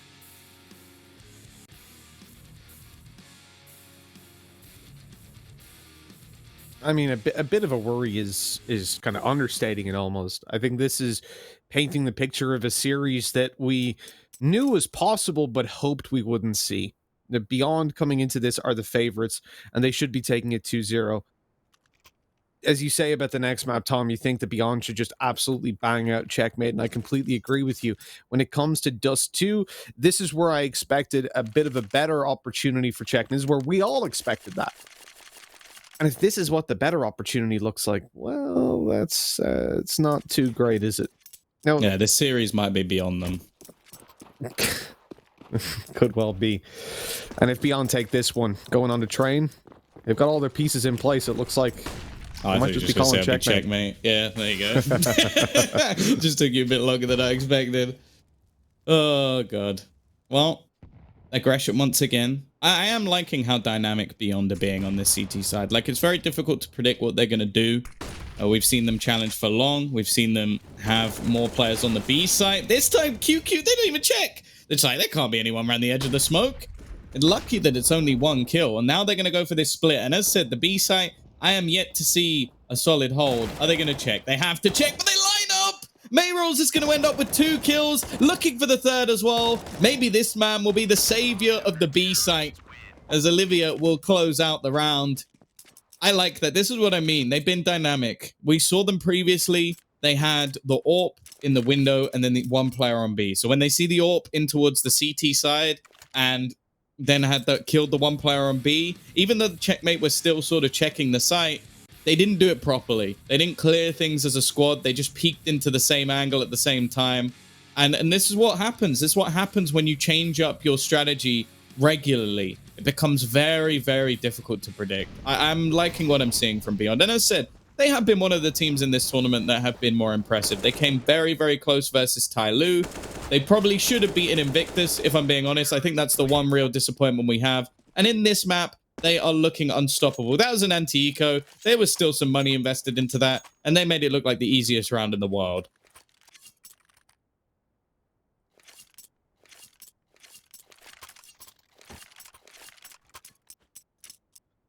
Well, it's another one of these series, Tom. We're getting cursed with them. It's just not much to say. For Checkmate, although in fairness, we've now seen them attempt a couple of different strategies. We've seen them mix it up. I don't think, from a tactical standpoint, what they're doing is necessarily incorrect. Like, we've had these series, right, where we're sat here going, what are the coaches doing? But in this one, I feel like Checkmate actually have a decent tactical approach to it. It's more the execution that they need to work on, as you're saying, going into the B site and checking it properly.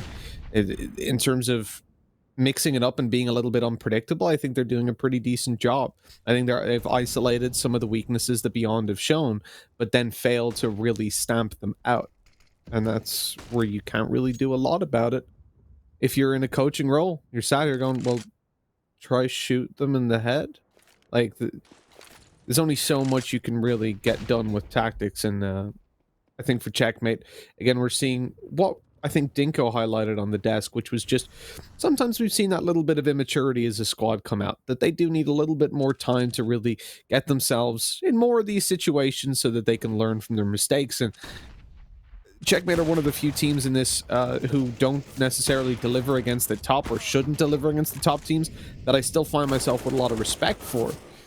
because of their approach to the game. Now, here we go. It looks like Beyond might have to give them a little bit of respect as well, and maybe even go in for a save on this one, because Checkmate, they've managed to split up through short and long, and a very nicely executed round gets them that A site.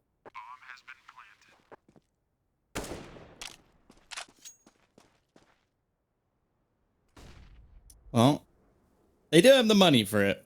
So even if they get 2 or 3 kills here, it wouldn't be a bad round just to make things awkward, even if they lost the guns that they had. Spotted the AWP. There's one. Kaz goes down. Now, the chance of winning is slim. 20 seconds. Like, they'd have to do an awful lot, and with the dual peek in, not really expected. Mirage disappointed behind the box. He could just defuse this. He could just defuse this. Oh, dear Lord, please no. Please, Oh my no! God. You can't lose a round like this, Checkmate! How do you not see that coming? Right, can we call it here? Anybody want to tap in? GG Map 2 coming up after this. We're going to go to a quick break. When we come back, I can't believe they've just done that. I can't believe it. We The have, thing is, when he pushed short, that's when I realized. Now, they had to have seen him cross. Surely someone just starts legging it. Like, that's... I haven't seen it diffuse like that in a while. And that's not even like... I don't even know what to call that, because a ninja diffuse is like, oh, you smoke it and you sneakily diffuse it. No one... They all knew! That was like the opposite of a ninja diffuse. That was like a slapping it out on the table diffuse. Like, just going like, what's up, lads? Yep, I'm just going to diffuse right in front of you. Nothing you can do. I just imagine a tear slowly rolling down the players of Checkmate's face as they've realized they've ballsed up that round worse than anything. And that was finally a chance for them to at least do something in this game. That is so depressing.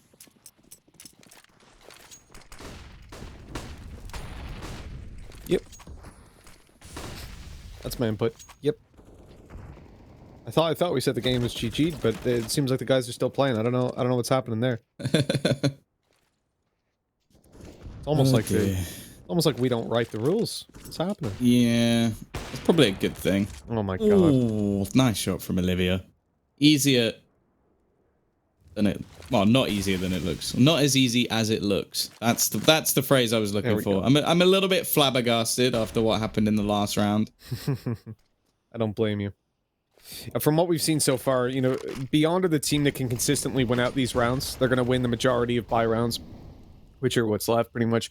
And when you're Checkmate, you need to close out whatever you can get. And throwing away one like that just makes it so much worse. Like, if that happens in a close game, it sucks. When it happens in a game like this, that's probably your one opportunity to maybe possibly get into the game. I don't like this. Very aggressive, considering they already had the man advantage. But even after they find those trades, they still have the man advantage. And Olivia's going to push with a CZ. You're seeing Beyond just stop caring. After that previous round, they're high on confidence. They know this is their game. And of course, Olivia comes through, picking up Rue after retrieving an AK.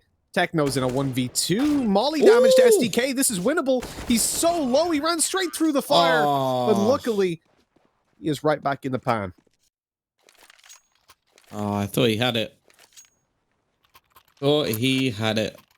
He's currently second on the board. Rue, again, he's been one of the players to watch. A little bit hit and miss sometimes, but I was about to say, I don't want to watch that again.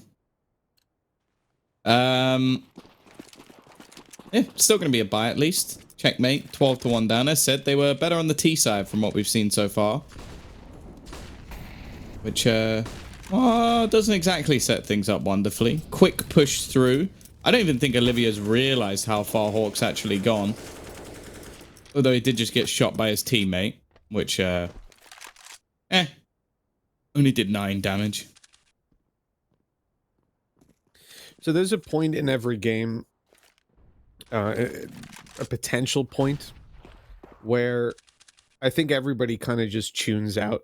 Like, viewers, commentators, we're all just in a position where we're like, right, well, let's wonder what the next one's going to look like. And we've reached that point a couple rounds ago. For Checkmate, they can win the next 5 rounds in a row. And in the next half, obviously win the pistol. bring up some momentum, and they'll still just look so flat. They're so far behind. It's unbelievable. Like, that position right there, this is where normally we'll sit back and go, well, QQ, why did you push that? There was no need, blah, blah, blah. They don't care. They're tuned out too. They know that this game is already theirs. Like, they've managed to stick the bomb in a 1v3, and they were spotted going for it with no one really doing anything about it. This is where you allow some games to slip away, but from what we've seen of Checkmate today, this isn't... Oh my... Well, yeah. I'll allow that to speak for itself. You know, from what we've seen of Checkmate today, and then they do that. Yep, that pretty much proves my point. Thank you, SDK. Appreciate it.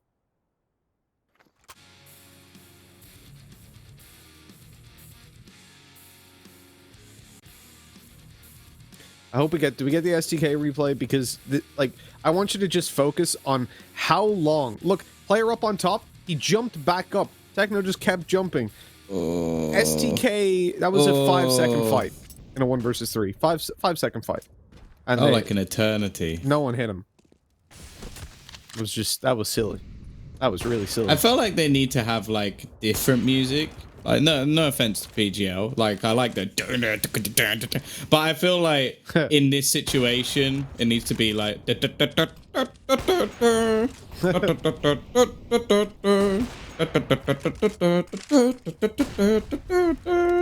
I will say, I'm very glad that you're terrible at singing. Otherwise, PGL would be in the danger zone for copyright strikes. Yeah. Well, I'm not, you know, I don't have the right, like, vocal setup right now. I need to do my warm-ups and...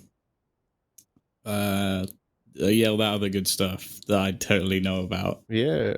Vocal being a warm-ups, musician.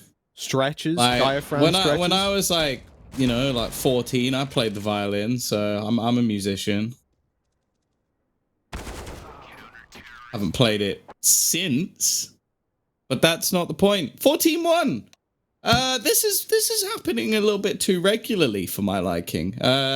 Beyond have decided that they wanted to make me look like a little bit of an idiot, but oh, Tom, you said that maybe Dust 2 and Inferno were Checkmate's maps. Ha, you fool. But you know what? I don't look as foolish as Checkmate, so at least that's something. Or as Mitch, just in general. But, thanks, Tom. I really wish that I was in your favorite movie right now, so I could just fast forward straight through the rest of this game. That'd be great, because you know, it's what was called Click again, isn't it? Click? Something like that? Adam Sandler movie, the fast forward one? Yes, yeah. Yes. That'd be great, because you could just fast forward, because you know the way, well, for anyone that hasn't seen it, spoilers, obviously it adjusts, so if you fast forward once, it'll fast forward every time that kind of life event happens. I would fast forward games like this, and then they would just always fast forward. It'd be great. Would it fast forward all games? See, that the whole... You haven't got the message of the film. Oh, well. Go back, watch it again. Learn something. You're so angry about that as well. You didn't watch it. You didn't watch the Adam Sandler movie properly. Yeah. And then go watch the one where he cross-dresses as a woman and talks to himself, and then realize that that's not a film that people should be watching. What? What's it like? Jill... It ain't Adam and Eve. It's like Jill and... Jack and Jill. Jack and Jill, that's it. Yeah, I've seen that. I refuse to watch that movie. I haven't seen it, looks but awful. I saw the trailer for it. I'm just like, what the hell is this? It basically tried to do what Robin Williams did. Oh, right. Okay, Mrs. Doubtfire. Yeah. All right. Yeah, no. Robin Williams is obviously better. But yeah, either way, this round's going relatively well for Checkmate. They won themselves the pistol. Kaz is gonna get an easy kill eventually, and well, okay, that's a rifle for KNTZ.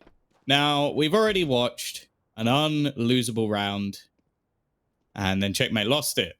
So I guess it wasn't unlosable, but it should have been. This one, even more so, really. And yet, I thought he was going to get a second for a moment. But luckily, Techno is on point.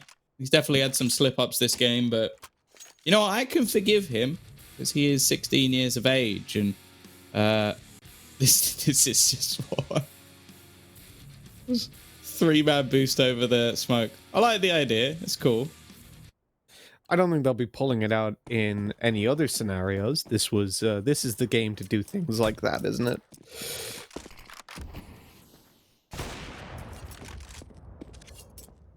Yeah, just Eagles for Beyond here. So I guess, Tom, what's your second favorite movie? I don't really know. I haven't watched a lot of movies in a while. I'm watching The Boys recently, though. I like that TV show. It's unreal. Good TV show. Very good. By the way, massive recommendation for you out there. Seriously, you might think I'm joking if you actually look up what it is, but I guarantee you, one of the best shows of all time. Black Sails. It is unbelievable. Absolutely unbelievable. If you're looking for a TV show to watch Black Sails. Screw you, Blah. Blah, have you seen it? Ooh! Got an STK. Not quite. Okay. They're gonna get the orb back. Is that the one with Captain Jack Sparrow? No. Captain Flint. Come on. So basically, how I would describe it is, it's the Game of Thrones that it's set in pirate times, but it's not. Yeah, it's the prequel to Treasure Island, basically, or a prequel to Treasure Island, which I figured out on the last episode of the last season. No, you didn't, Dingo. I'd already seen it when you told me that. Is it the one with Johnny Depp? No. Oh. Although, that was gorgeous. No, shut up. That was My sick. God. Don't care about pirates without Johnny Depp. We're going to talk about Mirage just doming people. Rue's getting aggressive as well. The comeback is well and truly on-ish. And Kaz and Rue, they got a chance in this round at least. I'm liking the wraparound from Mirage, although this is going to come down to timing. Very much so. Like, he's pushing through the tunnels. He's going to check lower, and he's dead. That's a shame. Just a few seconds within that one. He tried to bait the rotation. Olivia, okay. I get that your teammate was seen on the other side of the map, but to be that all in on a play, you'd be like, there's no chance there's anyone here now. Well, that's a bit much. 5 rounds on the board. Checkmate slowly starting to grind them out, and I was seeing a few better plays than on the CT side. That one really just a challenge for long, and that shot is filth. Even then, watching it in slow-mo, I still can't see the head that he hits. And I have X-ray. That's pretty unbelievable. Got to open it as well by Kaz in this round. I'm not even going to attempt to sell the same thing that you're peddling here, Tom. That it's the comeback is underway, but rounds are being picked up by Checkmate. Slow and steady wins the race. Well, Checkmate has been slow. Now the question is, are they going to be steady? And so far, the answer is yes. I mean, Olivia picks up 1, but that's not the biggest of losses. Bit of an overextension into the peak in the window. What are you doing? Blitz is up above that smoke and able to shut the round down. But, I mean, look, if you're looking to give lifelines to Beyond and opportunities to close this game out, keep doing that.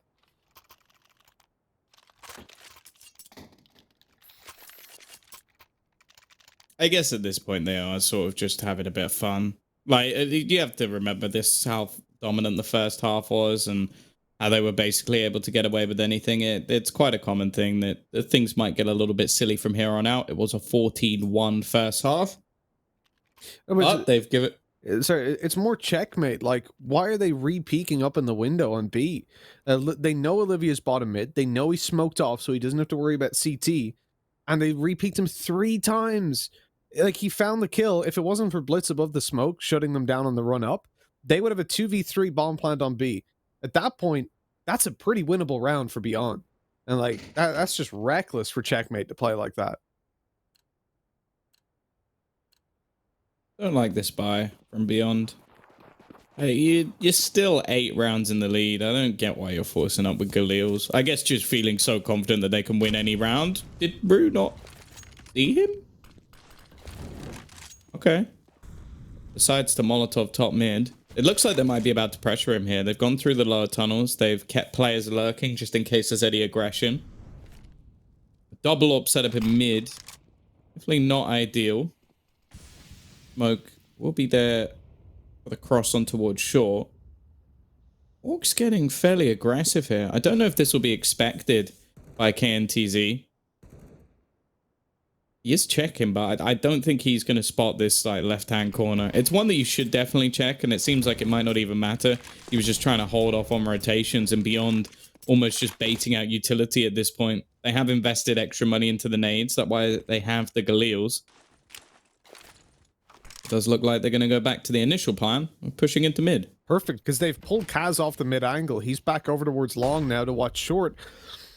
So this is exactly what they wanted, to weaken up this defense in middle and make this much more doable. Only one player moving towards bottom mid, distracting Rue, and that's his job as he comes on through and gets over to the double doors. Techno gotta have a big hold and shut down as SGK comes right through those doors from mid. Easy double kill, shutting down the hold and getting a plant in the 3v3. Yeah, they've upgraded a lot of the weaponry as well, which is going to make things even tougher. Olivia, off angle. Ooh, that is not a pretty spray, but it doesn't matter because Hawk's not going to hit him anyway.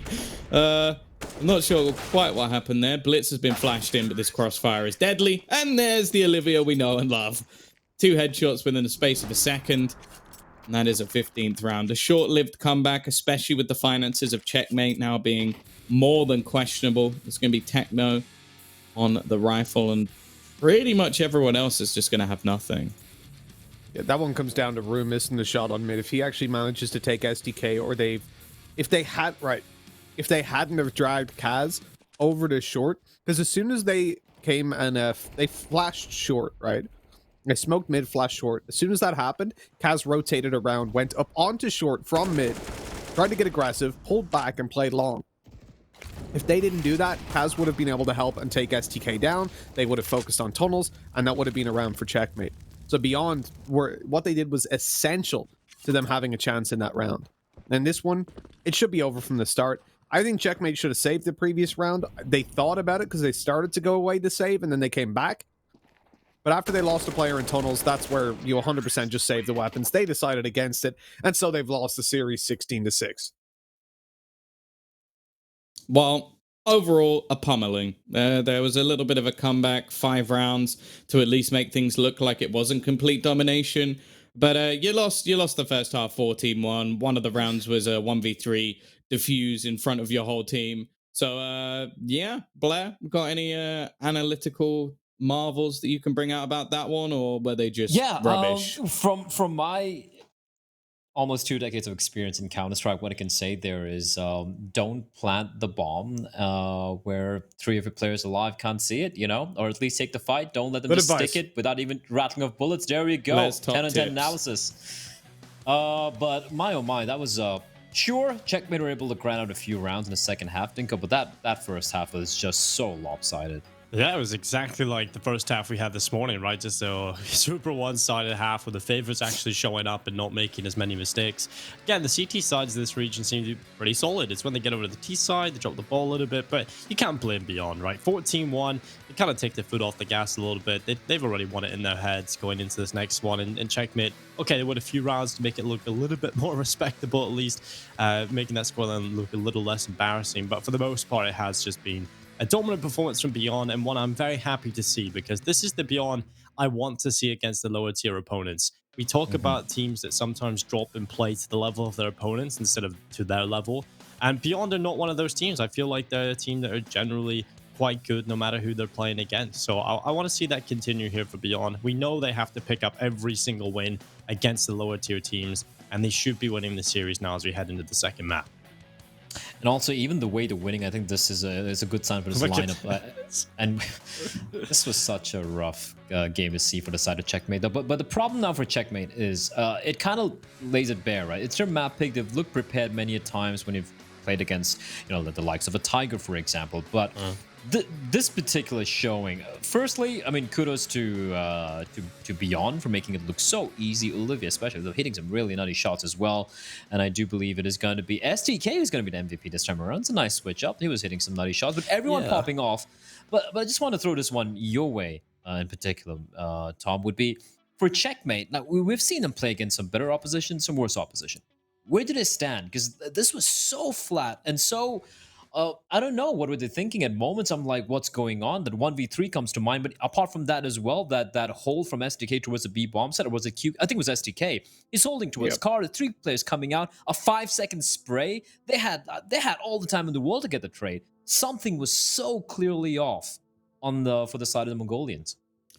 I think they had a bad map, but I also think that because of the match versus Tiger, we might have been slightly overestimating them. Like, I think that they can play Inferno, and then other than that, I think it just comes down to who shows up on the day, which is never something I want to see. I think that teams like Invictus, who they beat on Inferno, have had troubles on that map. I think Tiger are not as good as they should be. Like, I genuinely think that they are one of the worst teams, or bottom like 4 or 5 teams in this tournament at the moment. So I think that Tiger really need to show that they are stepping up their game, because they came into this, like, we had some nice videos from them talking about how they're about to be like challenging for the best, and they're losing to a team that Beyond can smack out in about 25 minutes. Yeah, that's pretty much sums it up. I mean, it's kind of harsh, especially for a team who won the first RMR, but they have a long way to go climbing back in. But gentlemen, we do have another map coming up, maybe even 2 maps. We don't know. Checkmate still have a chance to take it to map number 3 here. But coming up next, it's going to be Train. It is a map pick from Beyond where they don't necessarily have a very good win rate on, but there's always a caveat that they have played against better opposition compared to the side of Checkmate. Map number 2, Train. It's coming up after this short break.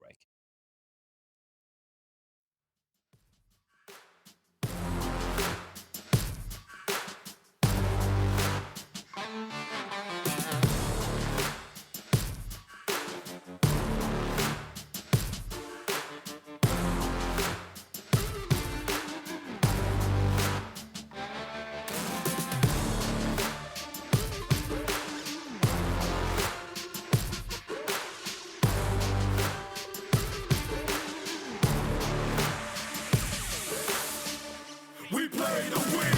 Making sure I don't say this all again. Outside, you can never box me in. We play to win. Never follow, I came here to set the trend. Break them all if the rules won't bend. We play to win. And if you need the proof, then check stats. I got the answers if you're trying to test that. I'm taking off, you can watch as I ascend. You can ask me how I do it, I just say we play to win. Aim for the stars, never settle for the moon. Spread my wings, all I needed was the room. Keep them guessing, see us great when they assume. I play to win, I play to win.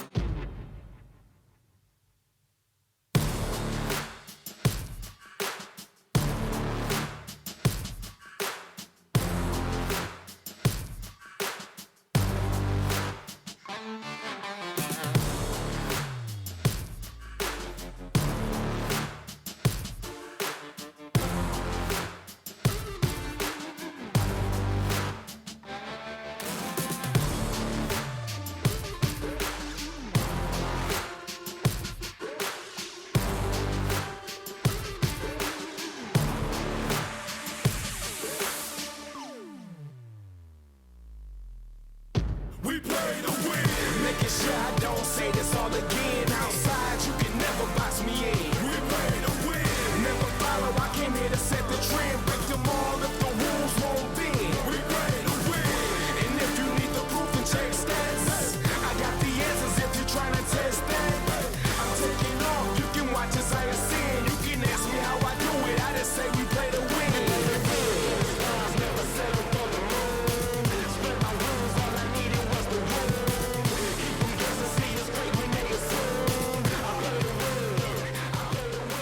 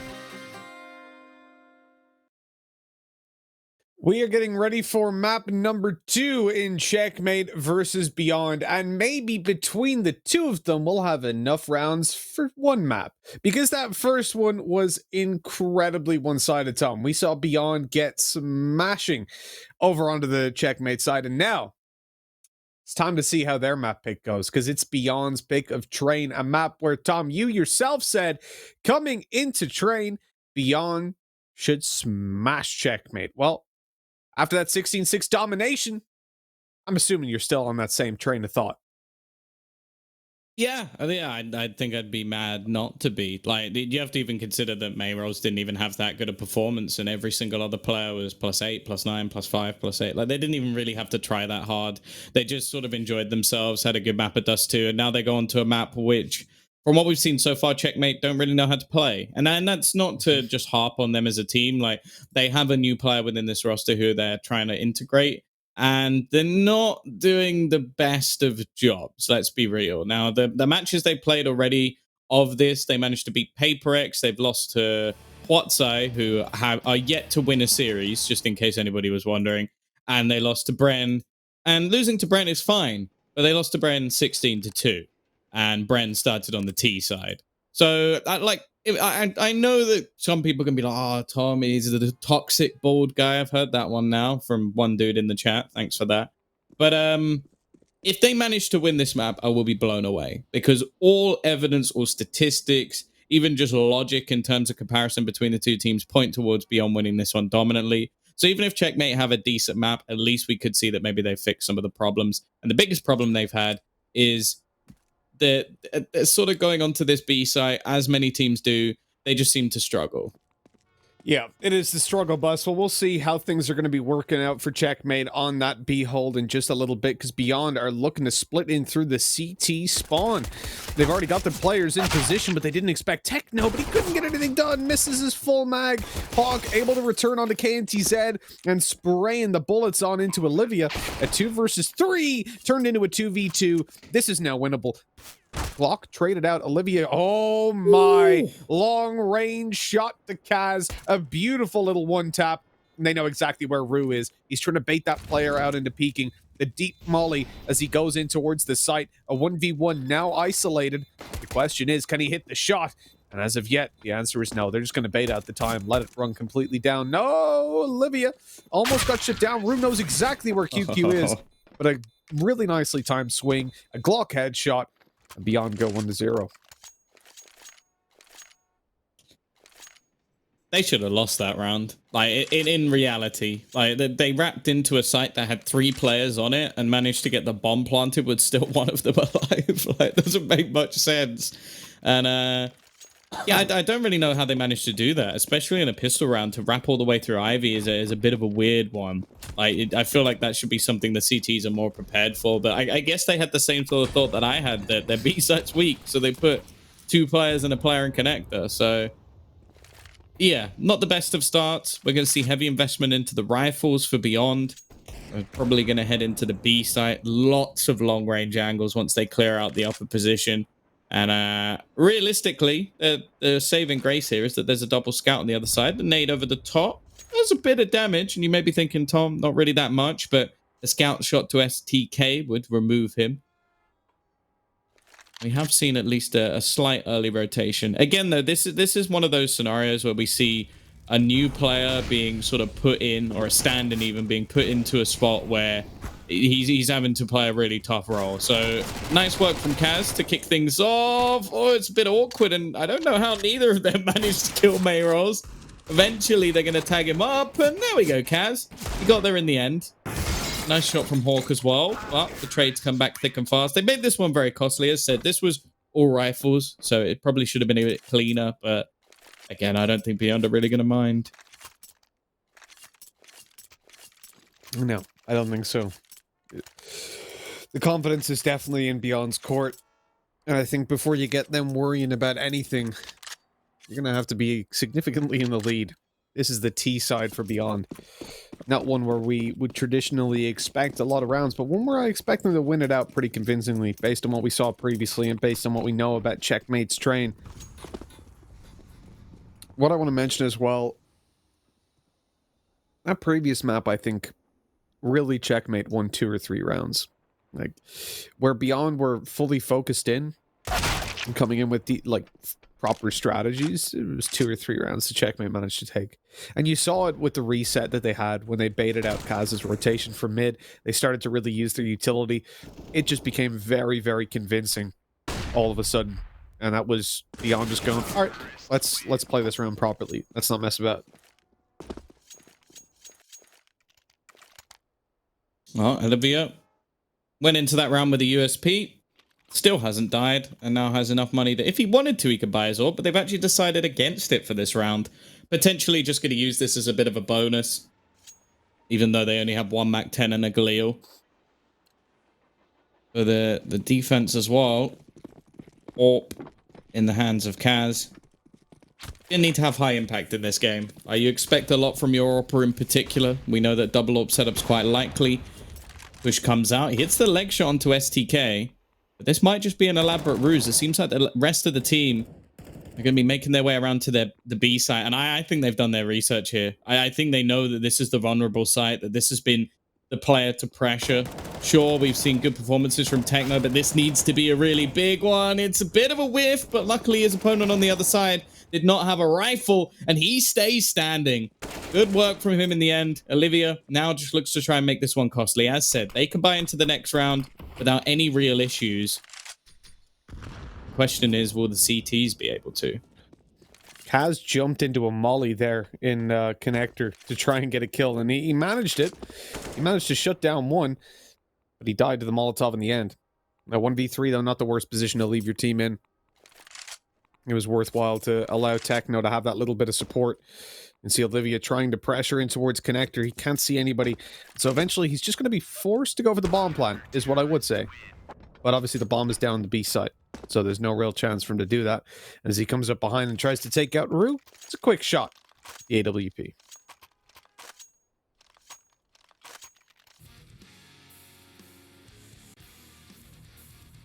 Oh. A nice hold from Techno. I think they're going to pressure him quite often, though. And I do wonder if it was a little bit quicker from Beyond, if they would have been able to catch that site with only 1 player on it. I think there was a slightly earlier rotation than expected. Mirage is going to just blast his way out again. It's Kaz to start things off. This is a bare basics push from Beyond. Yeah, I'm not a fan. I'm not a fan of this one at all. I think previous round, all they were missing was a smoke for connector. If they smoked it off instead of mollying, Kaz wouldn't have been able to do anything with the op. He would have been forced to rotate down to the back and watch cross on site. They could have pressured Techno. Instead, they gave him the space to come in and help his teammate out. Because the molly in play and he just tanked it. It was a good decision by Kaz. I don't think there was necessarily the need to go for this faster A play. I respect the fact that you want to try it, but they have been heavy punished for it. And Olivia's got a 1v5, and he's found 1 kill, but I don't see much more happening and going his way. I mean, that's a good start back for Checkmate, Tom, realistically. At this point, they should be looking at 3-3. And okay, they've lost a couple of... Ooh, they didn't get the AWP. They lost the AWP. Oh, that's expensive.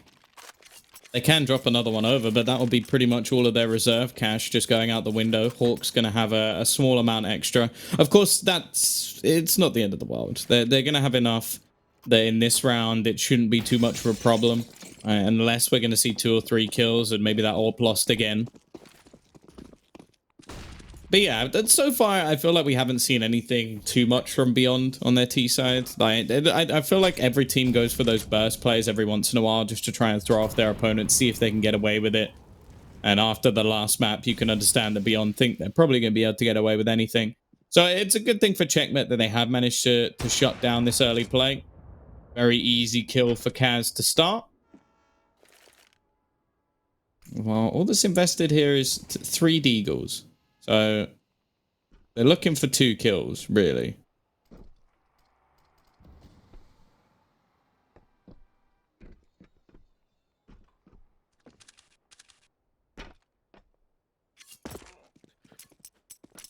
I'm looking for a bomb plant as well, if they can manage to find it. Beyond taking the bomb in through upper, they're going to rotate around now, full commit. Only 1 flash in play. It's in the hands of QQ. It's going to be coming down that ramp. That's open over. In fact, and it catches Kaz, but not fully. He's able to hit the shot. The bomb yet to really leave. Ooh, it's running out wide on Heaven. That seems odd, but oh my god, what's happening? Olivia's hit 3 headshots with the Deagle. What? I hope we have a replay of that. I saw him run out wide on Heaven. I'm scratching my head thinking, why are they not just planting the bomb? But 3 kills with a Deagle in succession? That's not... Oh my god, hold on. Beautiful. 1, 2. No, Oh, no, there wait, we you go. missed one. Oh my god. Oh. That's disgusting. If we can, after this round, can we see that in full speed? Not slow-mo? Because that... I just heard bang, bang, bang, bang. Like, it was so quick.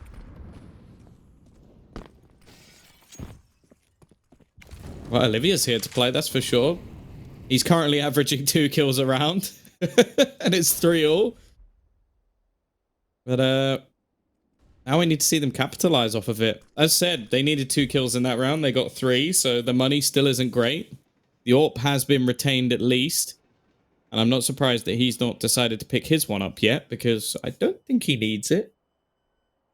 Now, IV control is something that we've seen given up a fair bit in these early rounds. Now, of course, for Blitz, he is trying to hold it from a more passive angle. But just a single smoke being down completely moved the defense. Everything's just been shifted. The initial plan goes out the window from just $300 worth of investment. Now for the T's, they're just waiting patiently. They're waiting for the aggression, although the timing might get the better of them. And actually Techno has managed to catch the kill. This is going to cause some real issues now for Beyond, as with 45 seconds left, they've got to come up with a new plan. It's going to set them out of sorts, right? Out of their comfort zone of what they wanted to do in this round. But looking in towards the B side, the danger is that they won't have enough players to really cover upper. If they lose anybody on the way down, that allows Hawk to get up behind them quite quickly. 2-man stack already on this side. Hawk on his way on the flank. This is beautiful. Great reactions by Checkmate. Everything here is lined up well for them. I don't see this one not going their way. 10 seconds left. Bomb dropped. Round over. Can they even save, though? Probably not, because Hawk's up behind, and he's managed to catch off a quick double. That closes the round and puts Checkmate on 4-3, having destroyed Beyond in that previous. This is looking much better than I expected. Again, though, you have to remember, they're on the CT side, so there's always space for things to fall apart a little bit further. Interestingly, though, last time they played, I said it was Bren 16-2ing them while starting on the T side. So it was their CT side that actually had a lot of issues, and we never really got to see what their T side had to offer. Of course, I'm not saying that Beyond need to get that many rounds to win the map. Of course, if they get like 6-7, they're probably in a very, very good spot, especially with how effective their players seem to be on the CT side. Then there's been a few rounds now where, although sure in the buy rounds, it's been very, very good for Checkmate. Some of these faster plays, some of these group up plays from the side of Beyond have come close to catching them off guard. So I'm definitely not fully sold just yet, but it's definitely looking better. And one of the main things I want to give them props for is these rotations back to the B site. They're not leaving it all down to Techno. They've tried to adapt to make sure that this youngster is not just having to deal with a full forced push. He always seems to have Kaz's support, and Kaz so far has been fantastic with that AWP. The only worry for me, he misses a shot or two, maybe one of these rounds goes away. Exactly. Oh, the bomb first down, split by the Molotov. Great work by Checkmate, by Techno specifically. That spray is beautiful. He had Rue up behind him. Rude. Yeah, getting the 2. But he transferred over to the other player. It was great stuff by Checkmate overall there. I think Techno had great reactions on when to throw that Molotov down, isolated the bomb. Had he not have done that, had the Molly have been 1 second later, or even earlier, they could have refocused, right? They could have just pulled back with the bomb, waited till later, moved towards the A site, done whatever they wanted. But then they were pigeonholed into going towards that inner site. And the fact that he threw it when he did and not a little bit later meant that there was no support. They couldn't get that bomb down. Really nice stuff.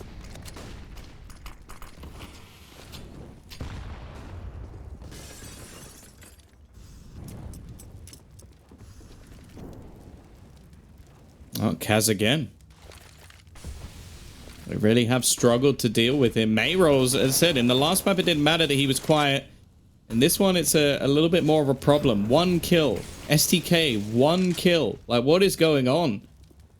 We expect a lot more from these players, and sure, and normally like an individual isn't enough for a map to slip away, but on the T side especially, it's leaving positions where you're basically expecting someone like Olivia or QQ to get like 3-4 kills for you to be able to win the round, which is a little bit unacceptable. Back to the B site they go, but the CT side have gone back to this 2-2 split that has been working so well. And the problem is, I think Beyond have become too predictable. They battle for A in the early stages, but so far they've been ending on B every round. And, well, you can see they're waiting for it. Yeah, I 100% agree with you. I think the predictability has been a big problem so far for Beyond. You can see yet again, as you said, they're already here waiting. Techno had the timing on the spray through the smoke. And with that, the round is over and done with. Great stuff yet again, as Beyond find themselves in a pretty tough position. Look, they find those first 3 rounds, but they really need to get back on the board. And Checkmate somehow looking just so much better than they did in the previous map. Well, I'll be honest, this is where I'd like to see Beyond take some sort of tactical pause. Like, this is 6 rounds in a row. Like, even though it's on your T side of a map that can be really tough, especially the lower level you go, I think a lot of the time it becomes more and more questionable about whether or not teams can actually grind out these T side rounds, whether they have the strategies to do so when things go wrong. But yeah, this has been really poor from them so far, and I think that's the moment you need to talk things through, come up with something new. They're going to go for the drop down. It does get rid of Hawk, but only at the expense of a trade, so not really the end of the world. The difference, however, is Rue going down. It's left onto Blitz, and they finally started to overwhelm Ivy. Kaz, he's always in the right place at the right time. If they peek him together, though, he shouldn't stand a chance. They're actually going to try and use some utility. KTZ just sprays him through the smoke, and now it's left onto Techno, trying to hold on. He doesn't expect QQ to peek him wide. And after a long hiatus from the board, a faster play catches off Checkmate. And those are the things I like. I sort of mentioned it earlier, that Ivy has been a position that Checkmate have been negating. That's why they've had such fast rotations into the B site, because that is obviously the longest rotation back to B. And, well, they finally press it, and things actually go quite well. Beautifully handled. I like it. Even without that pause, even without the time to really think about what was going wrong, they realized that there's been some problems. There's been some elements that have been left unchecked over in the Beyond side. Now with that added pressure, they look to capitalize on it yet again. And you look at this. They're in Ivy, or they're outside of it at least, and nobody from the CT side is here. It is a complete vacuum of counter-terrorist control. What they have got, though, and sees back in its play... Oh, my God. I thought Hawk had got a double there. I really thought that was the second connected. But the bullets were luckily being tanked up by the wood and just about missing. They've got team main control, but they've had to leave it now, having nothing over Pop Dog. Blitz wants to rotate in there to try and get the early flank on B, and a good shutdown in Ivy, deleting both players as the bomb looks to rotate to this B site. Mayrol's making a lot of steps. There's already 2 players here, one on his way up on the flank, but he might actually be caught off. Look, if Mayrolls finds this kill, if he doesn't get shut down, QQ's going to get that kill on the flank. There's no way Blitz expects him to be here. Oh, maybe not even the kill. No, he's just going sneaky down towards this A site.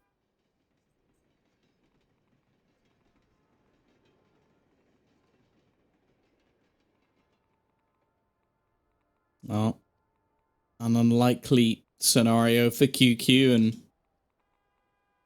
needs to get something done here. Bomb plant would be nice, but after getting spotted, Blitz is just going to dome him. And this looks like a very different Checkmate. Even just on an individual level, they look like a much, much better squad. I think it also does come down to the fact that Mayrolls and STK are having a really bad performance for their standards. And finally, we're going to see attack pause. But I'll be honest, Mitch, I wanted to see that when they were actually going into a better buy. Like, if they go for a purchase here, it's going to suck. So you're almost like wasting an extra round of, okay, like, do we go for pistols here or do we do that, rather than actually talking about what you need to be doing in the overall rounds.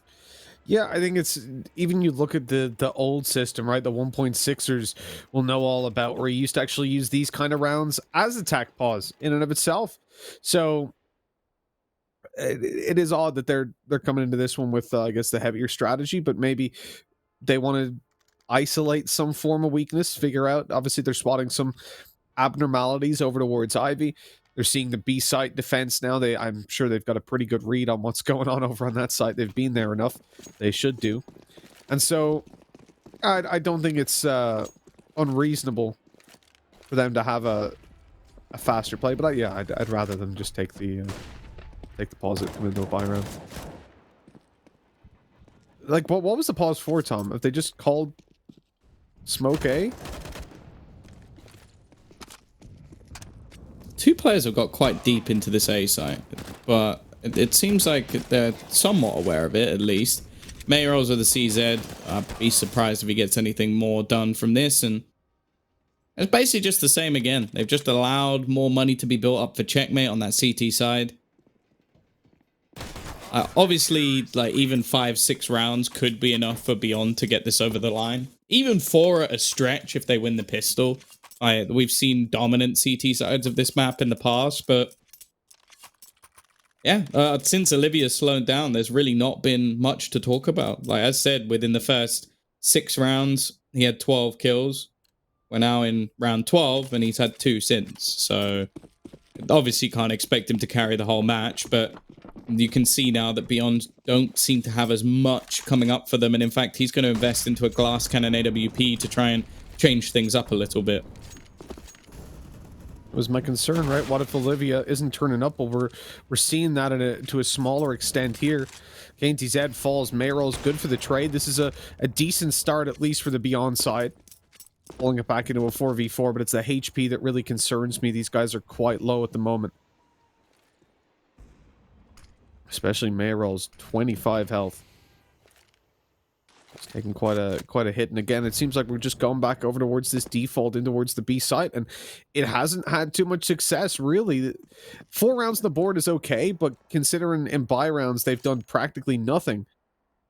And after the tack pause, I feel like it was just coordination of economy, because nothing seems to have changed all too much in this round. Although, as I say that, there's a heavy shift in towards this A site down through Pop. Oh, the problem is they've already lost control of A main, so they're not going to check for this, are they? I just don't believe they will. I think Hawk is going to have the easiest kills of his life. Mayro's, he eventually checks, but it's too little too late. And now they need to clear this position. It's such a good option for a retake here for Checkmate.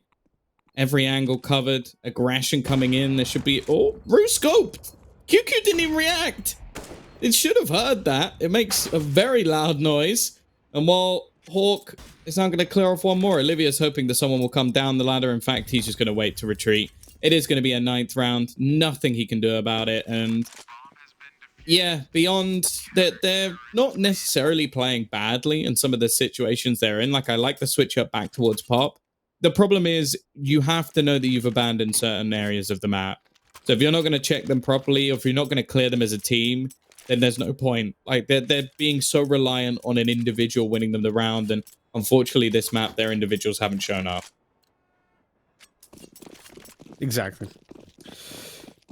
This is dead right. Individually, they've been a little bit quiet. Their T side, as I said, I expected them to win this one out. I expect them to do a very good job, and so far that has not been the case. It has been quite underwhelming when you're looking towards this Beyond side. Oh my god. This is the quickest round I think we've seen played out all day. It just got shut down right off the bat. Oh, well. They've gone from getting dominated on their own map to now dominating on their opponent's choice. And well, it's one that Beyond, of course, have maybe not necessarily played religiously, but we thought would be at least able to play to a decent point. This is poor. And unfortunately, going forward again, we start to question, well, if they're going to do this versus these sort of teams, how are they going to face off if another team wants to go towards a train? Like for example, maybe a Vici or someone like that. It could be a much tougher scenario for them. So, yeah, it's going to be interesting. Blitz clearly feeling confident. It's going to go running out towards Ivy. Should be caught off, but no. KNTZ just doesn't hit a shot. An odd one. And for the final round, you don't want to be losing your players early on like this, but it doesn't look like there's much choice, really. It's not about what they want, it's about what they can do. And on the Beyond side, very little is what they've been able to do.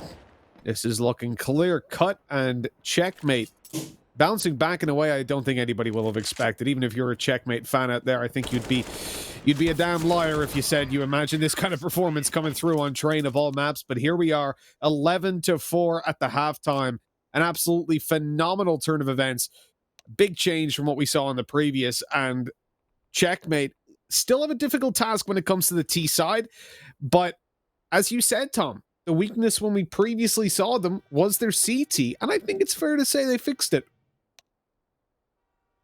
Yeah, part of me wants to say they fixed it, and part of me wants to say that Beyond didn't really try anything special. Like, they were just whiffing their shots. Like, in that spray there, he had the advantage of 4 or 5 bullets, and he hit him once.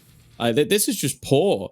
And that, like, you look at the fact that at the moment Olivia has 16 kills, and that you could add any 3 of the players together, and then they wouldn't even add up to that. Actually, wait, they'd add up to 17 if you use KNTZ, QQ, and Mayrolls. Okay, they beat him by 1, but that's still unacceptable.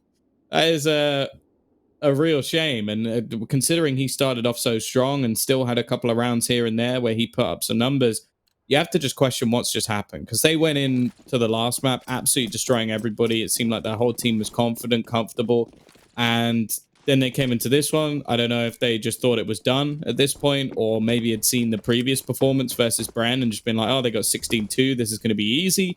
But yeah, they've been underwhelming, and I have to respect Checkmate for coming out and just resetting themselves, pummeling them into the ground in the first half. And now, oh, it's awkward. That's the bomb denied, because there's plenty of time, so it's not the end of the world. But they've now got to try and reposition. They've managed to get Heaven as well, Mitch. There's some pretty good afterplants here. If Checkmate win this pistol, like, this is a giant leap towards victory, and they've already gotten another opening coming back in for this. Beyond aren't looking all too hot. The retake falling apart a little bit. They've got to get some kills now. Coming up the ladder. Oh, no. The inaccuracy on the ladder. You hate to see it, Tom. But you can't look away.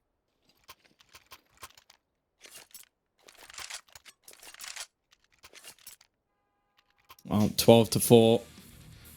Yeah, this is looking like just as dominant as the last map. Like, you remove the pistol win from Beyond, and they also only managed to get 1 round in that first half. So, yeah, I guess Checkmate just didn't really... Maybe they weren't warmed up. Maybe some of the players just weren't feeling too good, or just let the momentum get to them. Obviously, a lesser experienced team than Beyond, but I guess that's what makes this so questionable, is just the fact that Beyond are the much more experienced team. Like, they went toe-to-toe with Tyloo the other day. Probably should have won that series if it wasn't for a couple of Tyloo rounds. And now they're struggling versus Checkmate. And I think Checkmate are really making a case for themselves as one of the teams that could get out of this sort of group stage and end up making their way into the playoffs. Maybe as one of the bottom seeds, but they're currently in that position above Beyond at the moment. Now, we gave Beyond the benefit of the doubt that they were playing against some tougher opponents, but I'm sure we can give them the benefit of the doubt anymore.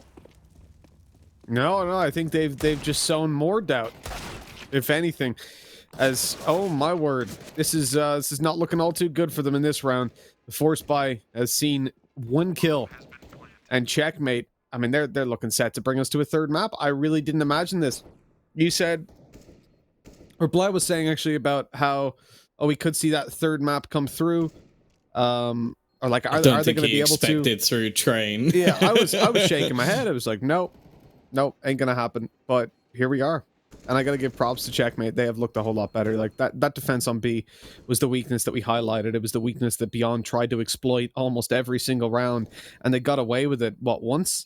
The fact that they had such good rotations in through connector, and they gave up Ivy. Sure, they got punished for it 1 round, and that's it.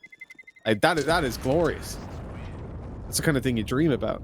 Well, yeah, that's the thing. In buy rounds, Beyond successfully took B 0 times, even though they pushed it like 6 rounds or something at least. To the early stages, they went there like 3-4 times in a row. So yeah, really good B site defense, and that's something I haven't said in this tournament. Like, most teams have sucked at defending B. Hawk has risen from the ashes. Maybe he should change his name to Phoenix. But either way, 13-4, just an MP9 saved. USPs, a little bit of utility, and well, this round is already looking over. They're gonna have to rotate very quickly to even get back into control.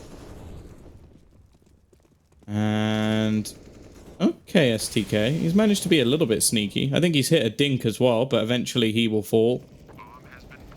Interesting that KNTZ is actually boosting up his teammate when he's the one with the gun. But maybe just looking to try and save the Kevlar or something for the next round.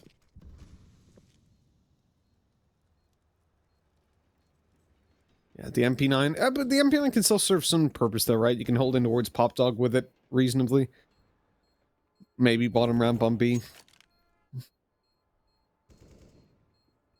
I don't know if he's going to necessarily keep it. The Kevlar is always going to be useful, and maybe if you can find one exit kill, that would be very valuable. Unfortunately, he finds a shot to the head, and that's that ain't exactly what you want. QQ gonna go. Oh, nice shot with the deagle. Gets one. That's all. And I mean, it's not worth it. It's not worth it at all. The SMG kill I can see because you get a little bit of extra money. The deagle, it's not going to net you that much, and Checkmate lose nothing. Right, and the Kevlar that they threw away by KNTZ trying to hunt that one down so aggressively wasn't worth it. Wasn't worth it at all.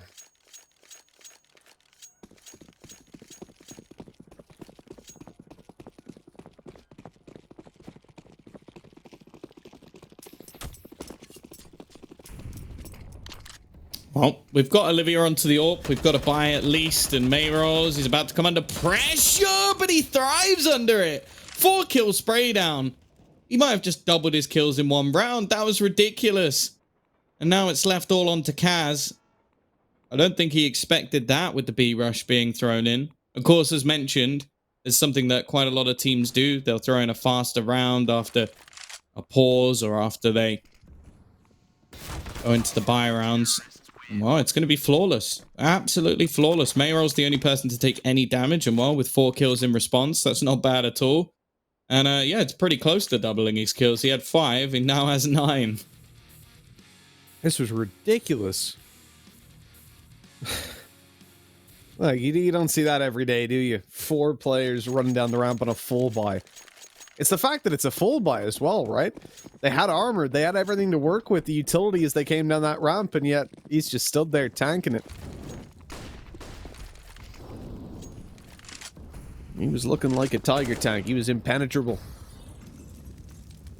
And now for Beyond, 5 rounds. They found another Tom. They've finally done it. The thing is, they've got a couple more to go. They need 11 rounds in a row.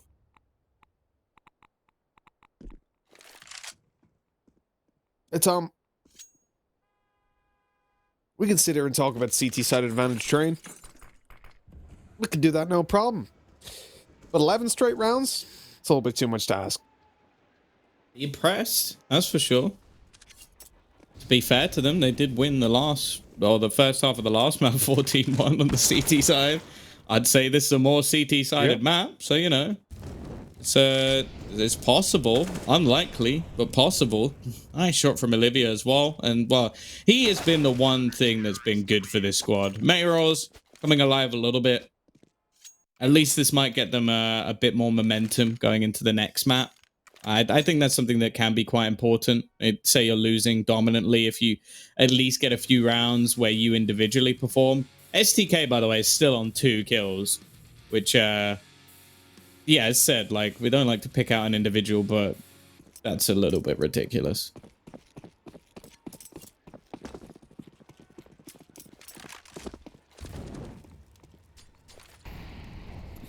It is most certainly ridiculous.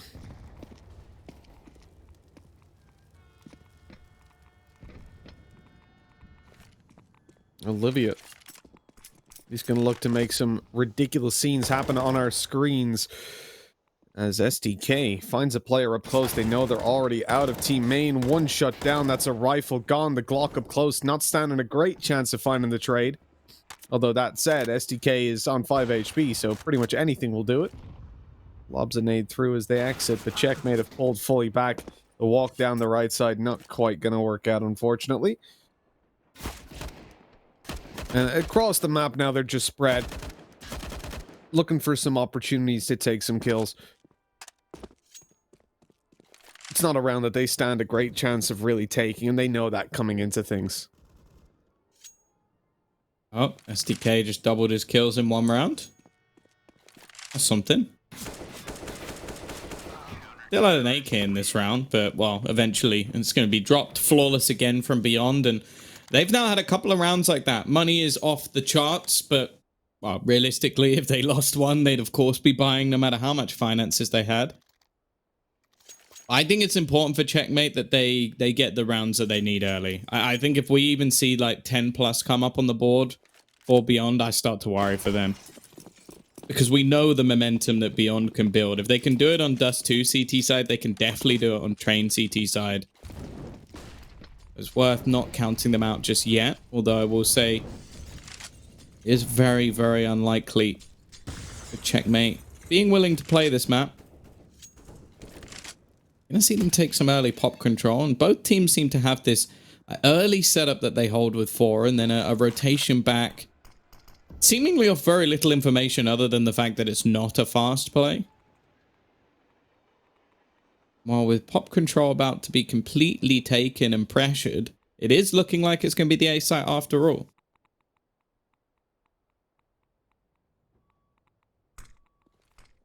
It definitely is. You can hear the utility coming over now, and Beyond have got that read. SDK up close is the one that's looking to do some damage. He's already come through with 1, but that's all he can get. And a shutdown by Kaz as the site completely opens up. Checkmate have got that bomb plant. They've found Olivia hiding in the back of the trains, but they don't know about KNT said. May rolls in with a nade kill, but it's all down to KNT said. 1 versus 2, and he's already picked up 1. The problem is, look at his HP. Look at how low this guy is.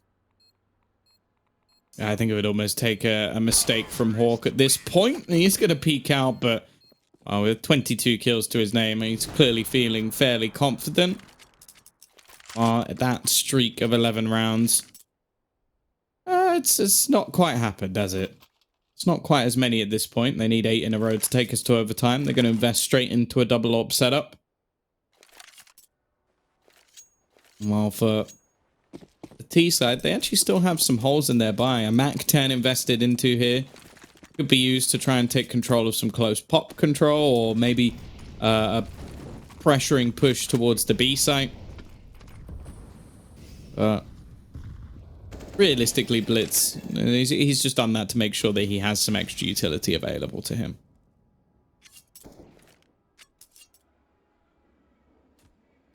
It does definitely feel like this one is pretty much done and dusted.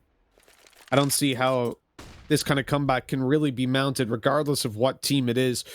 We could be putting Tyloo in the position of Beyond right now, and I still wouldn't feel comfortable.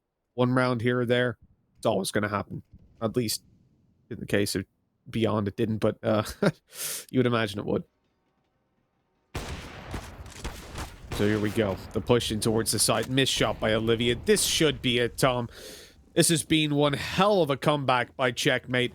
They got dominated when it came through to the first map. And here they are, absolutely destroying. But Beyond, hold on. This is being pulled right back. May rolls in with a double. And they're saying, not yet. Not today, as Checkmate. Oh, the sneaky play by Rue. He's only good for 1 before he's spotted, but able to grab another and leave it into the 1v1. Hawk got the time on his side, 20 seconds as KN. Whoa, nice nade straight on the head of Hawk. He's down to the CZ. He's tapped. Has he tapped the bomb? It doesn't matter. Hawk has seen that he's not on it. No time anymore. He'd have to go down and stick it. It's all over. The crown is there because the victory royale is going over towards Checkmate. Kaboom goes the dynamite. And well, that is certainly an unexpected result, Tom. Yeah, no, very, very surprising. I don't think we've seen something like that from Beyond just yet, and it's definitely going to start calling more questions on their roster. We sort of looked at them after the first map and said, okay, they're the gatekeeper for a lot of the smaller teams. They're the ones looking to challenge for the title. Now, Blair and Dinko, maybe they're not even going to make the playoffs if they continue to play like this. Yeah, but I don't want to necessarily take away anything from Checkmate, though. That was a fantastic first half, man. Like, incredible stuff. But yeah, Dinko, I don't know what you have to say about this, but so underwhelming individually. Apart from Olivia, it was just a beast. I think we all can agree that the guy is by far the best player in this lineup. STK having just 2 frags in the first half. That's rough, and it wasn't just him alone, right? In fact, yeah, the fact that STK was the MVP of the last map, right? It's just so strange to see coming into this. Like, this is a complete turnaround, and it confuses me for 2 reasons. First of all, I'm confused as to how Checkmate play Counter-Strike, because they're so unpredictable. I never really know where this team are at. Either they're going to perform really well and surprise us, or play like a complete rookie roster. So I'm quietly confident in this team for the future based on these performances, the fact that they're playing these teams close here, the fact that they beat Tiger and now they've brought it to 3rd map against Beyond, and not even close here on the 2nd map. It's anybody's game going into this 3rd one. But I come into this and I do wonder what Checkmate can offer, and they're showing us so much. So yeah, I'm a little worried for Beyond. This is not a performance I was expecting coming into train, and Checkmate, well, they've impressed me. And I feel like the firepower just went offline for Beyond in this, so they're going to have to really dig deep and figure that out going into this next map. And the fact is, Beyond, I feel like the later they go into series, the more exhausted they get, right? The focus drops off, the performance drops off, and it happens against the likes of Vici and Tyloo, but it usually goes to the 3rd map. They usually keep it up over 2, but this might be just too deflating for this team. I think they're quite emotional in that respect. And when it gets into the later stages of tough series, Beyond generally drop off. And well, looking at the scoreboard, everyone just putting in the work. And it's, for me personally, Mitch, I'm very happy to see someone like Hawk stepping up. Right, it wasn't Techno or Blitz, the 2 main players we usually keep an eye on, who had a massive game. Kaz again being very, very reliable. And as the days progress, it seems like he seems to be kind of like the rock of this team, the pillar of this team, with that big green gun of his. Yeah, you could see it on Dust 2 as well. This guy was playing a very pivotal role as the rotator down the middle from the A site. And then when it comes into this map, he was obviously the connector player. So he's the one that's constantly going to be moving back and forth if they don't have the right reads on where things... So basically their entire CT setup relies on having the read on where they're coming so that Kaz can be there to support. And when he is, and we saw it certainly in the B site consistently, because they gave up IV control, they always had Kaz happily able to play 2nd man on B. He was just shutting these guys down. They'd come down the ramp. They'd be like, all right, let's pressure Techno. We saw that series versus Bren. He's screwed. We'll be able to isolate him. And then Kaz, he runs inside Molotovs. He stands and tanks the flames to support his teammate. I loved watching him throughout that. I think, although, because you'll notice, it's not like he came out with, we look at Wang, we look at Annihilation, for example. These guys... Tom. We look at Annihilation and a player named Wang, and these guys are able to deliver these really flashy, really powerful performances. It doesn't feel like Kaz does that because it's a reliable round-to-round approach. He's not using the op like it's some kind of magic wand dropping bodies left and right. He's just using it in a very calculated way, and that's fun to watch, although you won't get as many kind of frag movies out of it. I'm surprised you didn't say Magic Wang there, sorry, Mitch, but I'm gonna let it go. A little disappointed, Mitch. But Magic Wong. But Tom, let's talk about it. I think I'm broken. I think I'm broken, Tom. Tom, very quickly before we go to a break, heading into Inferno. Yeah, I mean, I gotta agree with Dinko. One thing is Beyond, they seem to kind of taper off when they have these sort of series, when they lose like the 2nd map, for example. And if you look at Checkmate, they have some pretty big scalps on their name when it comes to Inferno. Invictus, they've taken out Tiger, they've taken out Quad Zai. They even took down I believe a couple of other teams. Bren, they lost to Bren, it was overtime again, but Inferno seems to be a map they're very, very comfortable on. So if you're a Beyond fan, I guess you're going to be feeling a little nervous right now. Yeah, for sure. I think that's going to be a bit of a kick in the teeth for them, though. So I do think that'll be a map that sort of wakes them up. And I almost feel like that map was more of a counter pick of them seeing their opponent being poor at train and going, we can exploit that. Whereas this final map is one that they are actually good on. Like, this is one that they play regularly. It's a 50% win rate, but you look at the losses they've had, most of them are to Tyloo and Invictus. Everybody else they've beaten along the way. So I don't think that this is going to be dominant by any stretch, but if Checkmate were going to win a map, I said it at the beginning of the series, I think it's going to be Inferno. So realistically, the fact they've got there is a pretty damn good sign. A pretty damn good sign indeed if you're a fan of these Mongolian young upstarts, some people might say. Well, heading into map number 3, we're going to be finding out which team is going to get the win. Is Beyond going to stamp their authority, or will Checkmate pull off one of the bigger upsets we've seen so far in PAL 2020? But all of that action is coming up on the other side of this break.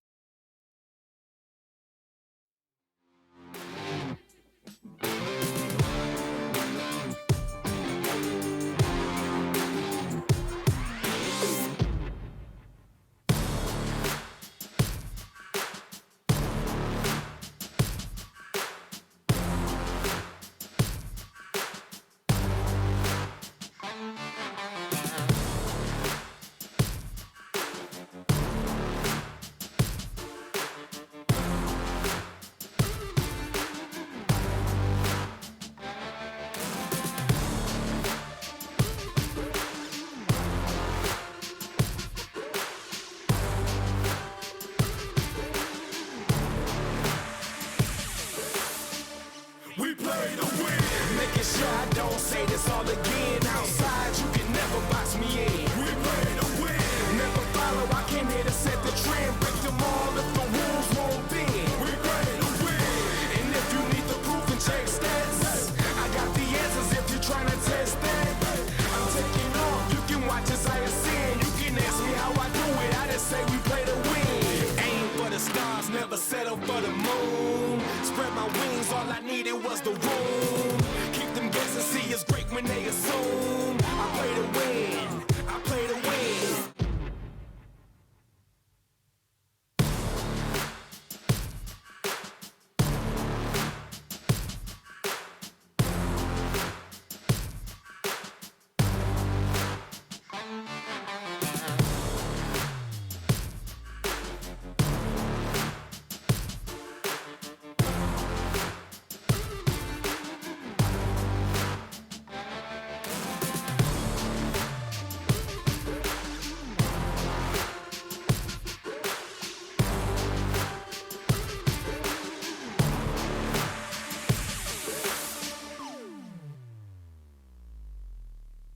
We play to win. Making sure I don't say this all again. Outside, you can never box me in. We play to win. Never follow, I came here to set the trend. Break them all if the rules won't bend. We play to win. And if you need the proof and check stats, I got the answers if you're trying to test that. I'm taking off, you can watch as I ascend. You can ask me how I do it, I just say we play to win. Stars never settle for the moon. Spread my wings, all I needed was the room. Keep them guessing, see us great when they assume. I play to win, I play to win.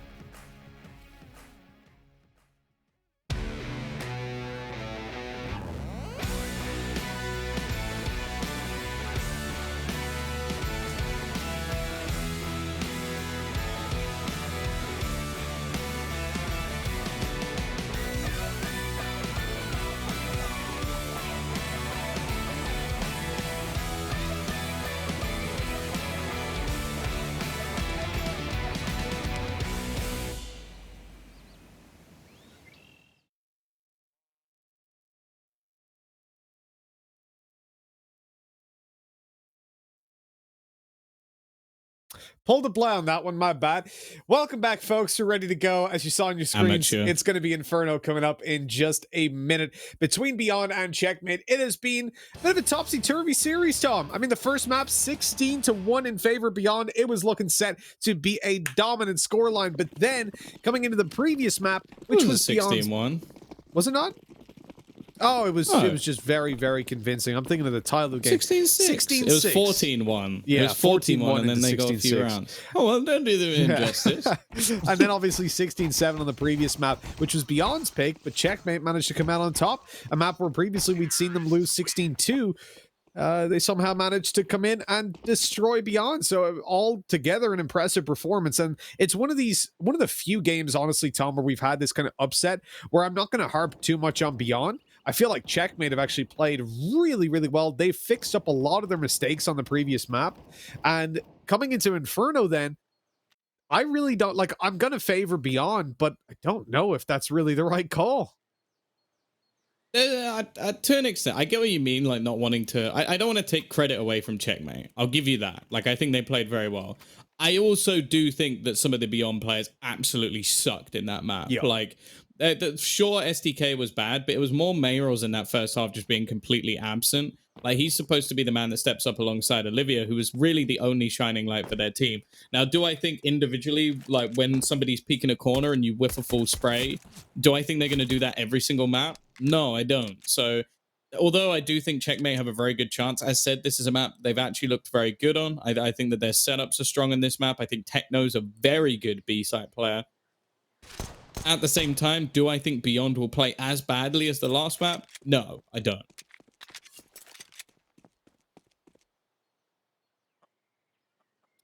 And the reality is, when I think about the position that Beyond are in, I think I'm in your camp in that I don't think Checkmate have got favor. In that previous map, it was a once-off.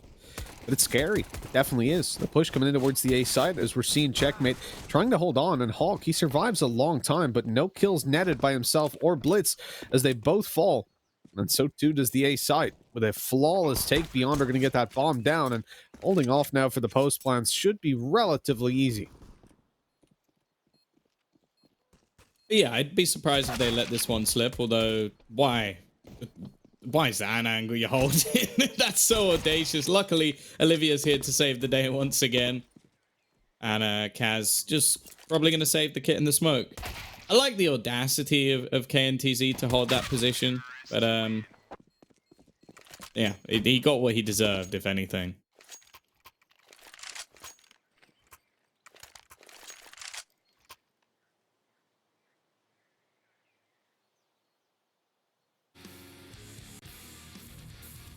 Checking out the replayer, you can see just how long these guys survived. Like, especially Hawk. I don't know how he managed to stay alive for that long. I do love the decision making of Olivia as well, but at the same time, it's like, how did Checkmate not know that he was going to be there, or that he could be? Is more so, not that he was. There was no way they could know he was going to be. It's the fact that he peeked out on middle, and then he fell back into apartments. Right, he slow walked in there and just camped away. Surely you have to know that. In that position, that is a massive gap in your defense, and you've had no control or your retake. But yeah, Zona would have seen that coming. Yeah, 100%. Yeah, he'd be sat there with a smile going, guys, listen, you might call me crazy. He is the mega mind of Counter-Strike. Absolutely. He is all-knowing, all-seeing. Yeah.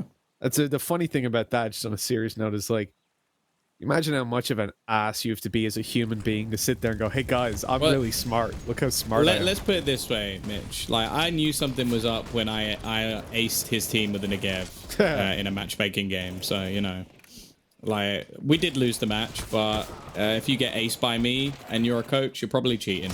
Either way, we are going to have this stack on the site.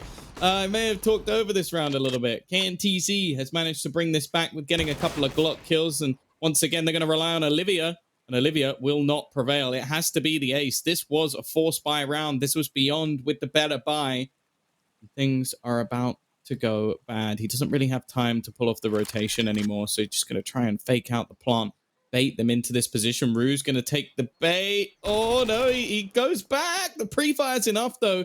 KNTZ needs to find this last man. 15 seconds left on the clock. And Kaz has found himself a gun. He's expecting it to be the plant, but it doesn't go down. And now this time he should know it's for real. The bomb will be planted, but he won't be able to do anything else. Some extra money at least, and a nice attempt for KNTZ. He got 4 kills, for God's sake.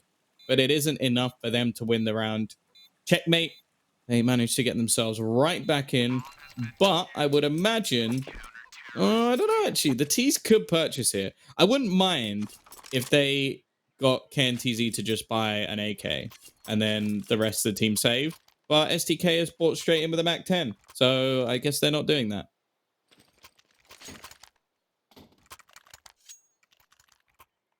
Not typically the sign of a save, is it? You've got 3 Mac 10s, a Tech 9, and an AK to work with. Very aggressive purchase. Not one that I would have called for, but we'll see how it nets out. as we look into Checkmate. They've got plenty of SMGs. That shot missed by Kaz. He's got to run away. He's got to create some distance between him and his assailants, but it looks like he's managed to do so. They're not heavily pursuing him. He snuck away into the apartments. They have no idea he's there. Oh, what is this? Kaz is just coming up behind them. He deagles one, and they realize what's going on, but it's a little bit too late. That was weird. Yeah, they've not really lost anything either. They've managed to retrieve an AK. They've got an AWP, a Galil, and then an M4. So they've done very well in this situation. Their money's going to be booming. Already, it seems like Beyond are going to have a fairly poor buy going into the next round because loss bonus is still going to be relatively minimal. You have to remember one of the only ways to get a hard reset is to win the pistol and then lose the second round. So they are only going to have an extra 2,400 into the next, which, well, puts Olivia on an AK, armor, and a smoke. That's about it. I'm expecting some deegs from him. And now, you got to think of it this way, Mitch. Every deeg is an extra grenade. We could get an extra smoke, flash. If he gets a couple, he even pays for a Molotov. What confused me in the previous round, though, was like, did they think they were playing against he got nothing. Nightcrawler or something? Like, because Kaz was spotted close in Boiler, taking a shot with the AWP. And then when they came around the corner, he wasn't there anymore. And it was only about half a second. So either he teleported to the site, or he was in apps. They just pretended he wasn't in apps. They were just like, yeah, no, it's all good. Don't worry about it. And he was able to come behind and just shred their push to site. I don't know, it was really odd. Like they thought he just vanished into thin air. But for Checkmate, 3-1, good start. Here's the challenge. They're up against the rifles. The good thing is they've just got so much money in the bank. Like, if they lose a round, they can easily buy back up, and that's a huge advantage to have. They're playing this as a bonus round, essentially, and they've got an AWP, 3 rifles of the highest caliber, and then a Galil as well to work with, which ain't too shabby. I'm curious to see their setup, and you can see early it is a 3-man stack on B. They've got to rotate back though, so they've lost a lot of control. Oh, they're spraying away. They're looking for very aggressive control, and this is just giving them their positions away for the spams. Oh, Kaz, he was spotted above the wall. The smoke particles just about obscuring his vision, so he couldn't identify Mayrolls, but Mayrolls without a scope saw him first. STK with another, and the B-side's fallen almost immediately. That was a 3-man stack on Banana Tom. Yeah, I think the idea was good. The execution, not so much. Like, normally you don't throw that many smokes down Banana, and the main reason for that is, well, what we saw. That it just comes down to a little bit of luck for who gets the spam correct. You want to see a lot more Molotovs invested into those sort of rounds to try and actually do some damage and then catch them off maybe with the deep smoke afterwards. Also, the deep smoke wasn't particularly good. Was it the T's that threw the second one on towards the logs? Or was that, if that was another CT smoke, then that smoke's atrocious because you gave a one-way to Mayrolls. But that's just conjecture because I don't actually know whose smoke it was. Aggressive play though. And these plays have not worked great in the last round. And I feel like the defaults from Beyond are going to be pretty good. That play from Blitz was... Well, I'm just going to go ahead and say stupid. Like, you see players like Dexter make that move all the time, but a lot of the time he has a player covering him. There's utility utilized to try and basically give him a little bit of extra space. That was just a man on a mission running down, so... I don't know. And unless Beyond had made some serious mistakes... That was never going to work. Well, this side overtaken Beyond. Gonna try to make this... Ooh, that was an awkward molly. Gonna try to make this work with Olivia's pick. I think it's getting that little bit easier for Checkmate. Oh, Techno, I don't agree with this. His teammate's nowhere nearby, and he's swinging wide after the smoke dissipates. It's got to be a save. Gotta carry this up through the next round. That seemed a little bit too aggressive for me, Tom, I gotta say. I think the whole round was. Yeah. I think that was the whole round. Like, this is the problem, and I think that although I don't want to see this Checkmate team just play passively, I do think that we saw in the last map that it was a real struggle for Beyond to come up with decent executions. Like, we've already seen better ones in this map with like the Molotovs falling and forcing players out of corners, which something we like to see.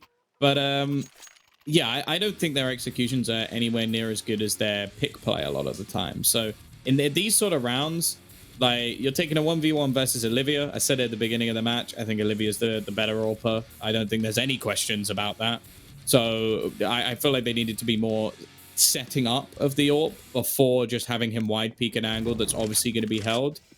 Then the next player to just run down mid. Like, well, you know, like, once you're halfway down mid, right, you know your AWPer is dead. So you know there's no longer any cover for you.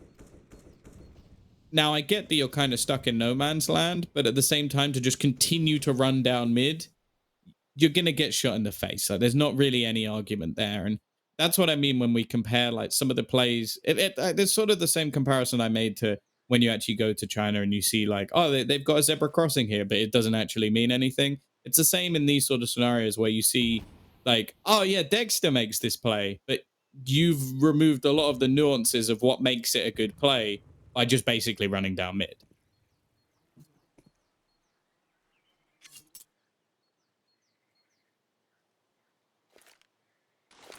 Now look at Beyond.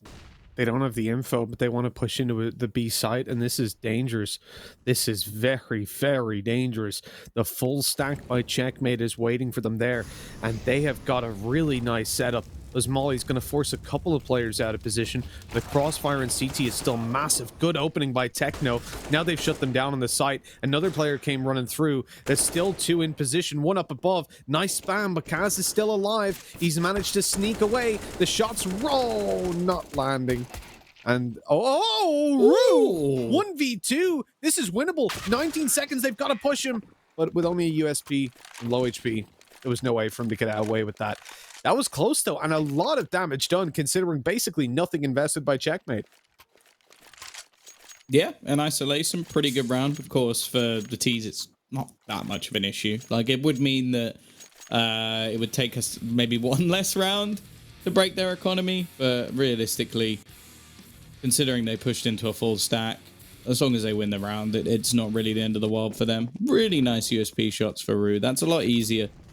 Or a lot harder than it looks. Why do I keep doing that today? I think it's because I want to say it a lot easier said than done, but I haven't said it, so it doesn't make sense. I'm tired. Leave me alone. Not all of us got to sleep an extra hour. You know what? It's odd because I'm feeling fresh, Tom. I'm feeling Oh, ready no to go. surprise. Well, you still got up earlier than me. Yeah, technically. True. Well, Blitz, he's good for one. Nice little shut down, but KNT's... Oh, no, that's not the play. I thought he was going to be running away, but he's here to stick away with a couple more kills. And a 4 versus 2 Beyond. In trouble. That's for damn sure. Going to be a hard round to come back into, and I think Checkmate have proven that it wasn't just a once-off, wasn't just a fluke. Sure, 4-4 is still good for Beyond, absolutely. But... You gotta give props to them. They're starting to make some of these spy rounds look convincing, at least.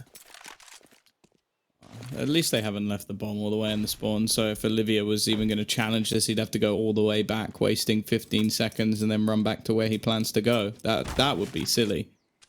And then he's going to get caught because of it. Oh no, he's not, because Kaz is going to whiff. Should have been an easy kill. Now he's baited one rotation. What is with Olivia and just assuming stuff is clear? Like, that's the second time we've seen him do that, where he gets a kill in mid, right? So someone's pushing down mid, so they know he's there, and he's like, well, there's not going to be anyone on banana. Why? Why would there not be anyone on banana? Yeah. You know, at first glance, that round looked pretty good, but obviously leaving the bomb behind as they advanced was a little bit of a problem, leaving them to go all the way back over towards the T-spawn. Do that big old dance as they go in a prance. And it left them in a pretty bad stance, it has to be said. 4-4. They from France? No, they're not. This is the Asian region, Tom. That's very silly of you. Oh, STK, he is rushing them. No, he doesn't get more. Surely not. Oh my god. Mac 10 rushing them down and taking every single kill along the way. Molly's flashes, nothing could stop him. And a 4v2 retake. Well, I said they were making buy rounds look convincing, but that's one hell of a way to flip it on its head. What is Techno planning here? Save. Thank you. I have to agree with the eventual call. Realistically, it makes a lot of sense to run away and save those weapons for another day. Because when you look at this round, the chances were bleak. Things were looking pretty gray. But at least now with these weapons saved through in the next round, they may have a chance to come on in and outweigh their opponents. At least that's what we hope. Depends on the strategy, right? Whether they stick to it or whether they stray. But hey, who am I to criticize these guys? Let's just let them play. You're a loser. Love you too, Tom. It's been a good showing from Olivia once again. I'm not going to say I'm particularly surprised. That has been a pretty standard thing throughout this tournament. And while once again, there's going to be some pieces missing from this round. Hawk left onto a Deagle. A fast play up Banana. Complete change of pace considerable to the last round. And oh, it's a bit iffy, but it ends up working out. B-Site this time has struggled a little bit. And STK has actually been one of the main problems they've had is his entries have been so much better. And we mentioned it. First map, he was fantastic. Second map, not so much. Arguably the worst. Actually, not arguably. He was the worst player in the server. And now he's gone back to, well, just sort of beating them up as he goes pushing him towards that B site. And QQ, interesting. I thought he was running out of time to maybe get in on the flank. He's still going to get the kill. Slight upgrade for Kaz if he wants it. And while Hawk, he's just holding for an exit.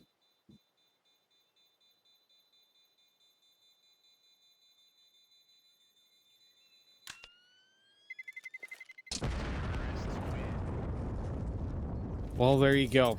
The scoreline sits comfortably on 6-4. No exits found as another round goes on up in favor of Beyond. And really, when you look at the position that Beyond are in, even despite a couple of these rounds being convincing for Checkmate, they've done enough. The foundations are there. The T side now moving on to the next half.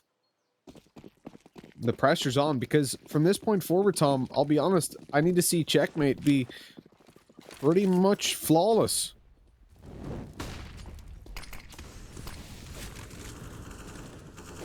That is, Well, if they want to have a smile on their face while they come out of this half. That is to say, if they want to laugh and stand as tall as a giraffe.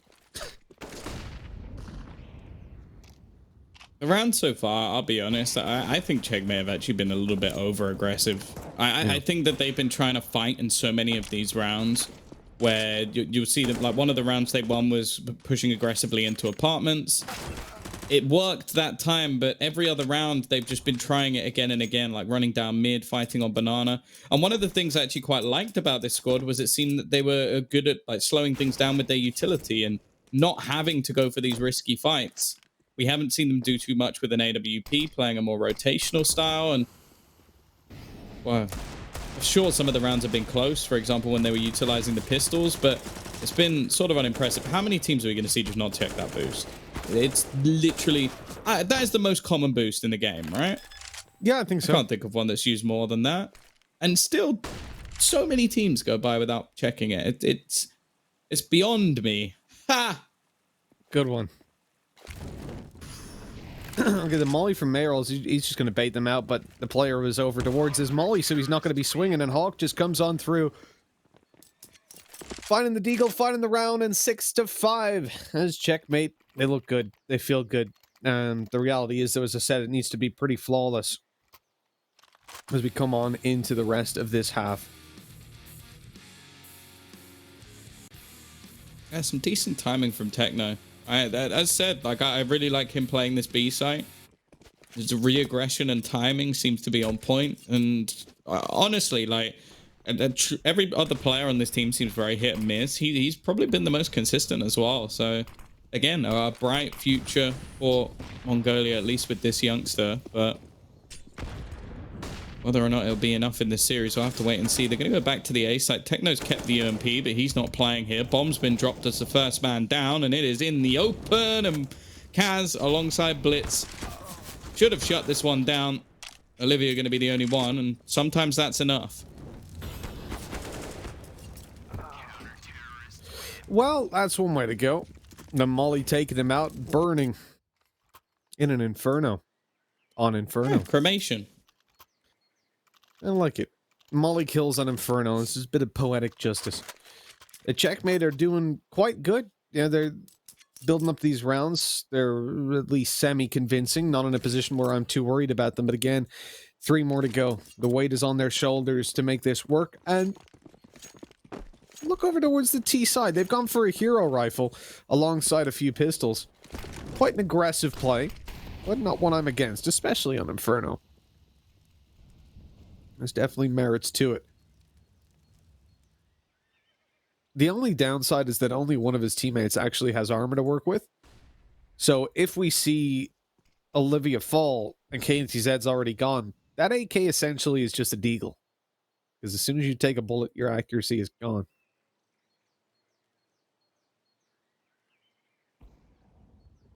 Well, they've gone for this 4-1 setup.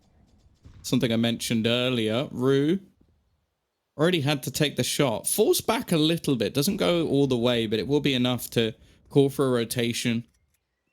I think they're going to be going back in the other direction. This is a round where they have to capitalize. They've had a couple where they've done some good work with the pistols, but other than that, Beyond have probably been the better team this time. Although, again, we're still fairly reliant on their individual players. Their executions, their setups have been weak. Their A-side takes themselves have, well, relied on some jumping Mac 10 kills to get them into the site. They're actually going to 3-man stack. This might be a bit much for my liking. I don't know what's warranted this play. It might be that they've still got aggressive apartments control, but this gives a real opportunity here. STK, he jumps in, but they're just trying to find out information, really. How have they managed to get 2 kills off the pistols? Now Olivia's the only one left, but as said, that's the man you want. That's the rifle. And now he's going to get the bomb plant down. They can't kill him off just yet, but they are going to be very quickly on his tail, and he goes peeking out, trying to tap away, and Rue with the USP. It might be his most successful weapon so far in this match. He's got 7 kills. I remember at least 3 USP kills. They are going to get that defusal in. And wow, Checkmate take themselves the lead. Definitely too close for comfort, and a bomb plant is going to help out the team quite significantly.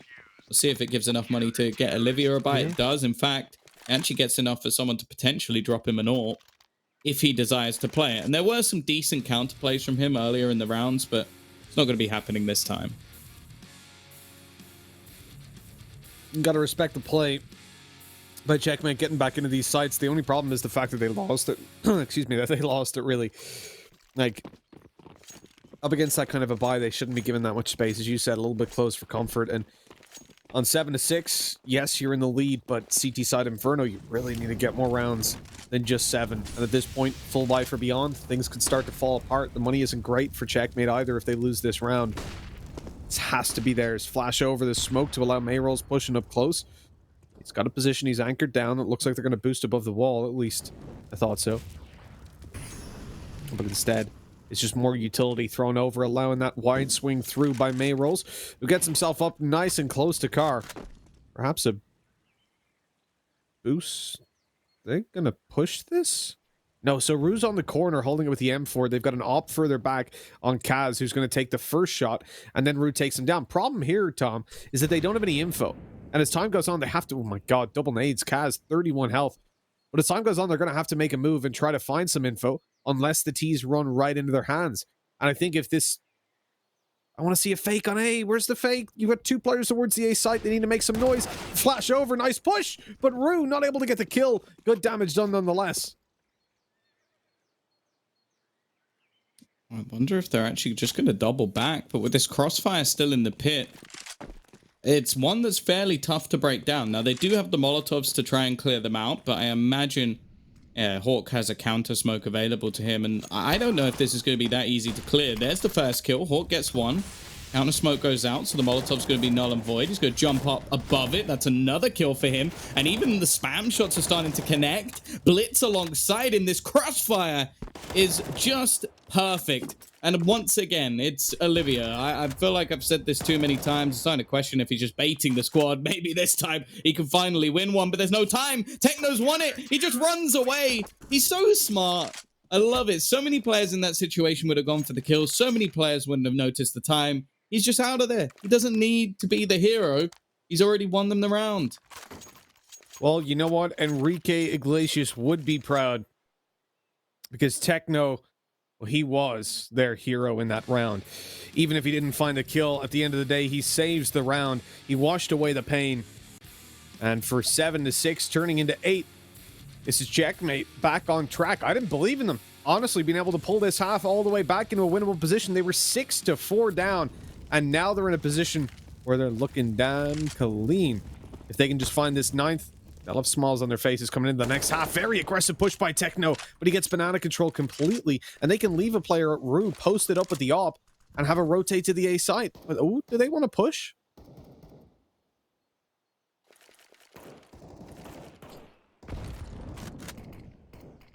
Oh.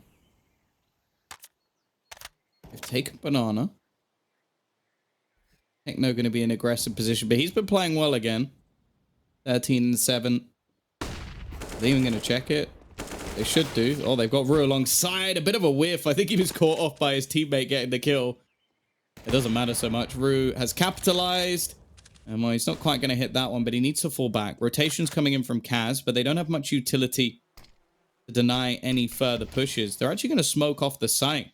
Try and give them a peek in, but then they smoke off the other side. So they're just going to try and jump over it, basically trying to negate the AWP, but they've got to be careful. There's a flank coming in. It's quite far away. Hawk maybe needs to get his running shoes on. STK goes down. Kaz has managed to catch one from the back of the site. They used a lot of their smokes to try and get into the site. And while once they did, they didn't seem to have much of a plan, and it is all going to fall flat. Checkmate with a fantastic resurgence in this second half, winning 5 rounds in a row towards the end and putting themselves in the driver's seat here. But as we know, going onto the T side, it can be a tough task to string out rounds. Yeah, it can definitely be difficult. I think they've done it though, right? They've got the foundations built, and from a 6-4 deficit to climbing all the way back up with those 5 consecutive rounds, that is huge for Checkmate. Mentally, coming into this next half, they can feel much more confident. And yeah, okay, there's going to be some downsides, some difficulties here for them on the T side, but if they can get off to a good start, I think Beyond start to feel shut out a little bit. That previous map was a disaster from them, and now if they don't manage to get on the board soon, they're going to be miles behind on Inferno. Checkmate, pistol round, move towards the A site, and there's 3 players stacked up on B, so very good decision making early on by Checkmate. It might be just a little bit of a roll of the dice, but they're certainly landing on whatever's good to land on with dice. Landing on doubles, let's go with that. Oh, Root. Got 2 in this round. He's got the mini raid boss, and his teammates already made it into the library. They're not going to check. They are not going to check. They are not going to check. Not one of them. Not one of them checked. And that has made this round all too easy. Kaz and Rue combine. It's a 10th on the board and Beyond. What are you doing?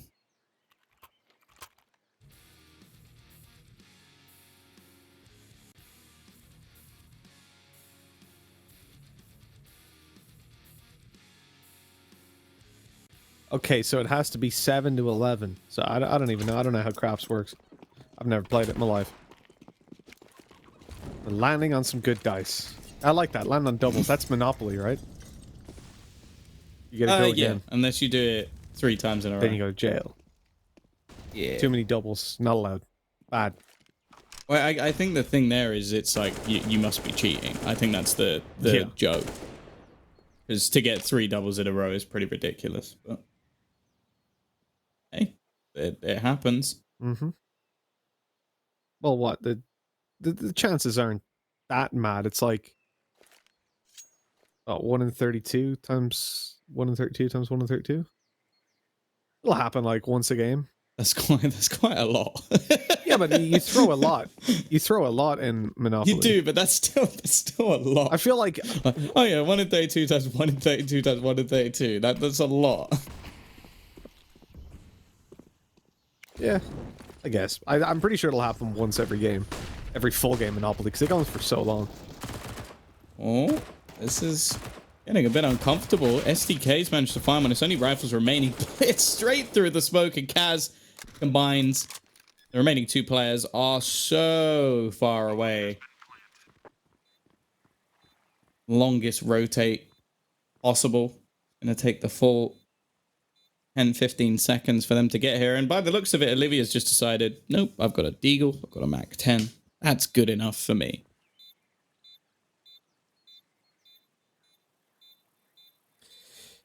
Well, you can see immediately in the next round, Olivia can drop the deagle, right? So you've got 3 weapons then that are capable of doing a lot of damage.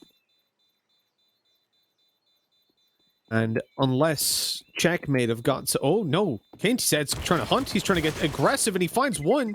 That's all he's going to get. Okay, so you've got 2 weapons now, plus a little bit of money for KNTZ. Maybe worthwhile. I feel like it would have been better having that in the next round, to be honest, but it is what it is.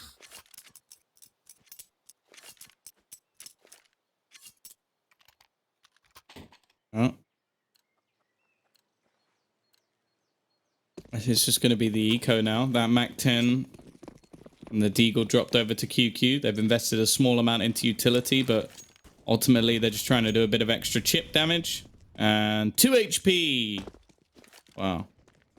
Probably not worth it, but it's always worth a try. You can see banana control taken almost for free.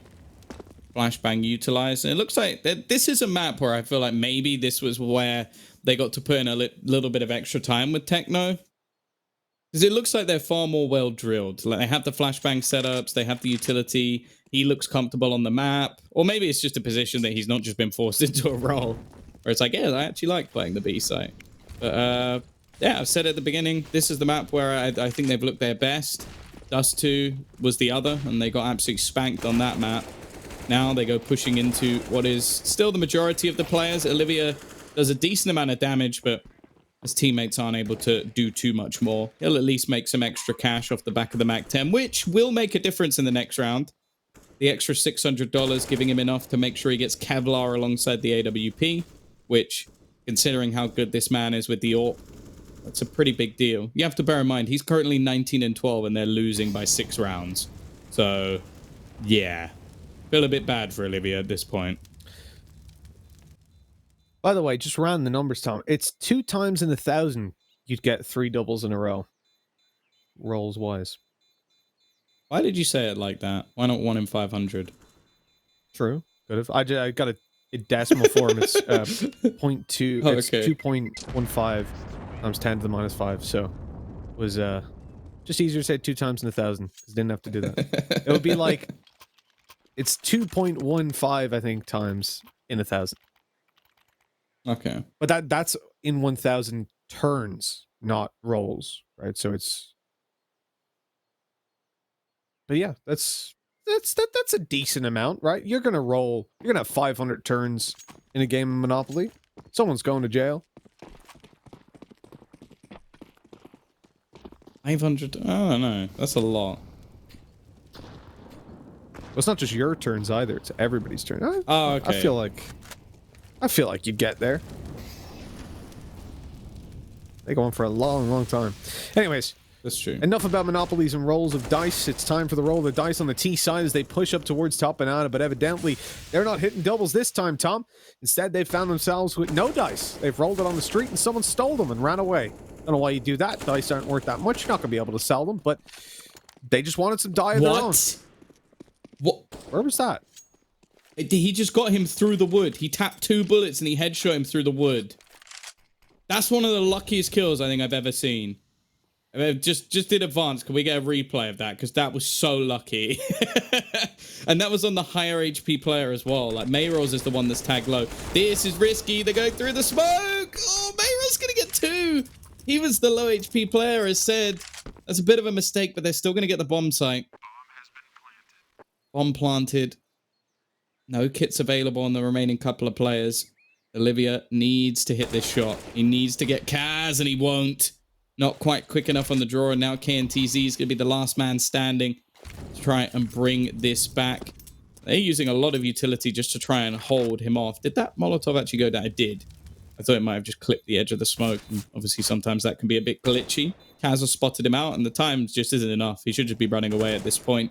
And eventually, KNTZ will fall off. So, a little bit of luck for Checkmate. I will say that Mirage, considering how low he was, for him to get 2 kills is relatively impressive. Ultimately, it's the 13th round for Checkmate, and I really want to see that headshot come in again from Rue. Like, I don't know how that managed to work out for him. Like, so look, STK has 45 HP.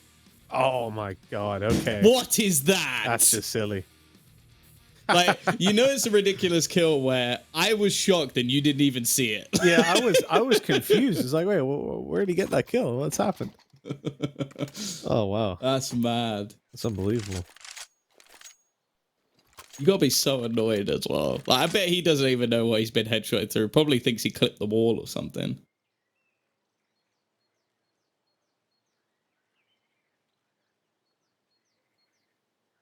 One of those things. I mean, you find those kills sometimes, you'll be laughing. All right, considering 13-6 now for Checkmate. It's really a blessing.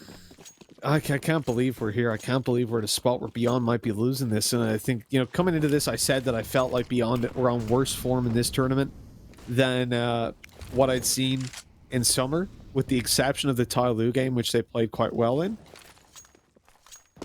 But I really did. Like, it was more a cautionary tale. I didn't actually think Checkmate would be able to win this. As you pointed out, Tom, having Dust 2 in the pool alongside Inferno was a good advantage for them. And once they got 16-6 on Dust 2, I thought, well, Yeah, exactly. GG, this is over. And yet, against all odds, Checkmate are here. They're in the lead with more than double the rounds of their opponents as they look to push into the B site, but they're running into a 3-man stack. And will they check the boost, Tom? Please. Oh, he's pulled off anyway. I don't even know. Did that Molotov, the Molotov spread onto the boost? That's pretty nice. Oh god, STK. We get 2 with the MP9. This is a disjointed push, to say the least. Kaz is now trying to rectify things. There's still a player here. QQ, I don't know if he's been spotted. He'll hear the footsteps, but he's just going to pull back. I actually quite like that from QQ. Not risk turning this into a 1 versus 2. Make sure that they keep the advantage. Please don't peek. Okay, never mind. Anything I said goes out the window. But luckily, Olivia is going to get the trade eventually anyway.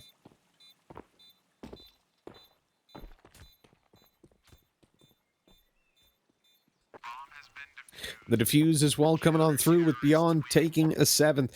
You know, it was close. Considering they did 3-man stack on the B side, things could have went south very quickly for Checkmate.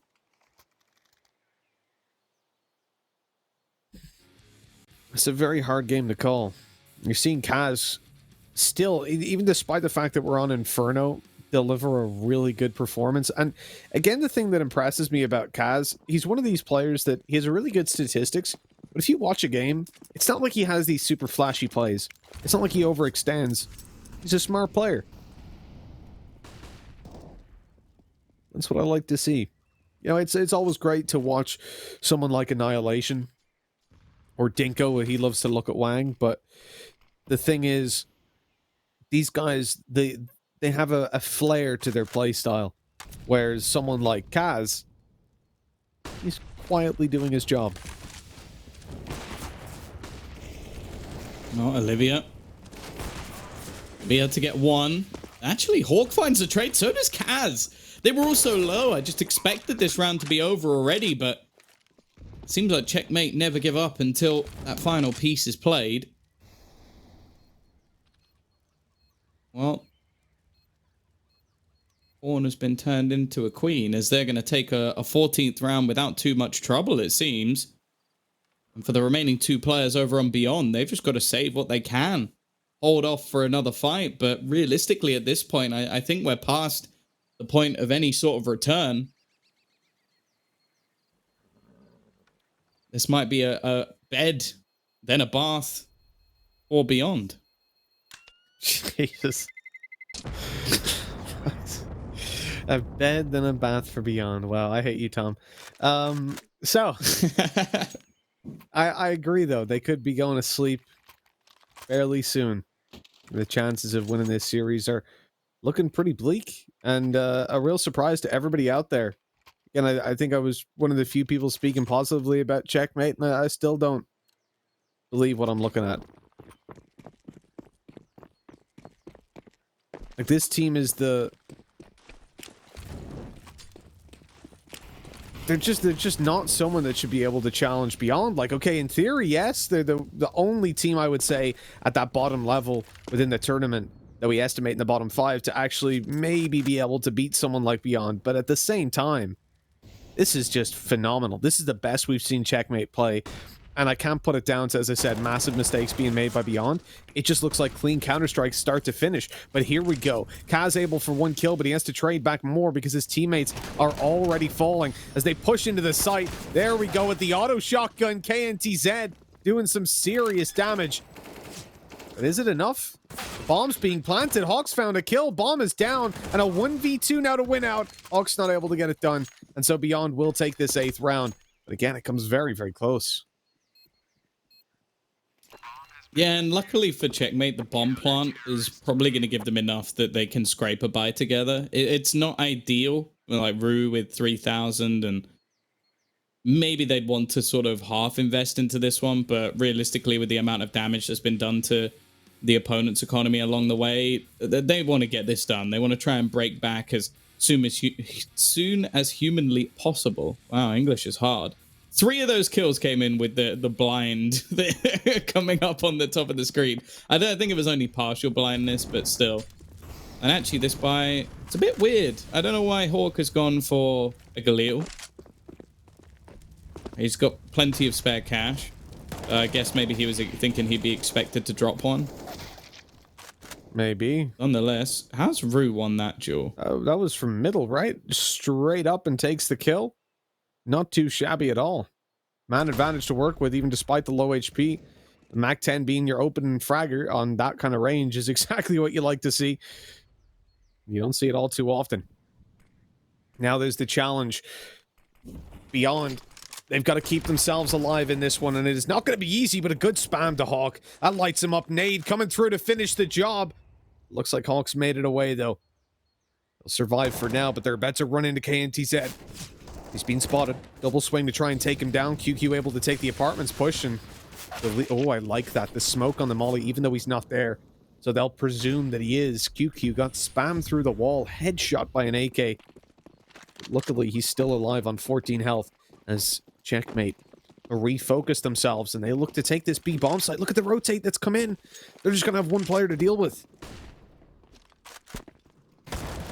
Oh, this is aggressive from Rue. He was very low on HP. They check the site? Surely. Okay, Techno's going to do it, but he has the bomb. Like, what is going on? They've just fallen at the final hurdle of taking the site, and they're running out of time. This needs to be a fast frag coming up, and it's not going to happen. Kaz now the only one remaining, struggling to clear this last man, and STK is going to close out the round because of it. That is a catastrophic error from Checkmate in a round that they very easily could have taken. Now their money's going to be in the bin once again. So 14-9. Going to have to wait and see what they've got.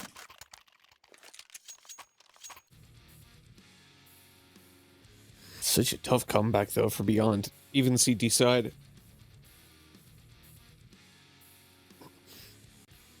It's hard to find faith in them. I want to believe. But Checkmate have won my heart, Tom. They've got Deagles. They've got 4 Deagles, Tom. This is a round win. Calling it here. The magic formula, the Asian Counter-Strike formula has been met.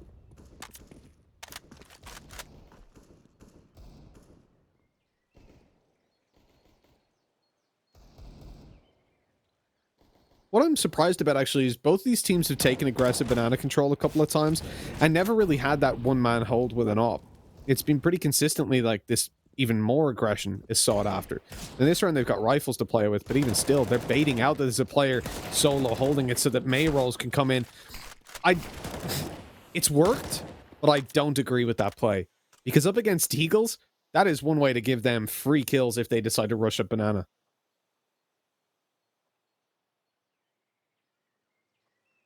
They're clearly feeling confident, that's for sure. But yeah, definitely a risky one. Root, definitely been good. Wouldn't it be funny if this whole time his name was like Rocks? It wouldn't be unheard of. That's the thing I always find, especially with names I'm not particularly sure of. I'll just hear like, well, it's the same thing with like the boomage situation. Yeah. Like everybody, like I find that out relatively early because I knew, at the time I knew Quick quite well, who was obviously on the same team as him. So I went up to him, I think it was like WSG in Barcelona, and I was like, so how do you say Boomler? And he was like, who is Boomler? And I went, BOOML4, and he went, oh, Boomage. And I'm like, you what? Like, excuse me? I thought he was messing with me. I was like, no, but seriously, that doesn't, how does it say that? But yeah, it's true. At least with Boomage, he was like, no, it is Boomage. Whereas with Zipix, he was like, I don't really mind if they call me Zipnix. It's like, no, but we want to know how it's said. We don't care if you mind. This is such a nice guy. He's like, oh, that's okay. You can mispronounce my name. I'll allow it.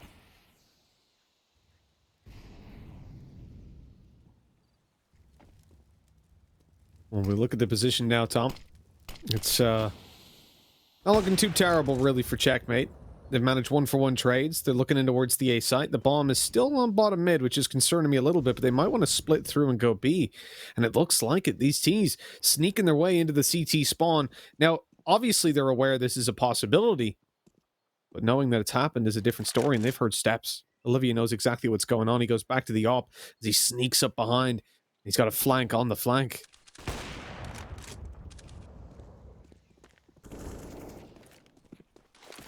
This time they checked the site.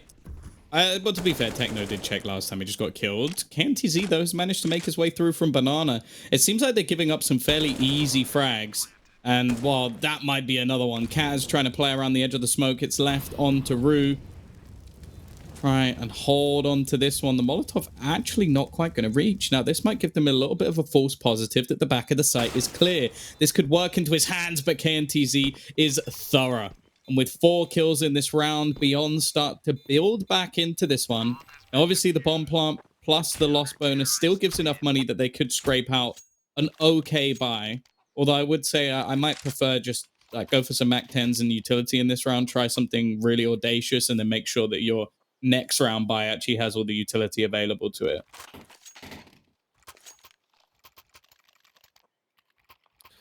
I do have to wonder, you know, at this point, in the current position of Beyond 11-14, where are Checkmate coming at this mentally? Because, okay, they've been able to find themselves in a position where a lot of these rounds are close, Tom. Yeah, but if you ain't winning them, and then your lead slowly gets eroded, it doesn't necessarily matter. I want to see how they approach this one. They've got pistols. They should have a decent read on what's been going down. I think, obviously, they saw that with their smokes, they were able to quite easily push Beyond back away from the A site. It'd be interesting to see if they opt to pressure in towards that a little bit more. And based on their early control over towards second mid, I'm presuming this is actually going to be more focused in towards a an apartments play. Although they've shifted afterwards and slowed it down. It's odd because usually in rounds like this, you'll see much faster play. Yeah, and I'm a big fan of it as well. I think especially a burst towards either short or arch is severely underrated.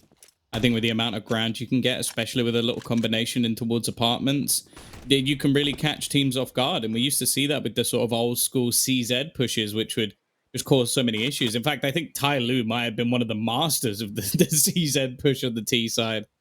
So this is interesting.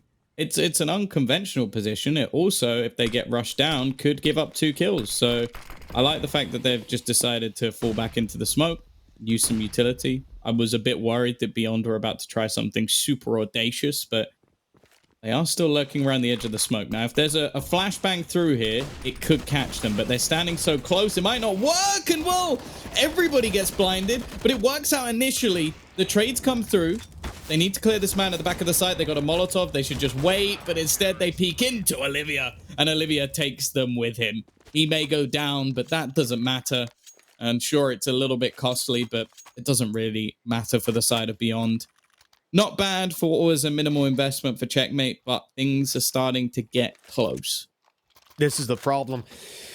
Checkmate need to identify the problems that they're facing, because at the moment there are plenty of them. Beyond have been able to clock these rounds one after another and are building up the momentum. Checkmate come in with a full buy. This investment will be their last for a little bit. If they lose this, Tom, it's 14-14, and at that point, I would be pretty scared if I was Checkmate. But in fact, Beyond are the ones calling a tactical timeout. This might put a spanner in the works for whatever Checkmate are planning, because they've spent the last couple of rounds getting a read on what Beyond have been doing, and now there's a decent chance that that's going to change. We've said how a lot of teams will like to go for faster plays out of these kind of pauses, but I wonder, this is a very hard position to make any kind of decision in, Tom, because there's a large possibility that Beyond will try some tempered aggression. There's also a chance that they'll just mix up their setup. Maybe it's going to be a solo banana. There's so many things they could do that they haven't so far. And for Checkmate, I don't know what they should do. I don't know what the call is in this position, because it entirely depends on how Beyond are mixing it up. This is where something like having an analyst on your team who can go through Beyond and give you a good indication of what their kind of C and D plans are. Arch. There you go. I'm their analyst. They should fight for Arch control. I think it's something that Beyond have been negating quite a bit. Okay. I think it's a position that has been left open. I think if you put pressure onto QQ, you could have a decent wraparound. And with how we see some of their setups on towards the B site, I think there's lots of opportunities to try and clear these positions out. So I think that's the play, because I don't think they pressured that at all. We've seen them go for a couple of short side plays that sort of get shut down by the crossfire, but the majority of their pushes have actually ended up on the B site. And we've seen some severe openings on this A site at times. It's just, if you're consistently pushing into this same crossfire, it becomes a little bit easier. Also, if you go towards Arch side, some of the time you're going to be able to avoid Olivia, who is always going to be the danger man in every single one of these rounds. He is someone who's consistently switching positions. And as you've just seen, he was playing on the site, now he's playing Arch. But that's what I mean. It's like, it comes down to timing. And I think that's better than what we're currently seeing, which is consistently trying to put pressure on these B-site players. And I think they've done a good job at slowing down the pushes. I think that's one thing we have to give credit to Beyond for, is most of the time when these pushes come in, it's a run through the smoke, or it's a risky play being made, as we're seeing right now. But they have actually managed to leave Mayros out of position. STK, well, he goes down without a fight, but Mayros, a little bit of luck that might just go a long way, as that's actually going to give them space to potentially retake this. Yeah, indeed, this look might go a long way, as Beyond in a position now where they need to get back into this site, but with it evened up in a 4v4, they can definitely go for this. It's not lost yet. Time is ticking away. The first kill goes to the T side. The swing by Blitz. It's aggressive, but it works out. Mayroll is able to come up behind, though, and catch one off guard, and this could be it. A 1v1. They know exactly where Hawk is. Mayrolls is sticking it. 1 second left. He's going to swing. He's going to go for it, and Hawk gets Mayrolls just in time. It came so damn close. But Checkmate now sit on 15 rounds and in a position where they can genuinely win this game. Beyond have got no cash. It's got to be pistols for some players even, as they fight for survival.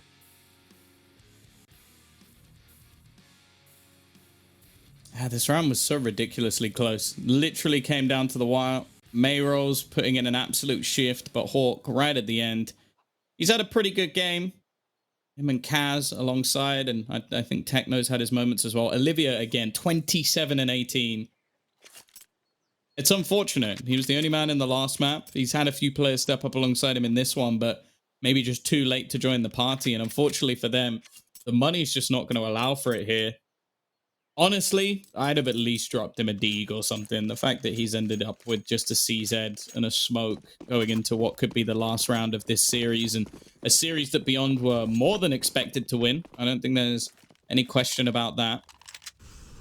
Interested to see what Beyond decide to do here, because we were very much talking just moments ago about how they're in the driver's seat. It's up to Checkmate to try something special, pull out something spectacular to steal a round away. Well, the second they did, even no matter how close it was, that's been enough to trounce the economy of Beyond, showing how close a lot of these rounds really were. Gonna see Banana Control taken once again. It seems like a broken record, but Checkmate, they seem to think that this B site is the right place to go. Counter utility expended again, and it's a similar result. STK, he's done work though with this MP9, and this has been the problem. Whenever they've got killed... Oh, no, that's stupid. That's not the play. That was such a big risk from Mayrolls. You already have a 4v3. Sure, I think there was a flashbang that came through, but you've just lost your only prominent rifle to pushing through a smoke. Why not send the CZ? Why not send an MP9 if you are going to make that play? Why have you sent your M4? And now the time ticking, 20 seconds left on the clock. Blitz is going to close out another one. I think they've just decided the map themselves, as Kaz is going to look to help close this out. KNTZ, he's down and out. And it is the upset. Checkmate, they've come close against many other teams, but they have now taken down Beyond. Beyond will stick in the bottom 4 of the tournament so far, and Checkmate, they're rising up. Unbelievable performance by Checkmate. I gotta say, they really blew me away when it came to this series, especially after that first map. The mental fortitude to stick in it and keep themselves alive.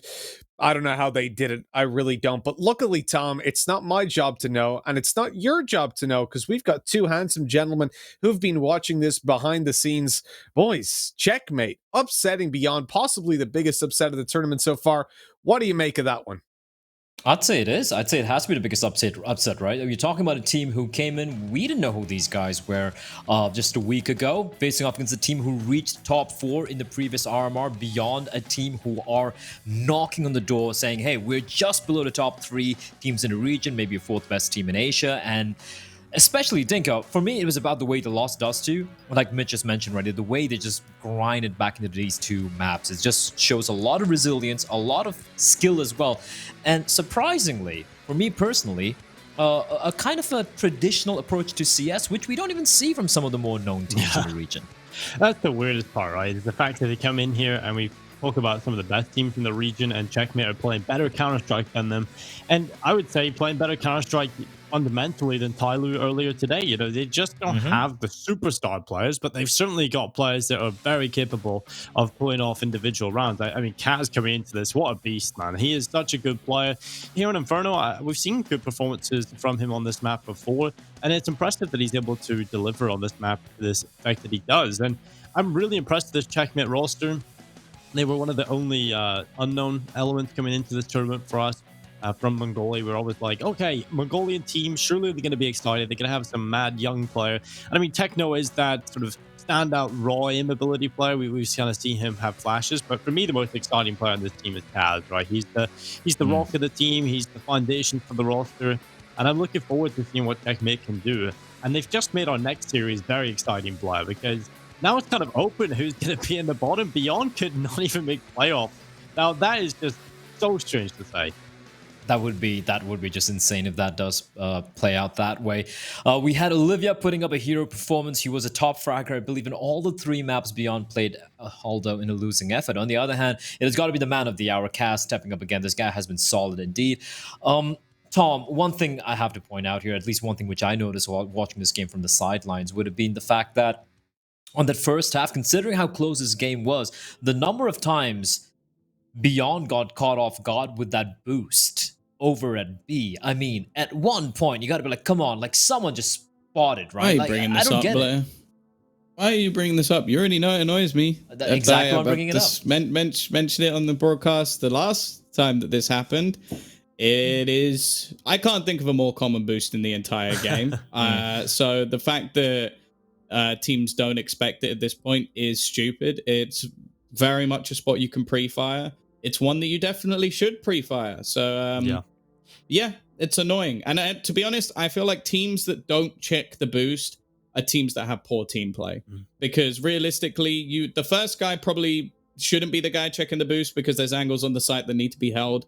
But you need to have good timing. So someone should be pushing through, the other person should be checking the boost. and they seem to do neither of that, and that's one of the reasons they lost this map. One of the weird things about the boost is for a lot of teams that don't check it is I don't know why people don't use utility for it because it's such a common spot, right? There is nade lineups, there's Molotovs you can throw. Obviously, the smoke can sometimes cause a little bit of issue with that, but you can still nade it, you can pre-fire it. It's the only boost that comes to mind that kind of is similar to it in terms of its use is probably the boost on overpass when you're boosting from the B-bomb side down into water. And look how many teams have so many different approaches to that area of the map because they know it's so common. They have nade set up to use utility. They have the pre-fire ready. I don't know why teams don't check this boost. And whether it's bad habits from the previous inverter, they just can't get out of their head. I hope not, but it just seems like so many teams haven't figured out that you have to check that common boost. Indeed, they have to. But right now, Mitch, very quickly, if you can just like encapsulate what's going through Beyond's mind right now. Where did it even stand looking at, well, what could be the final RMR event of the year? They're a team on the upswing. They've been looking good. And suddenly you lose convincingly, mind you, to Checkmate. Where does this team stand right now? I don't know where mentally they're at. I mean, I said coming into this tournament that they definitely looked worse than over in summer, and I think this really encapsulated that completely. It showed that when we look at this lineup, there are so many things that need to turn up in any given game that I think they got to go back to the drawing board. They've got to do an Invictus, start looking at their demos a little bit more because there is something that needs to improve in how they set each other up. Because you cannot just rely on having the individuals to carry you across the line. Because in this series, Olivia showed up, QQ and Mayrolls didn't have the worst of games, and it wasn't enough. Like, we need all of them firing, and that's not good enough. You can't have a team reliant on that because it's not going to happen every time. Well, you know what? We had a Mongolian team, kind of the underdogs pulling off the upset over one of the bigger teams, bigger names in this tournament. Coming up next, it's going to be another Mongolian team facing up against the underdogs this time around. It's going to be Tiger, the RMR champions from the first edition of the RMR events, and they're going to be facing up against Zigma, who are qualifying for an RMR event for the very first time. It's kind of roles being flipped here. Can Zigma kind of avenge their countrymen against the kind of the favorite, some people would say, in the form of Tiger? We're going to be finding out, but after the short break. Coming up next.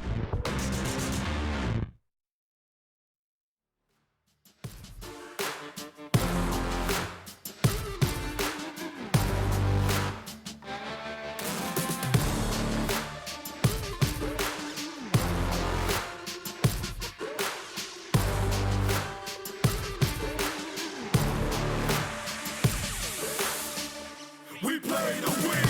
Making sure I don't say this all again. Outside, you can never box me in. We play to win. Never follow, I came here to set the trend. Break them all if the rules won't bend. We play to win. And if you need the proof, then check stats. I got the answers if you're trying to test that. I'm taking off, you can watch as I ascend. You can ask me how I do it, I just say we play to win. Aim for the stars, never settle for the moon. Spread my wings, all I needed was the room. Keep them guessing, see us great when they assume. I play to win, I play to win.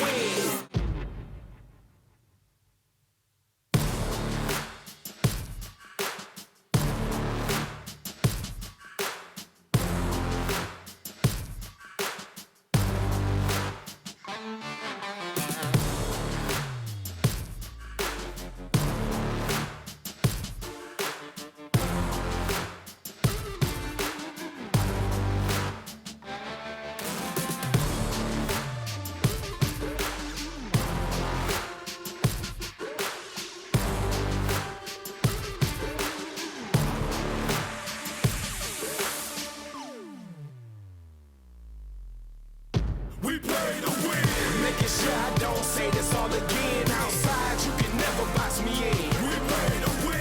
Never follow, I came here to set the trend. Break them all if the rules won't bend. We play to win. And if you need the proof, then check stats. I got the answers if you're trying to test that.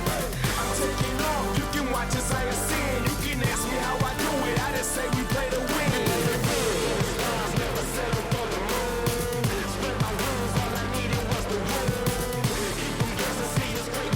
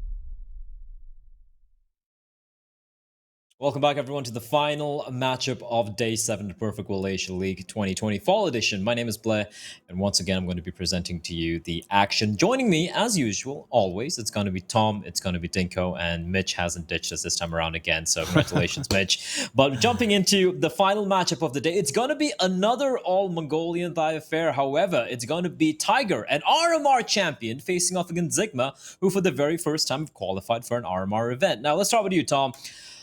The first matchup, the second matchup of the day, rather, that didn't quite go according to the script, as some people would say. And heading into this matchup, Tiger should be the overwhelming favorites, but how many times have Tiger disappointed us? Too many, I think, is the answer at the moment. Like we were surprised that Bren went close because of what we expected of Bren.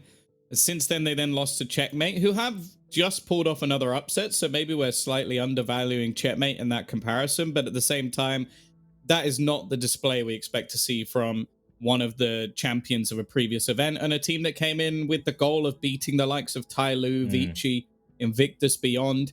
The fact is, so far, we've seen the guys of Tiger probably have one of the easiest runs out of all the teams that have come up, and they have not looked good even within those easier runs. So, I don't know. I've not been impressed with this team so far.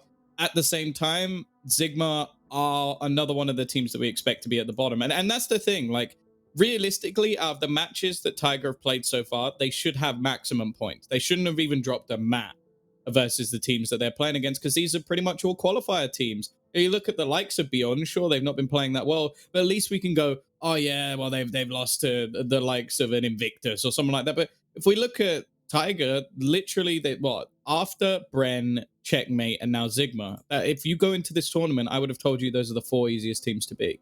Yeah, on paper it should be. But Mitch, if you go back to one of the results we've had from these two teams in the past, we're looking at the last time these two teams faced off, and I do believe it's pretty much the same lineups. It was a DreamHack Masters spring event a few months ago. That was I think almost half a year now, how time flies, just when the lockdown and everything started. But it was Zigma beating them 2-0. And this is when Tiger were looking good. This is them fresh off the win in the first RMR. And heading to this matchup, I just want to add on to what Tom mentioned over there. For Zigma, sure, they lost to After Gaming, which is rough indeed. But at the same time, Tiger, they lost to Checkmate. Again, I don't want to take anything away from Checkmate, but it's just two very unknown quantities, right? It's kind of unknown quantities, but on different ends of the spectrum. Yeah, as Tom said, After was much worse, but at least they didn't lose to them. It was 16-11 and 16-10, but still better than a loss for sure. I think this is a position though where Tiger cannot afford to lose a map. Like, they've got to prove that they had a slow start into the tournament. Sure, they're 2-1 up at the moment, but this can slip away very quickly. And if they lose to Zigma, if they even drop a map, I'm sorry, but what they're saying, oh, we're gonna beat Tyloo, beat Vici. No, you're not. You're gonna get smashed by them. Yeah, well, that could be the case. Let's take a look very quickly at the map videos, and Dinko, let's hear your thoughts on what particularly sticks out for you here, as we do have Dust 2 and Vertigo getting banned out. No surprises there. Dust 2 is a map you don't kind of want to play against Tiger. Yeah, Tiger have shown that they can play the map. Although, when I see Tiger on this map, either it's the clean and clinical Tiger with the teeth, or it's, the little cat. So, yeah, I feel like that's an up and down map, and I feel like that's what summarizes Tiger overall. But Zigma, always going for the Mirage pick. They're a tied team. They like to play this. They're decent enough on it. They need to fix the B hold. That's been a common factor for a lot of teams, but Zigma, they just keep going with the Mirage pick. They keep picking it. They're okay on it. I wouldn't even say that they're going to be comfortable against Tiger. I feel like Tiger can certainly still take this map. And then heading on to Inferno, we know Tiger are comfortable on this map. Whether or not they'll be able to put a big performance in, I think they should against Zigma. I think they definitely should be taking these first 2 maps. And if needed, it'll be Nuke. But personally, I don't feel like we're going to need to go there. If things go right and Tiger show up today, it should be a 2-0. The little surprise here for Tom, for me, very quickly before we jump into predictions, and Tom, in a couple of sentences, if you can kind of try and understand why Tiger have banned out Train. It's a map where they have a pretty decent win record on. You're talking about Nuke, where they've played quite a bit. Zigma have been kind of rough on it, but neither. I don't know. It's kind of weird. I feel like Train would have been a better pick, or rather, the final map decider for Tiger. So that ban. It's a little curious, right? This whole map pool seems weird. Like, there's only 2 maps on that actually have a percentage, which basically means if you don't know about HLTV, it means they played more than 2 maps. And the only two Three, maps I think. there are, or three either way, is going to be Mirage and Inferno. So it doesn't actually make sense. Like you've basically just given the same as the last series. I sort of questioned it, going, you've given them the two maps that they actually want to play. Well, they've done that again. Like they're not counter picking; they're just picking what they want to play. So yeah, sure, that works in their favor in the sense of they're comfortable on the map. But at the same time, Zigma are going to be very happy with this veto. All right. Yeah, I mean, it's as comfortable as they can get it, right? But then again, there's a little bit of material for Tiger to look at, I guess. And, when you look at the demos that have been played throughout this tournament, at least Tiger can look at this and go, okay, this is what we can go up against. We'll see how they play. Whereas, with a lot of the problems in Asian Counter-Strike is the unknown quantities when you come into these tournaments. We've seen it with Checkmate being able to beat Beyond. You don't know what to expect, right? They could come at it with a completely different play style. So at least Tiger kind of coming into this, if they looked at the recent games, they can definitely see how Zigma play and they can come up with a way to exploit that. Whereas if they went to another map where there hasn't been too much to look at, that could potentially be where Zigma just kind of go into it with no pressure. They just figure out on the fly. And that can be quite difficult to deal with for some teams, especially since Tiger have shown they have tendencies to lose against teams or struggle against teams that they should be beating quite cleanly. Well, let's do very quick predictions here. I actually want to hear a little bit when it comes to maps as well. Now, I'm assuming everyone's going to go Tiger here, but Mitch, 2-0, 2-1? I'll go with a 2-0. I'll have faith with Tiger. I'll take the gamble, roll the dice, look for doubles. I think realistically, when we talk about the Zigma lineup, I don't expect them to be a team that manages to take down Tiger on a normal day. They really shouldn't. And I'm guessing Tiger have done a lot of research on this one. I don't think they'll come into this kind of just going, yeah, we can beat them on individual skill, because from what we've seen of them in this tournament so far, they need to take every opponent seriously. All right, and Tom, what about you? 2-0 Zigma. PP's going to smash him into the ground. Okay. On that note, we do have PP Overdose going to be playing here, and I believe Tom Biz has overdosed a little bit too much on PP. We're going to be heading into the game here, and gentlemen, once again, thank you for joining me on the desk. And now it's going to be Dinko and myself bringing you guys the action. A Mongolian and Thai affair again, of course, this time around Tiger. Dinko, I want to hear your thoughts. I'm assuming you haven't overdosed on anything here, and you're going to be going the safe route and saying Tiger 2-1, 2-0? I'm going to go 2-0. I have faith in Urcast. I think he's going to single-handedly carry the Mongolian roster over the line here. I didn't see enough from Zigma or Mirage to be fully confident in this team. I mean, this is obviously the comfort pick for them. They love to go with this map. They'll pick it into anybody. They're a team that like to play it to their own strengths instead of the weaknesses of their opponents. But I still feel like Mirage is just not a very good map for them in the way that they play it. It's just always close. It's always looking rough. There's loads of mistakes across the board. And I think, personally, I just see Tiger exploiting every single one of those weaknesses. I think Urcast is going to come in and just smash them. The only potential problem that I have here is if Tiger go quiet on the A bomb site. I feel like sometimes that can be a little bit of a problem. Dobu can sometimes either step up and shut them down, or he can be a little bit of a hindrance in the Underwood position. I feel like sometimes he doesn't quite get the reads right on when to get aggressive or play in front of the smoke. So definitely want to keep an eye on him. And now we get into things. It's Tiger on the CT side, Zigma over on the T side. Indeed, it is. You know what? I'm gonna go to Wave Tiger as well, but I feel like it might be 2-1 because, like you said, I don't know. Mirage seems to be 50-50, and I feel like Zigma might have it. Cabal, the man of the hour, he is the guy we're going to be keeping an eye on. When the guy has a rifle, not an AWP, he can be quite deadly indeed. And Tiger burning bright. Will they burn bright tonight or this evening is a question, as William Blake so famously wrote in his poem 150 years ago. And here we go. It's going to be the A play coming in. They're going to be charging in straight into the waiting crosshair of Mr. Dobu, the secondary flashbang. It's going to be a dead giveaway that the players are going to be coming out there. I feel the timing was a little off from Zigma on that A pincer, Dinko. Yeah, Zigma just kind of dropped the ball here a little bit. The time wasn't quite there. The movement as a cohesive unit was not, and now the kills are not either. PP Overdose looking to try and give them it, and he won't get more than one, and it's going to be Cabal that comes right back in. 4 players set alive for Tiger. That's going to be the pistol pickup for them. And a very convincing start play. Very, very convincing start indeed.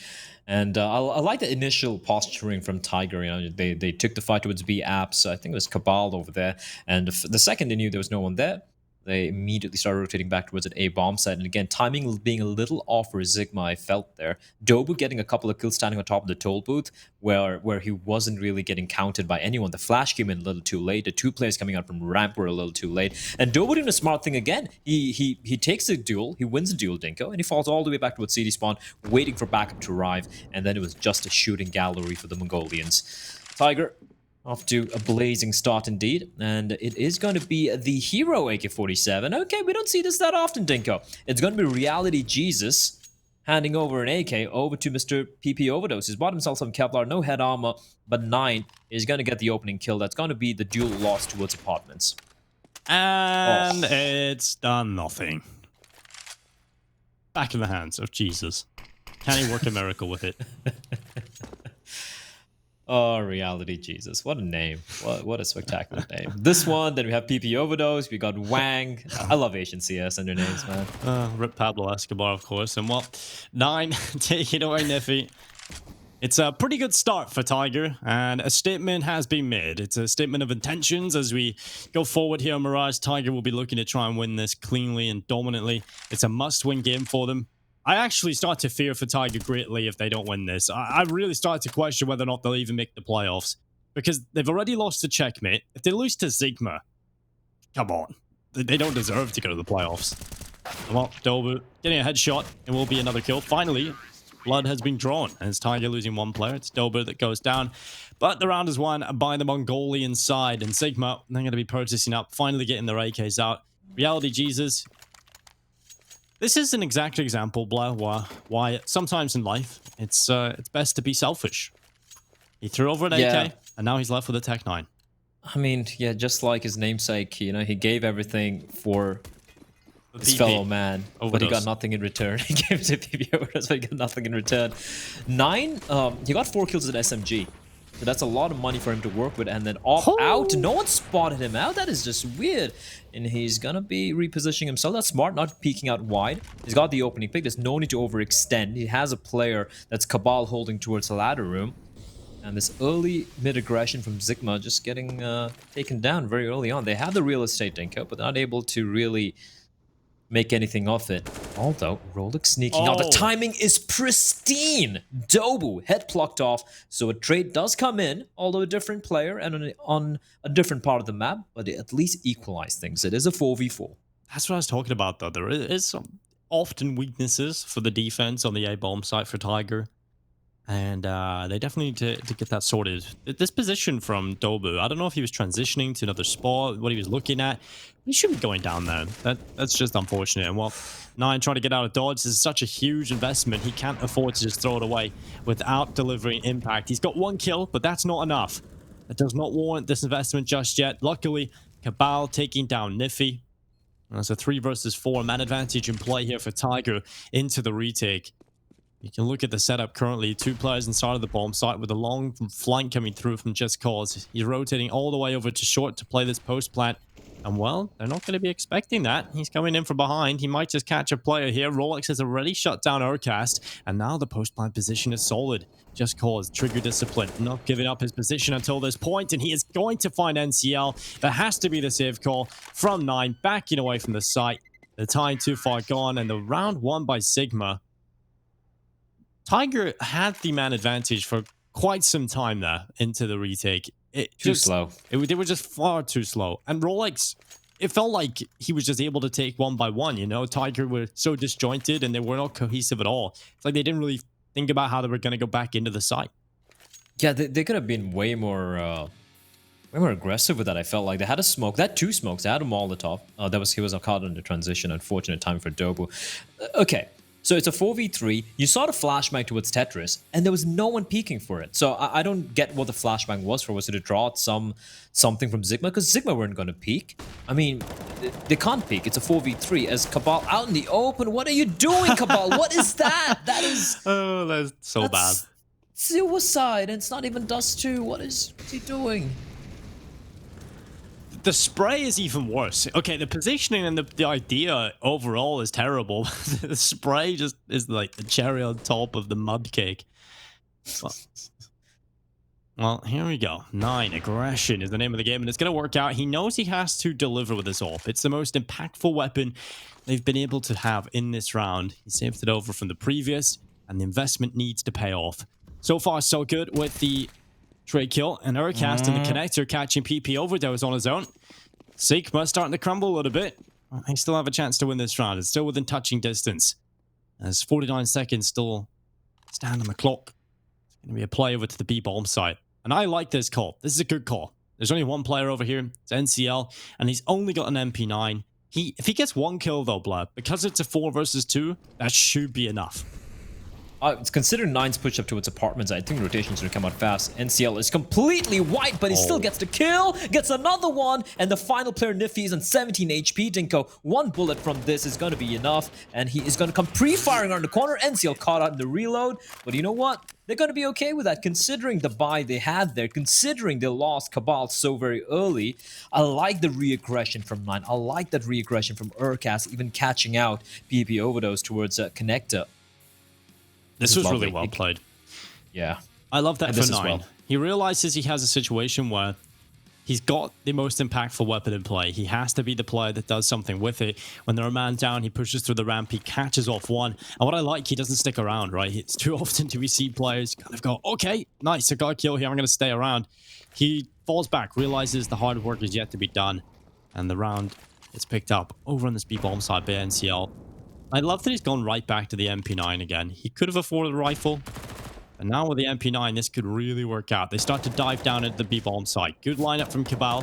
It's one onto Rolex. He's looking for another, and he's going to get it at long range. NCL secures a headshot, but the bomb plant will be conceded. Zigma gets some money on the board, and that's kind of a win in their eyes. That's exactly what they wanted coming into this. But NCL, again, picking up cash with the MP9. Can we just give a little bit of love to NCL for the way he played that, right? He was alone. He knew rotation was coming in from short. He knew he just had the MP9 to play up close. What does he do? He doesn't stick around behind a pillar, where so many times, Dinko, we've seen players just get pincered or just get, just dry peek, pre-fired in that spot. He falls back towards market. Yeah. Sure, he relinquishes the bomb site. He allows Zigma to get the bomb down, but hey, he picks up 3 kills with that SMG, more money in the bank. It's fine. He keeps all five players alive. And if we see more plays like that from many B-bomb site holders we've seen from all the teams here in PAL 2020, I feel like the B-bomb site defense could be much better. And I think that's something a lot of teams could learn, including even the likes of Tyloo with Cabal, again, flirting with danger. That's a lot of damage dealt, though, and the nades are just chunky as hell. Yeah. PP, Nifty, Just Cause, all below 50 points of health without having made contact at all. Urcast, again, gets an opportunity over the top of Connector. Reality going down to the star Mongolian player. And I feel like Urcast is really enough to make Tiger relevant. Not just because of his international success, but because of just how good he is, right? He's a player that is able to carry Tiger into so many wins in situations where, they would be an average team player if it wasn't for Urcast, I feel. And I know that's hard to stoic for a lot of fans, but it is true. Urcast is so good that he brings this team to another level. 100%. Like, we talk about Aussie players and no one's checking. No one. What was that? You talk about Urcast and Dinko. I think you might have just jinxed him there. I got a little bit nervous. What a flick from 9, though. PP overdose completely wrecked. And now Nifty and Just Cause can still bring this one back, Dinko. Now, 9 is completely unaware of how low they are. Or it might just bring out his pistol, but he's waiting. He's waiting for his teammate to arrive all the way from behind. It's going to be NCL. Now, the bomb planter, he's going to be taken down 100%. There we go. Just Cause is going to fall. It's all onto Nifty. 1v2. He's got the AK. The bomb is planted for him. The problem for him here, he doesn't have any utility. Now, 9's going to smoke off the connector. But NCL is going to win the duel long range with the MP9. He has speed so huge for the side of Tiger so far, despite a few close rounds here. And I just want to finish my thought there when it comes to Urcast, right? Apart from that little bit of a whiff spray there from him. When we're talking about the best player in the region in Oceania, we keep bringing up Dexter. And we all know the guy is an international level player. This is a guy who can get picked up by a top tier, maybe even a top 10 team in Counter-Strike. And I'm 100% sure he can deliver, Dexter. And the only other player back then who used to mention in the same breath as Mr. Dexter. Ecstasy. And Urcast. Nick Stacey for the stickers. And of course, Mr. Urcast, right? And for him to come back and play in this region, I won't lie. This is him playing in easy mode, honestly speaking. Yeah, he's having a good time, man. Oh my God. Urcast, he's going to find one. There's a big gap to play with here to the left side, but Zigma, they've got out onto the bomb site. They'll be looking for the plant, and that's a gap. You don't see it, but Urcast taking another kill, and Rolex goes down. That's 3 for Urcast in the round. And Reality, alongside Just Cause, trying to get this done. What can they hope to do here? Reality looks back over to jungle. It's NCL that falls victim to the AK-47, and now Reality looking to try and do a little bit more. He's already done so much, but that bomb is right down in front of him. He has to jump across, dodges the shots. Both players from the CT side converge and they peak on the one spot, but it's Just Cause with a kill to the right side. It does leave Cabal on his lonesome. And Blair, we were just talking about it. Urcast, he gets 3 kills and his team don't get a single frag. The guy, sometimes, man, like, we hear all these people making posts on Reddit or HLTV talking about being stuck in elo hell. This is the definition of elo hell for Urcast. He finds 3 kills, Dinko. 3 brilliantly found kills. He finds 1, 2, prevents the plant from taking place. That's it's sick. a 2v5. How and do they you all lose die. that? They all He's peak. literally, he's delivered you room service with the round win on a silver platter, and he's giving you it for free. What? And you just took the lid off, threw it right in his face. That's disgusting. He's gone again. He's such a nice guy. He's going to keep delivering. He's gone back. No, they didn't like the order, so they're going to do it again. He will go down this time. 4 versus 4. Probably shouldn't have refaced there, but he thought he was confident enough to win the MJO, and you can't blame him. Honestly, at Probably this could have point, he's done it. like, all right, guys, fine. I got 3 kills. You couldn't close it out. I'll kill 4 people this time. Maybe then. Maybe then it can, like, it'll be easier. You think you could step up that time? Maybe not. Well, Cabal, here's another player that, when he's having his game, when he's on his day, he is definitely a player that can rise to the heights, and we'll see if he can do anything. The answer is a quick and resounding no. He goes down to the bullets of Rolex, but NCL's been doing a pretty good job in this B hole. He gets 2 kills and at least keeps it within touching distance. Now 2 versus 2. Tiger looking for the retake. They've got Dobu coming back in through short. 9 already positioned towards market with the AWP.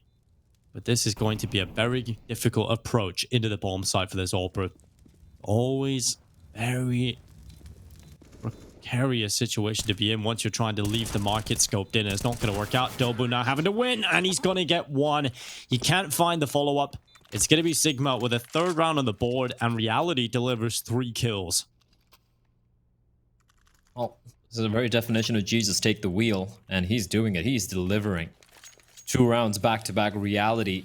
Huge kills.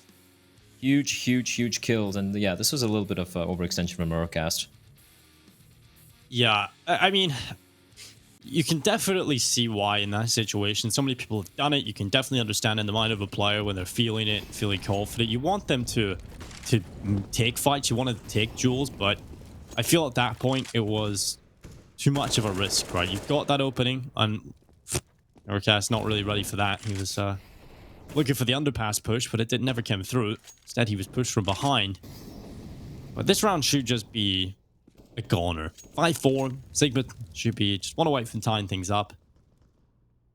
And we're immediately seeing at least Zigma will be competing.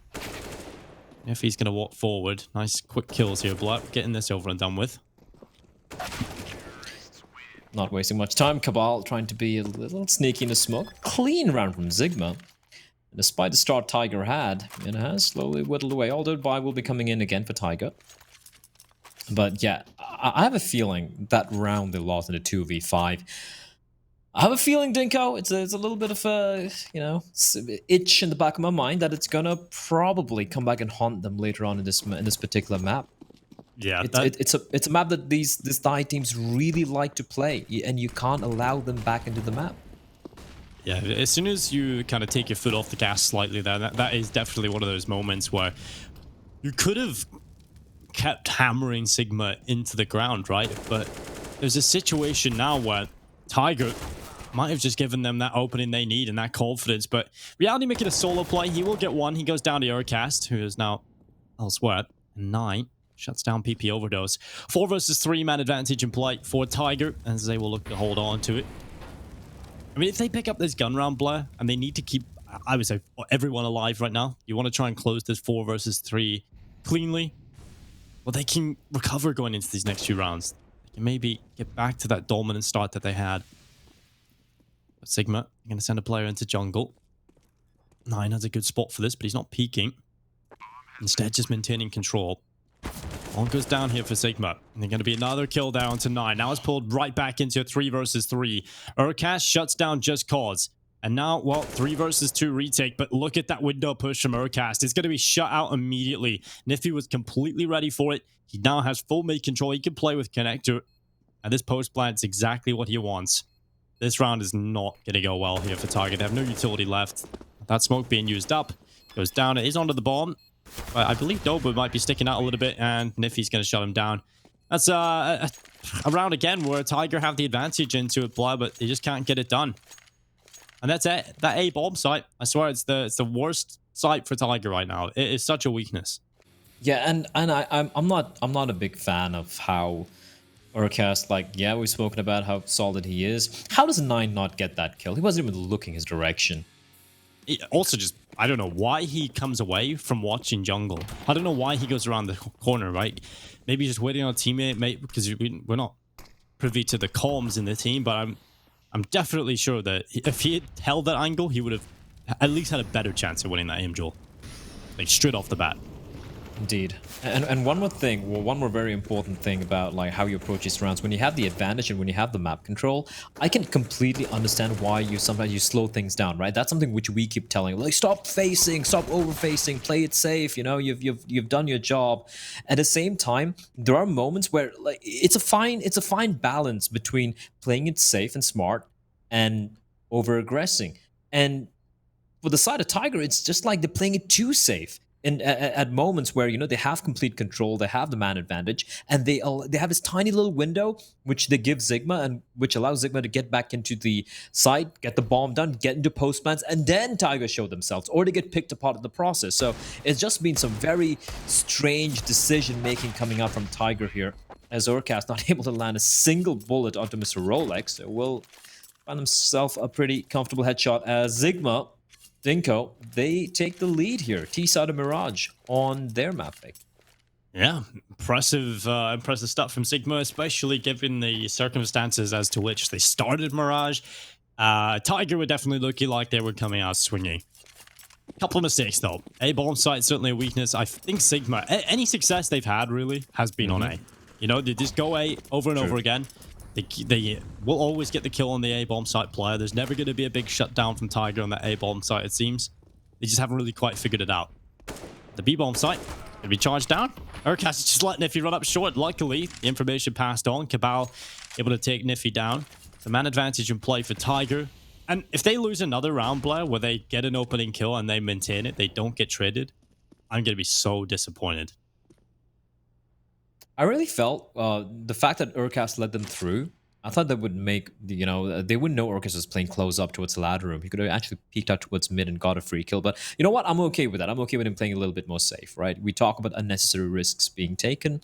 That's something that Urcast has done it a couple of times here, but this is fine. Cabal playing up close. There's a really nice flash there. I think it was Stewie who used it, where, you know, if you're holding that aggro angle, you can get just wrecked as an AWP, but Cabal just walks out dry. Cabal's gonna get a free kill. Urcast, okay. He whiffs that pretty bad, Dinko. In reality, Jesus, he just delivers death to Urcast. Now a 4v3. Again, it was a 5v3.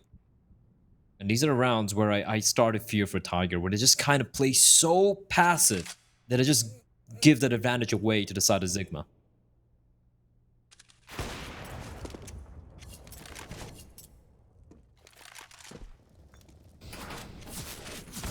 Wow. Oh, he's not going to get away.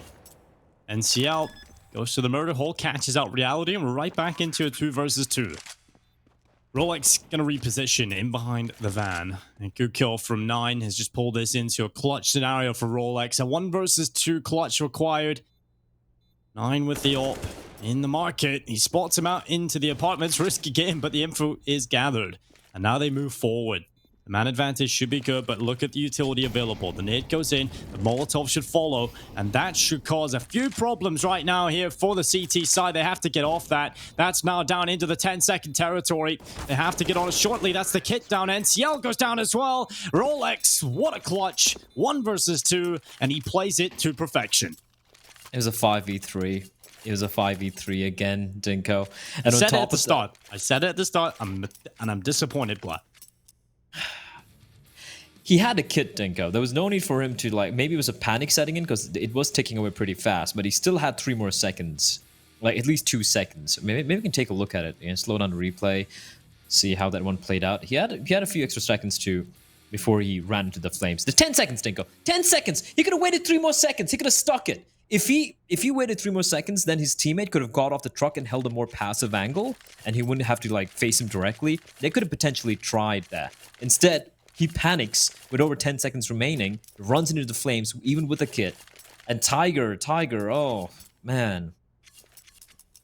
These are some 2 rounds we've seen so far, at least at the top of my head, where they've had it was a 2v5, then was a 3v5, and Zigma have managed to snatch it back. It's just... This is very loose Counter-Strike from Tiger. I'm not a big fan. And again, we spoke, okay, that works from Dobu.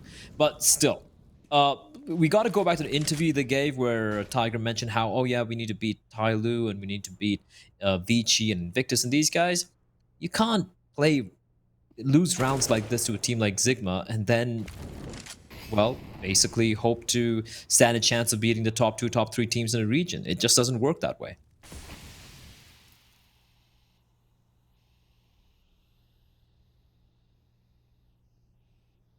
Dolbu, he's dead. Oh, never mind. Nifty starts spamming away, and Dolbu kind of like just giving him a little bit of something to work with. Pulls off the deagle kill through the smoke. Now, definitely making me a little bit nervous now, Dolbu, but I've relaxed. He's got back to CT spawn. He's made it away. Urcast elsewhere getting a kill as well. Dolbu, his 3rd kill of the round. This is so good. This is a round Tiger needed, and Just Cause now springs into action. He has a 1 versus 4 in total. He's going to get that bomb planted in default. The digits punched in. And now we're looking at the 3 players of Tiger to try and take back this site. There's no kit available. There's no utility either. And look at this CT flank. This should be a peek from Cabal right now, but he's just waiting. And that's going to give him a 1 versus 1.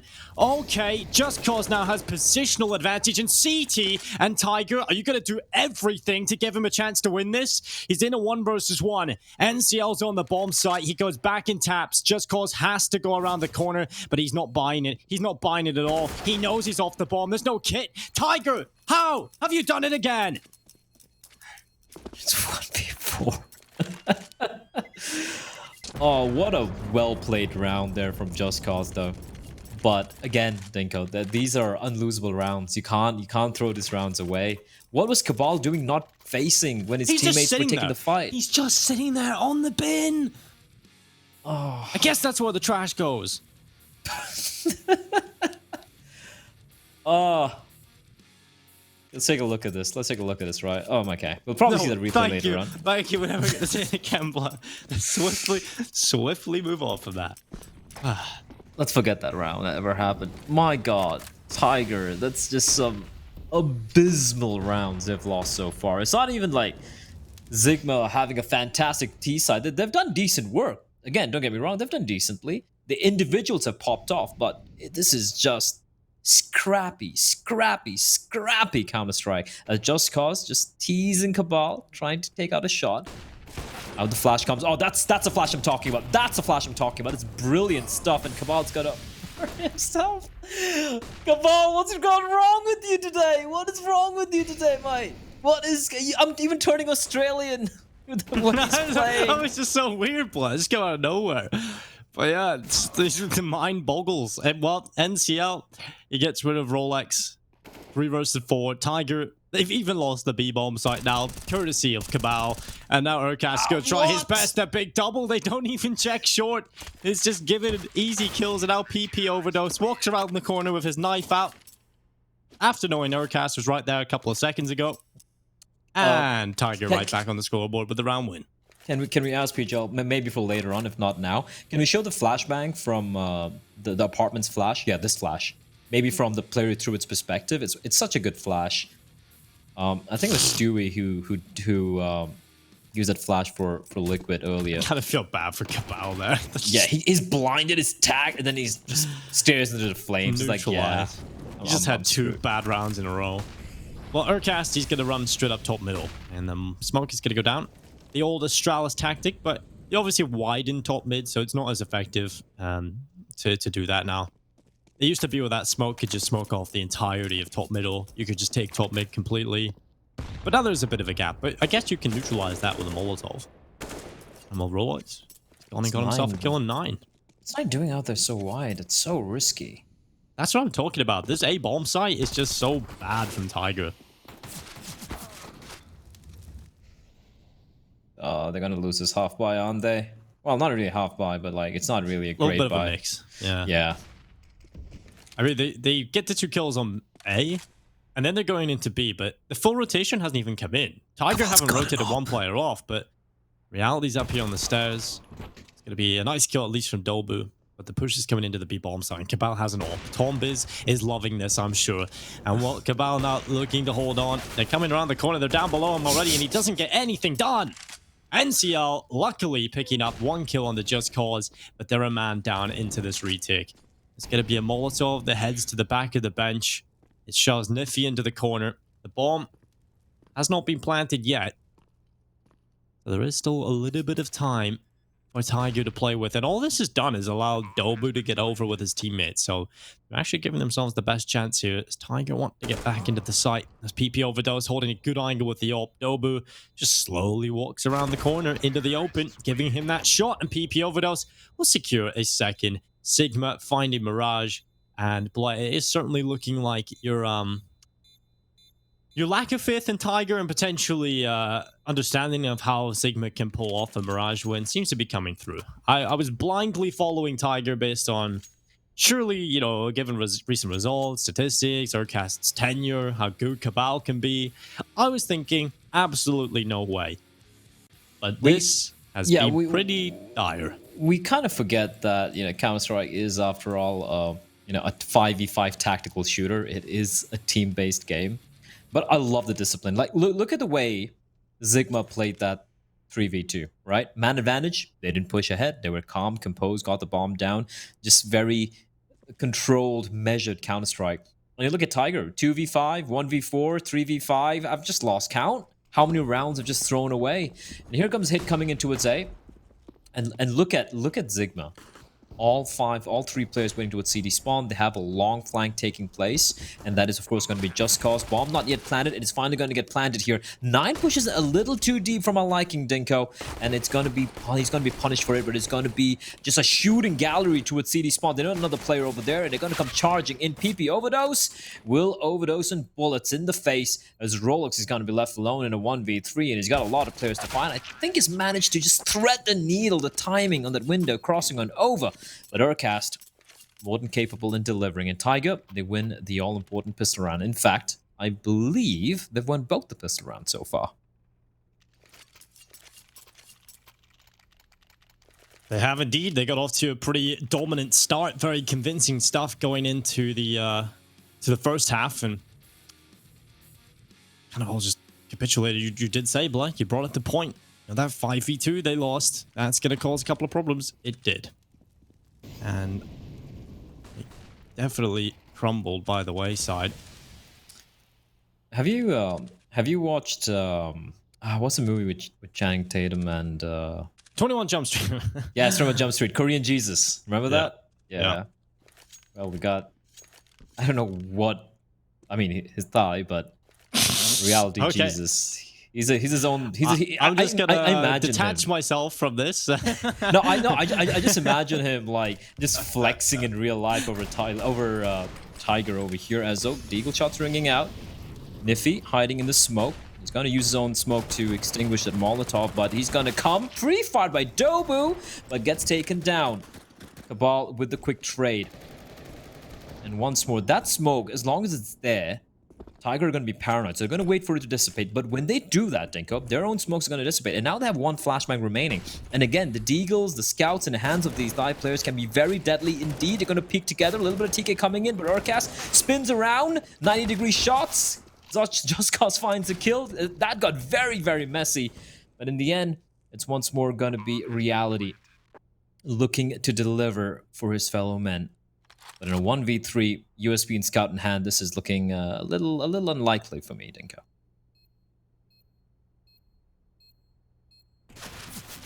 I think that's fair. He goes around and Nine's going to shut him down. I mean, Tiger, after all of their mind-blowingly bad rounds in the first half, you know, just like the mistakes being made that allowed Zigma back into things, that is literally all it is, right? Because Tiger, we know, are a better team than Zigma. They just are. But it's when you come into the amount of mistakes that Tiger have been making, that's allowing Zigma back into the game. That's allowing them a couple of free rounds here and there. And Zigma are not a team that are going to just fall flat on Mirage. We know they can play this map. They decide to pick it all the time. They're a Thai team. They practice it. And you got to give them that respect.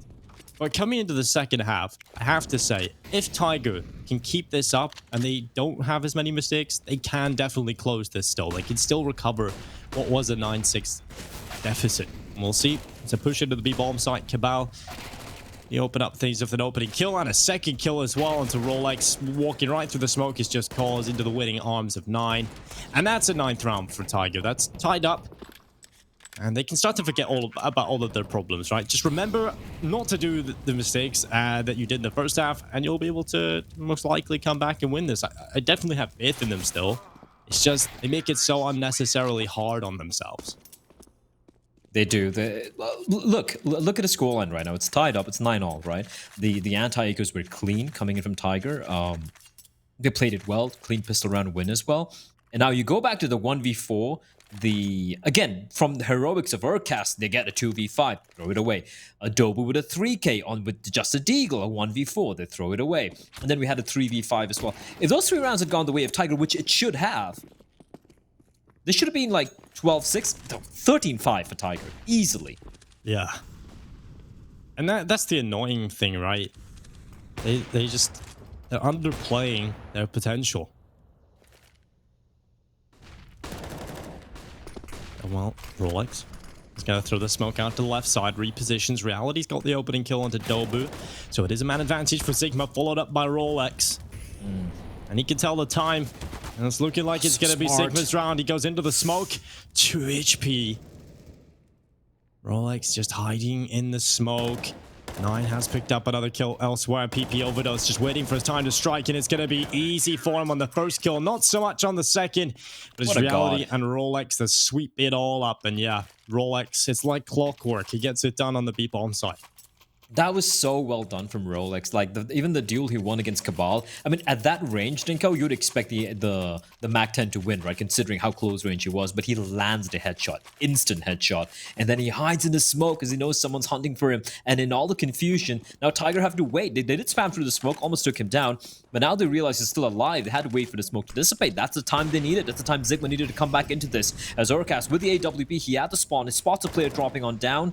The smoke and the Molotov. Classic Stralis top mid take. I like how both the teams are using the same things here.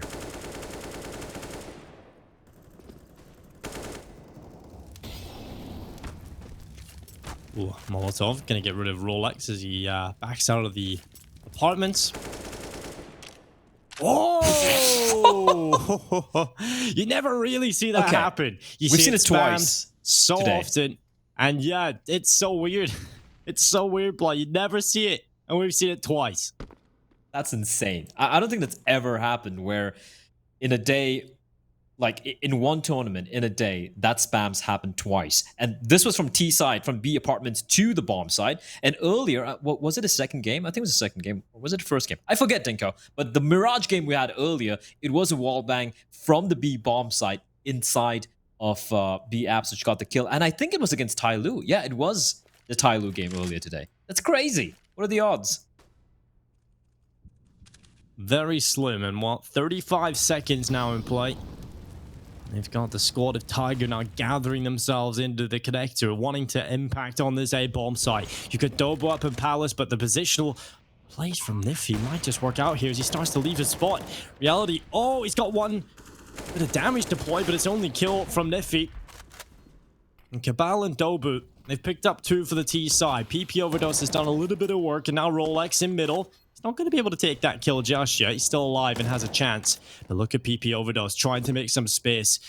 Good kill from Rolex, but Dobu, he's left the smoke, and that's going to cost him his life. PP Overdose just hiding in the site itself, and now Urcast, 10 HP, playing in the smoke, trying to be an absolute nuisance, but the defuse is coming through, and what a terrible round yet again from Tiger. That's just one you want to forget about. They completely give everything up, and Zigma, they are giving the best chance. They don't even have to do anything, blah. They don't have to do anything. Well, Urcast did nothing that round as well. I gotta give credit to Rolex for how he hunted down the player at Connector with AWP, right? PP Over just walked into the A bomb site though. I think he just kept walking, and Dobu leaves the palace smoke. And no one checks the angle, like the firebox. Like these are very fundamental errors. Another what 3v2 favoring Tiger, lost after the bomb plant.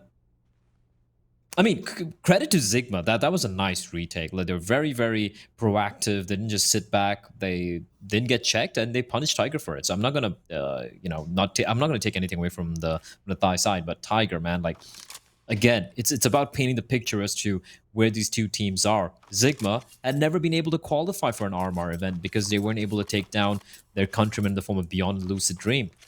And Lucid Dream, after they broke up after the second RMR, Zigma, they had a chance to qualify. They qualified. This is the first time many people are seeing the Zigma lineup play in an RMR event.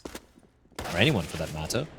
And Rolex trying to be aggressive, but Urcast smacks him down. I like the switch up in the setup, the Dingo. 3 CTs waiting at B.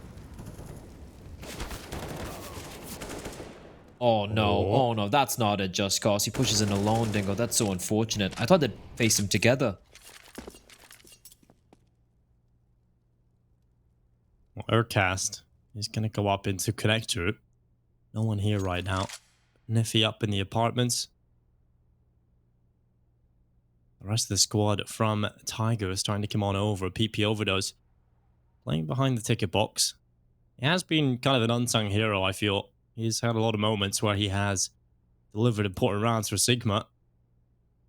Tom was talking about something about, PP slamming people down into the ground at the start of this. Performing well for Zigma. You're doing that. Urcast just holding the murder halt. Almost 40 seconds left. It's Tiger now. Finishing on the A-bomb site. PP throwing his nade on it.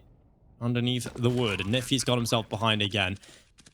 Working together with Reality and PP Overdose, they'll be trying to retake this bomb site. A 5 versus 3 post-plant with all the players still alive. Bomb down.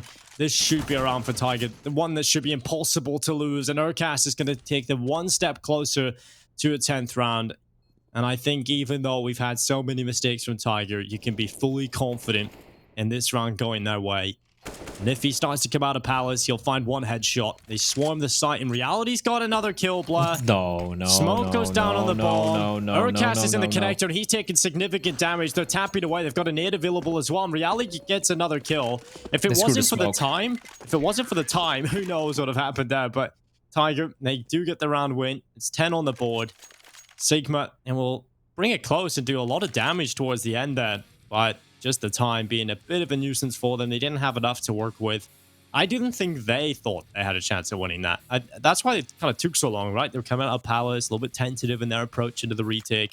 They lose the player CT, which kind of throws the spanners into the works. But I mean, that was a little too close for comfort. I feel like the smoke was messed up there at the end. If that smoke had landed on the bomb, I feel like Zigma would have probably stuck it. I think, like, yeah, screw it, YOLO. We've made it work so many times, might as well try it again. But yeah, Tiger, they do bring it back. And this is, I can respect this from Zigma. They haven't invested much, just a few pistols. Are they going to walk out dry? Yes, they are. Reality not able to get the kill, but NCO peeks at right now. Reality, Jesus looking to deliver, and he's going to deliver indeed, Dinko, but gets caught out midair by Cabal. They still have the rifle in the hands of Nifty, and we know what a clutch player he can be, but Urcast, how did he see him? wasn't even through the smoke. So I guess, yeah, obviously GoTV smokes will always be a little different from the smokes that players see, but I guess it was a big gap there.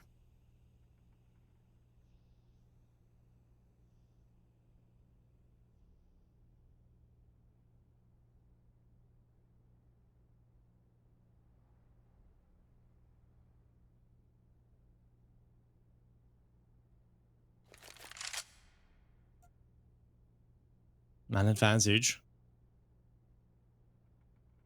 In the hands of Tiger. But Nifty has pulled himself over to jungle and he's got an AK. And Cabal has just walked out of Palace. He goes down, not to the AK, but instead the CZ. Oh my god, Rolex, a second kill. He gets it off. Urcast goes down, and now 9. He'll fall as well. Nifty with the kill. I can't believe it. Well, I can, but I don't want to. 12 to 10. How are you gonna beat Tyloo like this, Tiger? I don't even know what to say anymore. This is not even like, you know, like Tiger. I mean, they're supposed to be the most dangerous predator in the natural world, Dinko, but this looks like one of those experiments gone wrong where people, like, you know, they try to breed their own tiger and it unfortunately comes out wrong. It's like someone's named their house cat Tiger, and that's it. Yeah, it's kind of like Tiger King, but worse. It's a great show, though. I mean, I think it was pretty trash. I honestly think, I just think it was just so hyped up just because it was mental. And I think if it came out in any other year apart from 2020, it would have been mental. But to me, it just was kind of normal. You know, it was just kind of normal. Considering the upbringing you've had, Dink, I guess everything would be normal compared to the wild life, the wild youth that you've led. But you know, for those of you who watched Tiger King, would probably get the reference. Right now, Zigma are Carol Baskin, and they're just completely wrecking Tiger. And it's almost illegal, the way they're just destroying them. And oh, what a shot from Reality. Good night, Urcast. And he's, oh my god. What is that? Okay, Reality. This guy's a beast. Those are some tasty flicks. He's got a robot arm. Replay, please. That was very fast. Also, Blood, just to... I was trying to see this, first of all. So, this was nice. Standard. Okay. This was a good flick. Oh, he went left and bottom right. And then the vertical flick. Now, these are one of the most difficult shots to hit. And yeah, indeed. He reacts faster than I could even see Dobo coming out of the smoke. Like, he could just barely spot his head out. And, well, it's a reality, man. The guy, he's just living in a simulation. Is like Neo in the Matrix, just hitting stuff which we can even barely see. Oh my god. And he misses the sitter, of course. He's like, oh, come on, guys. This isn't hard enough for me. What? PP, he might be. And Ciel gets rid of him. And Dobu with another kill on the clock. Cabal goes down to the nade. And okay, just cause you need to be careful. Bro. Oh, what? How does this happen, Blair? How has it happened? Glocks! It's just Glocks. 5 Glocks! Blair's up out of his chair, walking around the room. Reality tried his best to try and pull this back on the P250 and AWP, but they win on Glocks. There was only one kill chem and an M4, but the rest of the team getting kills of Glocks. It started as an entire fully... Oh my... Neither team deserves to win a game of Counter-Strike today. Oh my god, that's actually worse than any of the rounds Tiger Look have at this. lost. Why? I can't bluff. Why? I don't know what to say anymore.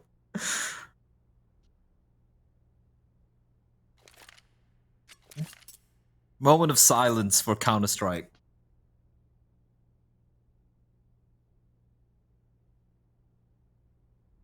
Time to do it with the USPs. Oh my god, that was probably... And it wasn't like, you know, 2 Glocks and a couple of Deagle. No, there's 5 Glocks. Was there any utility? No utility. No, nothing. Zero investment. It wasn't like one of those maps like a nuke you could just explode out. No, it's Mirage. They didn't. It's They played a open. default. They played a default. They went up middle with Glocks and they won the round. They had an Oh my. open window. Well, time for Zigma to do the same, but this time with P250s, with P2000s and USPs. A little bit of variety brought to the server here, and PP Overdose out of there. Urcast, smoking top connector, and knows. Molotov, the close corner. Rolex is going to be running out before. In reality, had an opportunity, but shut down by Dobu. Now, Tiger, they know. Okay, we've just got ourselves just a completely priceless opportunity to recover here on this map. And they cannot afford to throw it away going into this next one. And they approach it with caution. And well, they will be getting themselves a 12th round here, Blood. It's going to be 13-12.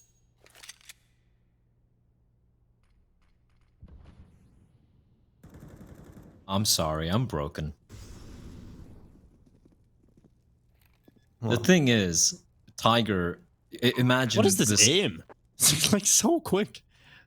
I don't know, dude. Like, they have throwing like multiple rounds, like 4 or 5 rounds where they've had like a 1-man, 2-man, 3-man advantage, even a 1v4. Yeah.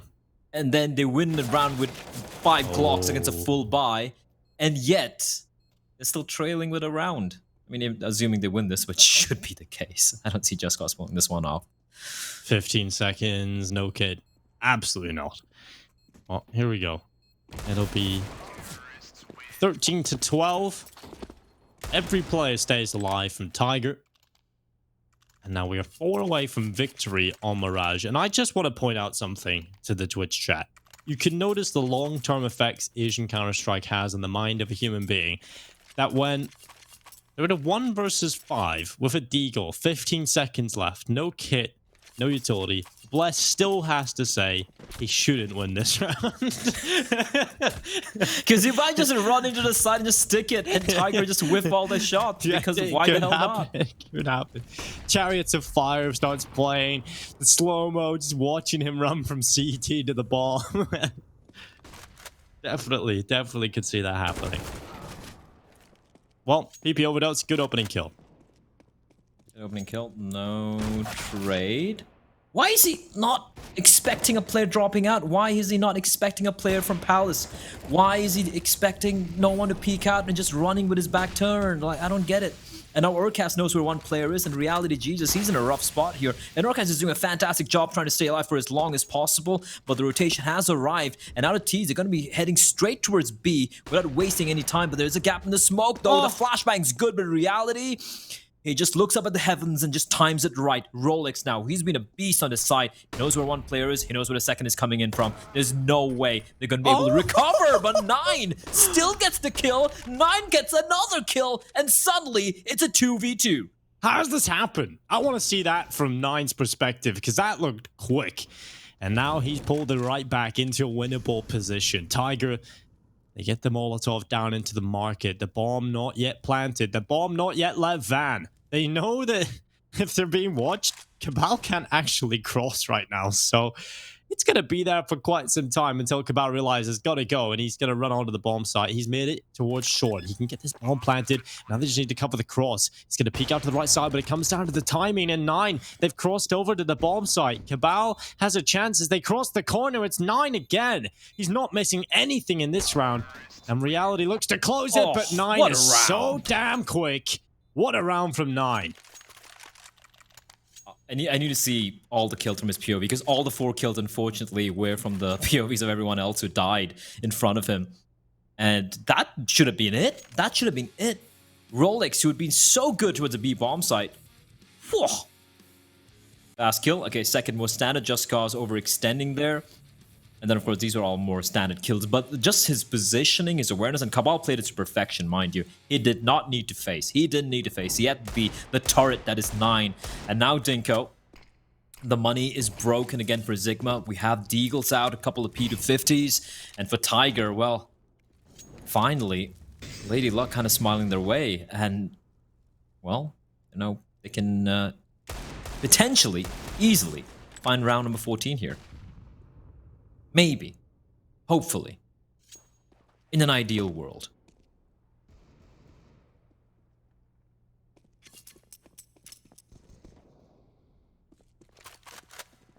Rolex is cut out Cabal. This is such an important round for Tiger.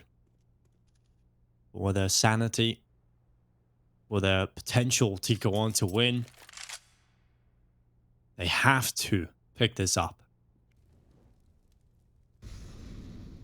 3 players moving up short from Tiger. 1 up at the apartments. It's Urcast. Currently on the CT side. Defense, you've got 1 player inside of the site itself. It's Rolex with Just Cause rotating over and a headshot collected onto Dobu.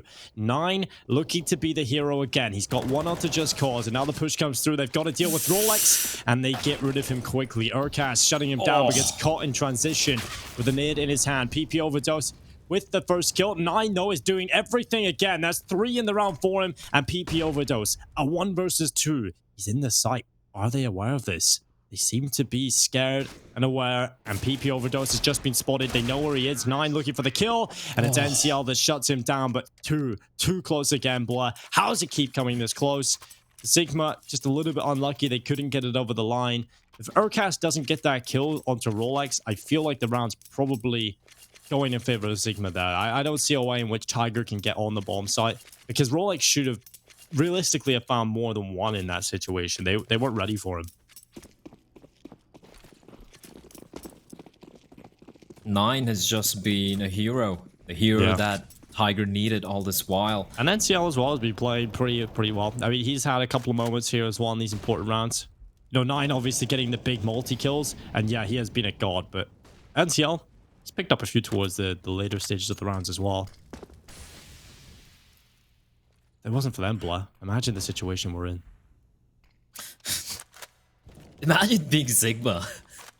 Like winning all those crazy rounds, losing to Glocks, and then, well, it's been Tiger since then, right? Ever since they lost to the Glocks. I think that might have been the proverbial final straw that broke. Yep, that was the one.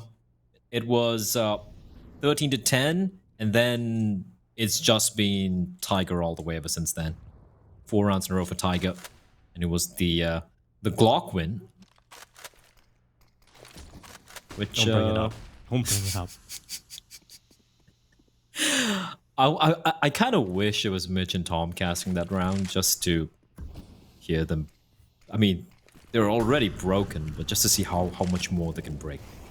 Urcast playing a very important role here. He's kind of kept himself in his position. They know exactly where he is, but he's playing distraction. And in reality, he's been hitting some of the nuttiest shots I've seen so far, but not the second one. Dobu's gonna strike. Now, PP overdose. He's away. 25 seconds. They can prevent the bomb from getting planted. It could be big, but Just Cause peeks into the crosshair of NCL. It's a 2v3. 19 seconds on the clock. Bomb making its way into the site. And PP overdose. He won't get the kill. NCL, what a hero. Like you mentioned, Dingo, he has been stepping it up. And a massive 3K here from him. That might seal the round for Tiger. And that might very well be map point for the Mongolian side after what has been indeed a belabored struggle against this Thai team. And Rolex, he realizes there's not much a chance for him. He's going to pick up the AWP.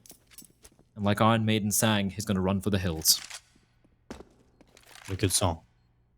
Great song. Did you ever see the orchestral version on YouTube? Is that with Maiden or just like a bunch of guys that's like doing it? It's not. Yeah, it's with a bunch of guys. It's pretty good though. Oh, I'll check it out. I like anything Maiden. Well, 15-13. Finally, they've reached it. Match point. Imagine. Tiger.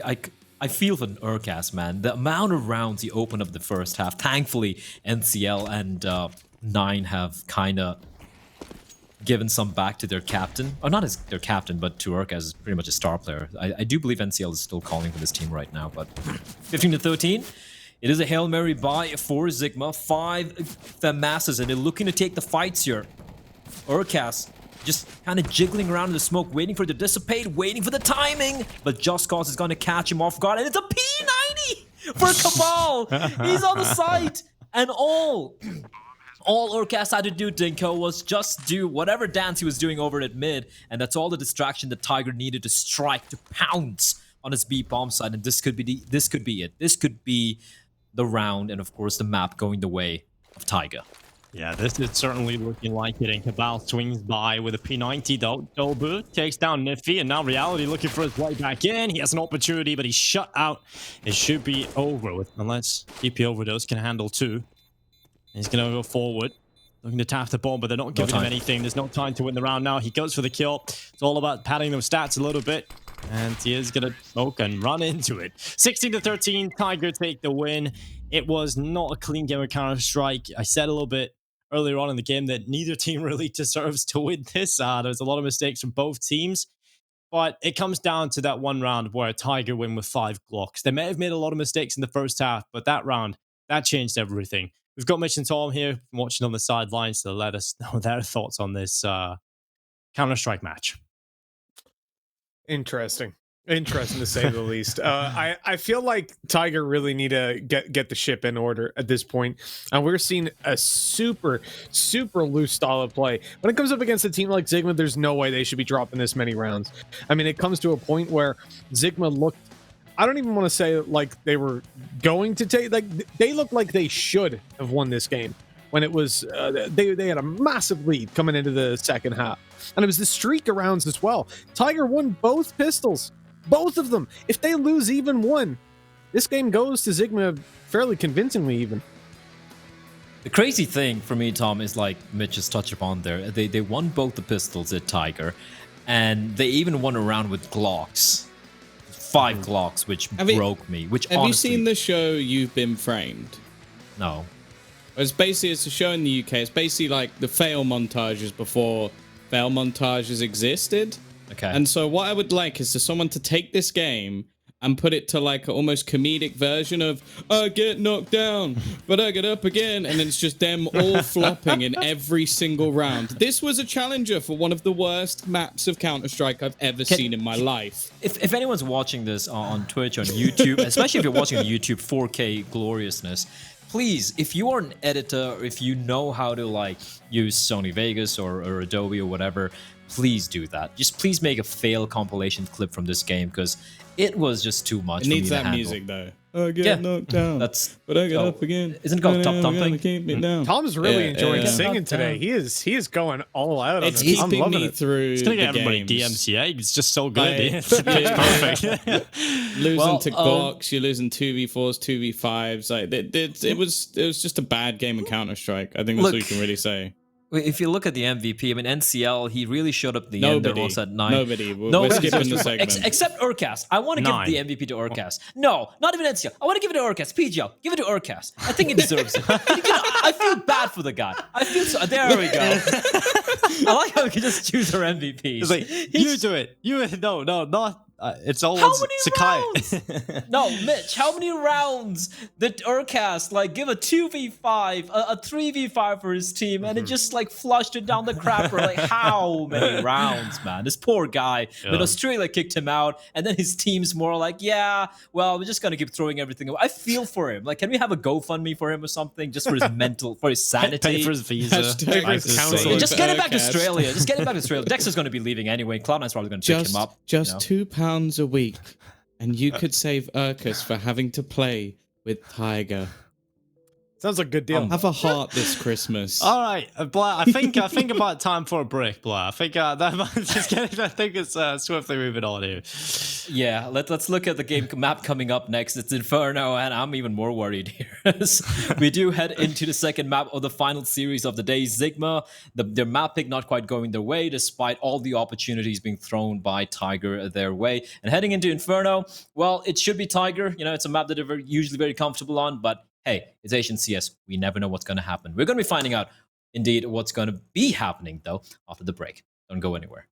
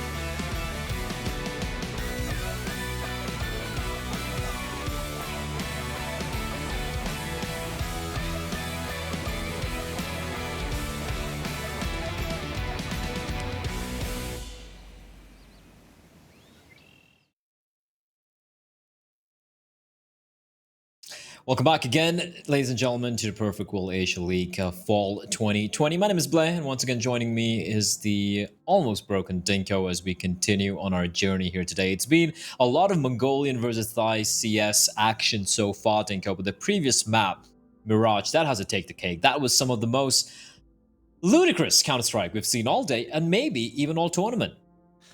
Yeah, I think it is probably up there for one of the strangest games of Counter-Strike I have ever seen. And I mean, I've cast a lot of weird Counter-Strike, and when you see this team, Tiger, I think it's because we have the expectation that they should be one of the top teams in the region, so you're kind of expecting a better level out of them. So when they start to pull off some questionable rounds where, you know, you have players in a huge advantage of 5 versus 2, and you're letting the players back into that situation, or it's a 1v4 and your players in connector are fighting, you're hiding CT. Like, those scenarios just shouldn't be playing out for Tiger because they're basic motions at Counter-Strike, right? You should expect Tiger to be able to deal with that, but they just couldn't. And now heading into Inferno, we'll see if it goes up in flames, or will Tiger be able to grab it, because there was plenty of opportunities given to them by Urcast in the first half. They have a very dominant half, and they threw it all away. If it wasn't for that 5 Glock round, I don't know where that goes for Tiger. I think they could have potentially lost that map. They've been given so many opportunities, and so have Zigma, to be fair. We're going on about Tiger being a team, you know, that should perform better. They should, right? But Zigma, how many opportunities do you need? Tiger gave them so many chances, so many mistakes, and Zigma still couldn't get their map pick under their belt. So heading into Inferno, I'm not too confident for the Thai roster. Yeah, I mean, it's all about context again, right? We might be being a little bit more critical of, not just a little bit, we're being way more critical of Tiger, considering it was Zigma who lost a round to Glocks. But it's about where we place Tiger and where we place Zigma, right? Zigma are not even a top 6, top 7, not even maybe the top 8 team. They're supposed to be at the bottom over there alongside maybe the likes of an After Gaming. They qualified. They haven't played any of the RMRs earlier. They were not even the top 2 team in Thailand. And now, coming into this matchup against Tiger, they're a team who won the first RMR. They're a team who are hyped up to be a potential top 2, top 3 team, a team who could maybe finally end the reign of Tyloo, and they failed to deliver. But they still kind of have, you know, with their claws, that's kind of like clawed on, just like stuck on rather onto that top 4, top 3 position, kind of where they have that upset potential against the top 3 teams, but at the same time, they do tend to have some weird results against lesser opposition. The game against Checkmate come to mind, where for some reason Tigers seem to struggle against domestic rivals. Yeah, I think Tiger in general just struggle now at this point, because coming into this event, we kind of, back into Pal's summer, right? We were like, okay, they just won Road to Rio. We've really got to expect them to be up near the top. Then we started to get our expectations were put into check, right? We started to realize where Tiger are at. It hasn't got better. In fact, it's depreciated going into this event, and that's kind of sad. I feel like Urcast is clearly a player that could even go on to do good things in the world, you know, internationally, as he's done before, but that's nice in reality. He catches off Urcast, the man I was just talking about, trying to set up a little bit of utility, and reality just walks in, takes his head right off, and now the play into the A-bomb site swarms through. Yeah, they're just getting sniped away here. 9. Rolex not aware of Cabal potentially dropping in. That's so weird, but 9's going to push on ahead. He's going to find 2. In reality, he's found his way towards a haystack, but he is not going to be able to get a kill. Now it's a 3v2. Somehow, it just spun on its head, and it's going to be retake time for Niffy and Reality. Jesus, they don't have a kit, Dinko, and they need to land his headshots, but this is a very nice crossfire being set up here, and it's going to be all on Niffy. 1v3, they know where he is. He's actually going to smoke himself off to maybe make his escape, and he will indeed do so. Not taking any damage, so at least, you know, he can upgrade his Kevlar. He can buy himself some head armor later on, and maybe have an MP9 in this full spy coming up next. That was a good kind of like comeback from Tiger there. It looked like it was just falling apart, but 9 and Cabal, that has been spectacular so far in both map 1 and map 2.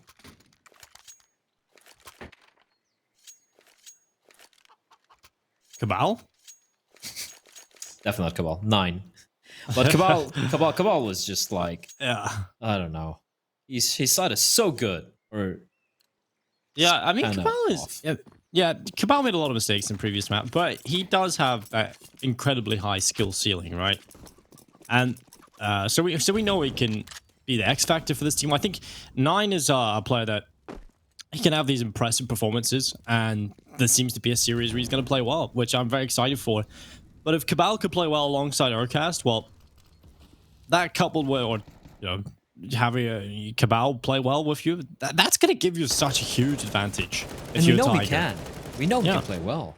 Yeah, and Inferno, I feel like, is a little more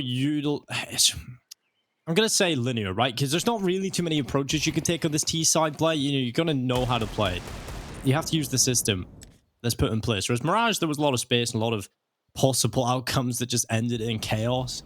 Whereas here on Inferno, it's much more linear and one-dimensional, right? You know how you're going to have to approach this T-side. So far, Tiger haven't been able to get a single opening pick here. Zigma playing this one pretty default. They have Just Cause with a CZ playing up close, Rolex with the MP9. And the rest of them, it's actually not a full-fledged investment. 3 of them actually don't have any Kevlar, but they can pick apart here as Rolex with the MP9 finds 1. And that's the A-bomb to just run over. Just one casualty for the side of the Mongolians, and Niffy and PP just should be falling on back here. Niffy, there's no point really going for this. He had that Kevlar safe in the previous round and upgrade with the Deagle, but he's not going to find anything. Trying to go for the cheeky pre-fires through the smoke with the headshot angle, but instead getting forced back. And yeah, that should be round number 2 from Tiger. A cleaner affair. Looked a little worrying considering they weren't able to get any opening picks early on, but good synergy. Something which was very lacking on Mirage. It was coming down a lot to individual plays, and hopefully we see a better Tiger, a better looking Tiger here. A Tiger who will look like what they know they're doing, and considering it is their map pick, they should be feeling decently comfortable.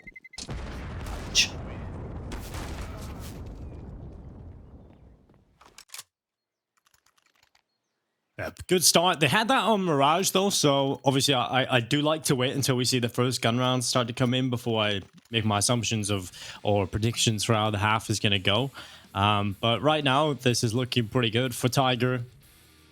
Not too bad at all. A lot of money being built up, not hemorrhaging too many players here. So that economy can definitely start to grow right off the bat, and that's important to grab control of this economy. I feel like Tiger just need a little bit of a breather to realize, okay, get back into things, be a bit more confident in themselves. They are the favorites in this match. I feel like when you're confident, you sometimes, well, not always, depends if you're overconfident. But if you're confident enough, you end up making less mistakes, right? Because you play with conviction. This is and that's just happened.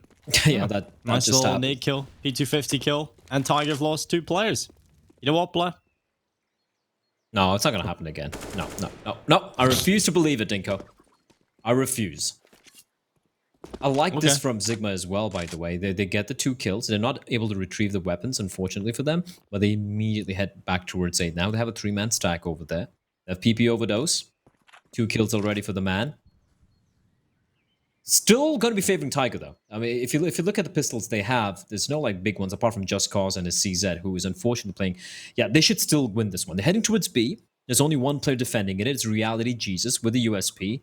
And even with the power of the Almighty by his side, it's going to be pretty hard. They're just going to go for the contact plays. It's going to be Cabal leading the charge. And Dobu's going to find Reality. They're going to get the bomb site.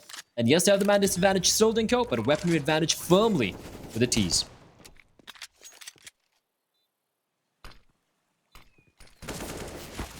Oh no.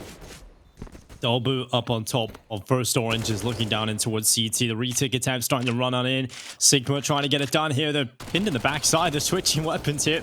Dobu continues to rattle shots. Cabal, thank you. 3 kills picked up, Blur. You refuse to believe it, and it's come into reality. Rolex, he's going to get 1 in the Mac 10, but he should not be doing much more than this. The round too far gone out at this point. Sigma will not be picking up the round win, but a hell of a lot of damage inflicted onto the economy of Tiger.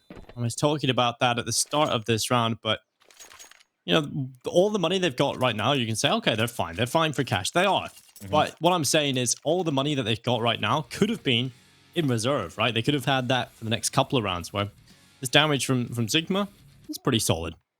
I really like what Rolex did there. He was trying to keep both the T's in the bomb site, so when a bomb explodes, they both get their AKs taken away, right? Unfortunately, he dies before that, so this economy could have been much worse if Rolex had somehow stayed alive for a few more seconds. And now, let's see what Reality Jesus does here with the AWP. He's been fantastic with the AWP, mind you. Even losing effort, he was looking so sharp with the AWP on the CD side of Mirage. And Inferno City side, you know, it's a map which does allow a lot of opportunities for it to work as Urcast through the smoke. This Tracer is a dead giveaway, and he gets found out.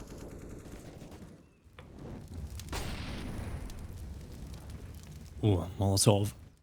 That's going to force a couple players forward inside the middle. Dobu. It should be an easy kill onto Just Cause around the corner. I have a chance. Spray goes away. Good kill on the Just Cause, and Reality, well, he's quick on the trigger. Dobu going down. Follow-up kill onto Overdose. NCL crumbles, and now 9. A 1 versus 4. He's got a chance to at least do a little damage to the players to his left side, but winning this round is not looking too possible. They've left him alone. He can start to walk forward. 45 seconds, still time in the round. I think he might have just been spotted. One bullet whizzes past, and it's Rolex with the headshot. First in the board for Zigma, and a very clean round as well, Blood. They only lose Just Cause. Tiger don't really do a whole lot. And we go into this next one with Zigma feeling quite confident about themselves, and Tiger's money in a weird place. Tiger didn't really have time to get anything done, right? Like we saw the aggression coming out earlier from Reality in the beginning. He gets the first opening pick, and then we have that spray through the smoke on the Urcast. PP Overdose sneaking in, the good timing. Yeah, good aggression, not overextensions either. It was some pretty controlled stuff. That is just unfortunate.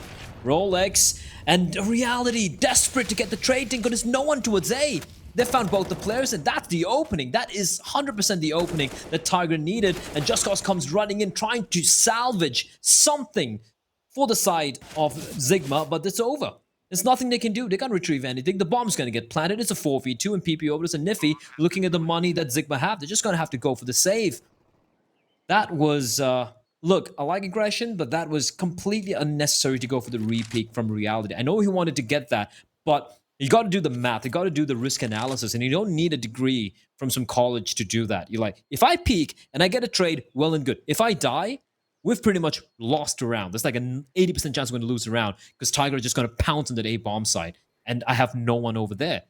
And that thought, for some ungodly reason, did not go through Reality's head.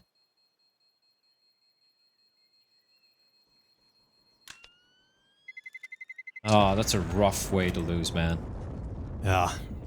And Tiger are going to take that happily, adding it to the collection. 4-1 up now.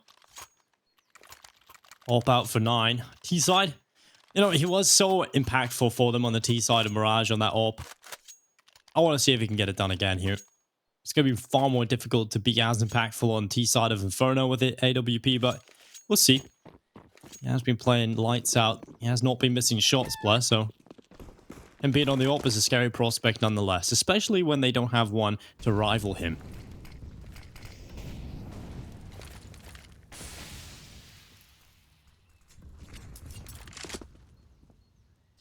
Well, the spy is very, very important for Zigma. They'll lose this, they're going to have to eco. And even to save a couple of guns, I don't think they'll have quite enough to really force them to the next round, so... This is a bit better setup, if you ask me. Keeping 3 towards short. Not necessarily ideal.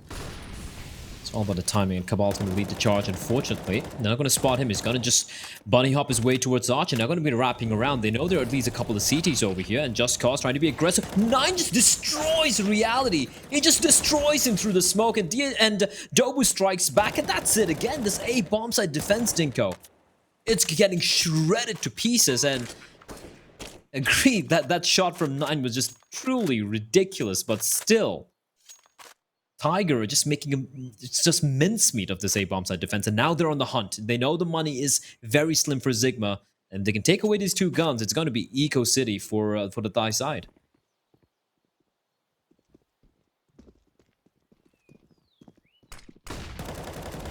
I'll allow Tiger to pick up the next round easily with no resistance. It's 1 from Cabal, that's money. But Niffy is making bank, and he will get 2 kills.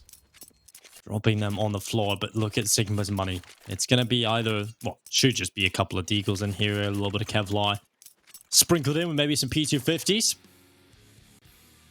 Seems like they're going for the full eco with just, a little bit of investment on the P250 action. But that's nice of 9 to open things up. Right through the smoke. What an unreasonable kill there. Just a little bit unlucky for Zigma. And I like this. They've saved pretty much everything, right? They've bought 2 sets of Kevlar and PP Overdose and Rolex, but the rest of the team, they've gone for the full eco pretty much. They've just upgraded pistols, so yeah, I like this from Zigma. It's all about getting the money into the next round. Oh, Cabal. Nice. It's actually Dobu that gets it.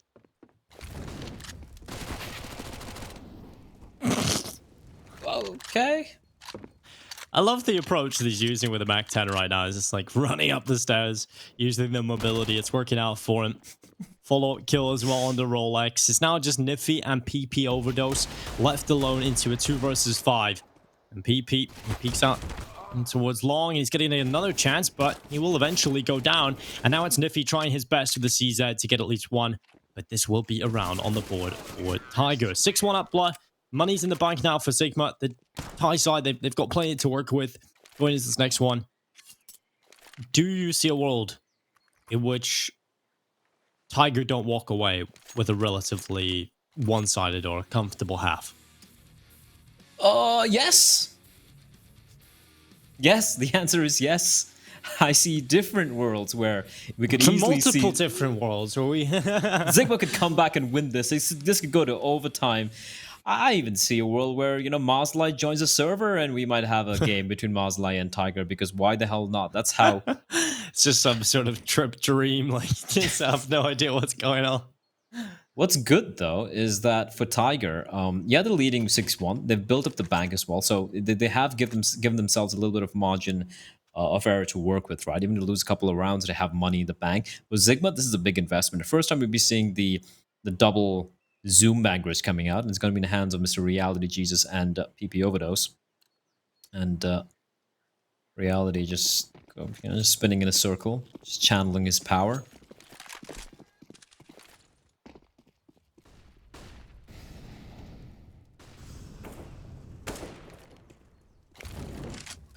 I'm really enjoying the default from Tiger, and his T side. This is just a far cry from what we saw in Mirage. Like when they go for the hit, the synergy it's so on point, right? The spacing is good. They're clearing all the angles together. They're not facing alone. It's just so different. I like the boost from Just Cause, but that's gonna be a tell. The 2 plays towards Arch, and Rolex's position has been compromised as well. And I love how Just Cause is pushing through the smoke, but avoiding the flash. 9's gonna get the kill, but doesn't matter. Just Cause in reality, they're gonna strike.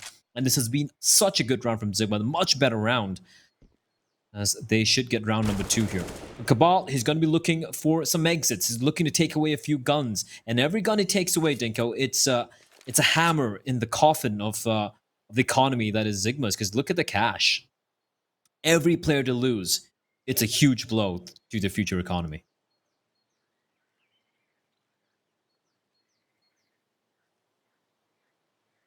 So Cabal, he knows his task is to take as many players down with him.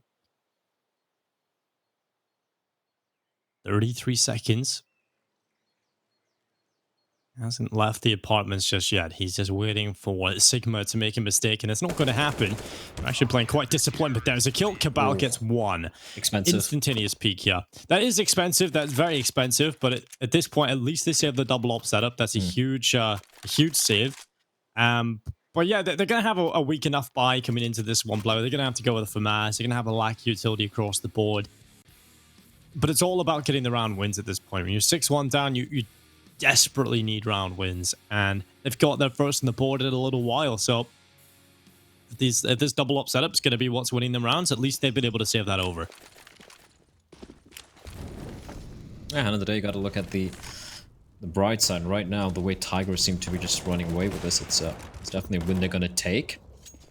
In reality, I thought that little shot would probably land there in the smoke. Unfortunately for him, it won't land. I like this initial posturing from Zigma towards top mid. It's just that they're not being given anything. Tiger have been looking so good, apart from one of the earlier rounds they lost.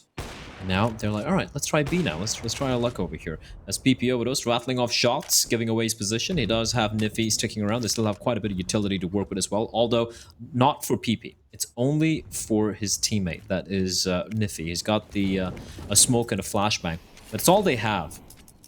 And he's got to start using that smoke very, very quickly. And after that, they have nothing remaining, Dinko. There we go. Smoke's going to be used up. Now they have one flashbang towards the B-bomb site defense. They're going to be sending over Just Cause because he has a Molotov to potentially delay the push from Tiger. The problem is, Tiger still have time, Dinko. They still have 45 seconds to work with.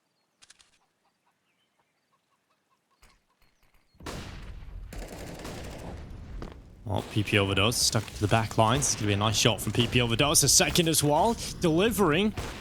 And the T-site continue to come in as PP Overdose delivering 3 beautiful kills on the AWP. And as Dobu and Cabal stepping back in here for Tiger, trying to recover the chaos that has been left and besieged upon them. And it's Dobu that looks to the back lines alongside Cabal with a double between the two players. It's Rolex. The lineup, the FAMAS, is not the weapon that you would love to have in this situation. But he can still win it. The smoke comes up, but it still delivers the position of Cabal, who now goes aggressive, and there's no time to win it. Rolex walks away, and he's won the round. What a play, and Tiger, they throw it to the wind. That was so very close. And Rolex, yeah, having to face there. I'm a little surprised Cabal didn't just, like, fake it out, but looking at the time, he knew he had to go for the commit, right? But he had a smoke as well, could have smoked himself off and then gone for the full commit, but these shots are PP Overdose, considering his position. Just brilliant timing on the spacing, on the peaks as well. And Zigma, it came down to 1v1. It came down to a timer actually winning them the round, Dinko. But like we said earlier, at this point, at this juncture for Zigma, it doesn't matter how they win the rounds as long as they win it.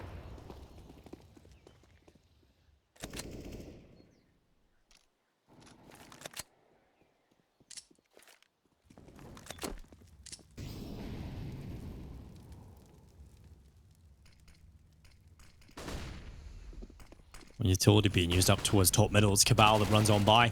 It's a Mac 10 that checks the left side, and it's going to work out alongside NCL getting a kill for Tiger as well. Sigma, they're a man down here, but they're going to try and pull it back. And it's Reality that's managed to do that, but he doesn't stay alive for long. NCL is quick on the trigger. He was PGL's pick for the MVP in the previous map until Blair bullied them. And, I mean, you can definitely see why. He's an absolute animal. 4K delivered 2 beautiful kills to secure a 7th, and Tiger can be happy with that one. Urkas got shanked in the back at spawn in the beginning of that round. Look at Urkas. Look at his kills right now. Well, by Dobu, by the way. That's what production tells me. I didn't notice that earlier. But yeah, and if you look at Urkas on the right-hand side, it just looks sad. It's like 0 kills, 7 deaths. But you know what? He's still going to be happy because they're leading 7-3. They've broken the money as well, Dinka. Because of how close these 2 rounds were for Zigma, it's going to be pretty expensive. NCL, oh, money for days, baby! And he gets nothing out of it. Of course he doesn't, but Cabal's there. And Cabal with his Mac 10 is going to farm them up. 2 kills with the Mac 10 and a Glock kill at the end. Yeah, it's like, we just see a Glock kill now, Blair. We just get PTSD or flashbacks. No, it's fine. It's fine against just USBs, not against a full freaking buy. I know, but still, the sound of the Glocks just brings me back. It's terrifying. Well, Tiger have already won the half. They go into the second half with at least a 1-round lead, but being it 3-up right now, they definitely want more than that. And again, Zigma have always been on the brink of collapse when it comes to their money. They are once again in that situation, and while PP Overdose looking down Banana, but he's caught. There's 2 Molotovs down. Somehow, he gets away unscathed. Literally not a point of damage being done upon him. And NCL, he's down to 1 HP. How is... wait, PP Overdose was completely blind, if I'm not mistaken, and somehow just awareness from him to sneak his way in. I thought it was done for. I thought it was dead. And now, he's holding the angle. The classic happy angle. Except he has an AWP, a little bit of an upgrade over the Desert Eagle. And Tiger, they haven't really telegraphed anything much. But look at the push happening at mid. That's going to draw the rotation. You have the player, that's Rolex, going to be rotating back towards CT. The flank is coming in. Tiger taking very long, Dinko. There is a player... No, there's no one watching. There's no one watching. Oh, they're gonna get wrecked here. As Reality Just Cause, they're gonna strike and they're getting shut down. Nine's gonna push on in though, but Reality Jesus still being a problem. He's gonna get another kill, and that was a 2v4 Niffy on the site. Are they gonna expect him? They don't. It's a little bit of a belabored spray from Cabal, leaving Nine alone in a 1v3, and Dinko, he's got to get the ace clutch to win this one for his team. Oh, look at the bait. Oh, I love it. And it still doesn't work out. Nine. Oh, no way. 4K delivered now, play. Just one more player left. And he's... Oh, no, the smoke. The smoke stops him from seeing. His vision was just blurred. He could not spot Just Cause. That would have been the most ridiculous ace we've seen in a very, very long time here in Asian Counter-Strike. He was so close to being able to pick it up. But my God, that was still sick. The smoke just, oh, the timing on that as well, Dinko. He knew, by the way. He knew. Definitely knew it, because he obviously had the info from his teammate in the earlier round. But yeah, that's unfortunate. Very unfortunate. Every round, almost it feels like, well, not every round, but almost every round they've won, where Zigma has just looked so close. Oh, PP. Oh, PP. Good night, son. Doesn't even have time to toss the smoke down. They've lost 2 players over in B already, and now Just Cause. He's got to be the hero. He can't even fall back. He's going to try and hold towards car, but look at Tiger. They're not pushing. They're not pushing. They're still holding. And that means the rotation is taking place. But there's only one player towards A. It's Rolex. He just has a FAMAS. The smoke's going to dissipate, and the hit's going to be coming in as Just Cause. He knows he has to go for something, some information play, and it's going to fall back, and it's all on Rolex, Dinko. He's going to find Cabal. Here comes a swarm pouring out. It's the Mongol horde, and they're going to own that A-bomb site.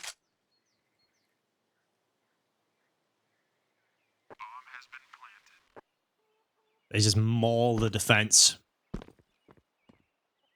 Just Cause and Reality saving into the next round, desperately trying to carry something of value into round number 14. But Tiger, they reach 9. Outcast on the hunt, wanting to get rid of them. Oh, he's being dinked up. He's down to 4 HP, but that doesn't discourage him. He still moves forward. He still knows that the result in finding them is huge. And well, it's Just Cause getting rid of 9, who had also been dinked down to 4 HP. Can he do the same onto Urcast? Of course. It looks like they will be saving over unless a big peak comes in, and that's exactly what's going to happen, Blair. The caster's curse. Dobu gets the bullets through the coffin, takes down Just Cause, and we've got a 9th round for Tiger, and the money is, again, in one of these weird scenarios where you have the AWP, you're not winning rounds, but we're heading into the penultimate round, so you almost have to save what you've got to get the buy going into the last. So this should be a 10th round for Tiger. Unless something truly miraculous happens with that AWP in the hands of Reality.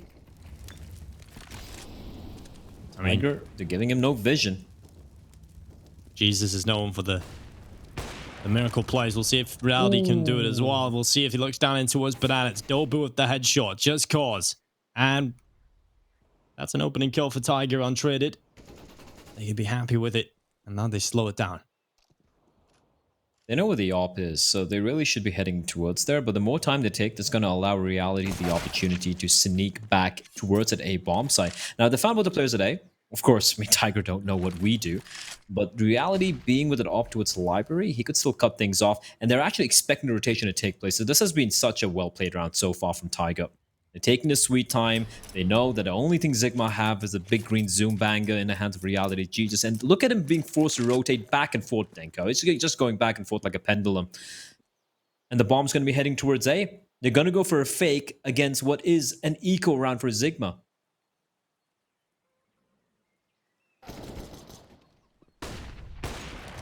Oh, PP overdose with a kill on the P250. It's Urcast that is the victim of the 300. Oh, wait, Niffy. A good position here. He wants to get right behind him, but there's a player in the apartments he needs to be aware of right now. Let's start walking forward around the backside, and there's the headshot on Cabal. Now Niffy looking for more. He's still aware of mid, but there's a player in the apartments, and 9 will take him away. I think that might just be the final chance in the round. Now they have to save over the AK and the AWP. Not too bad. I mean, it's certainly something to bring into the last round. They were never really in a good position to win this. So taking 2 kills is at least something, Blair. And we look into the last round of the first half. Zigma will be looking to try and pick up 5. It's really not much, is it? No.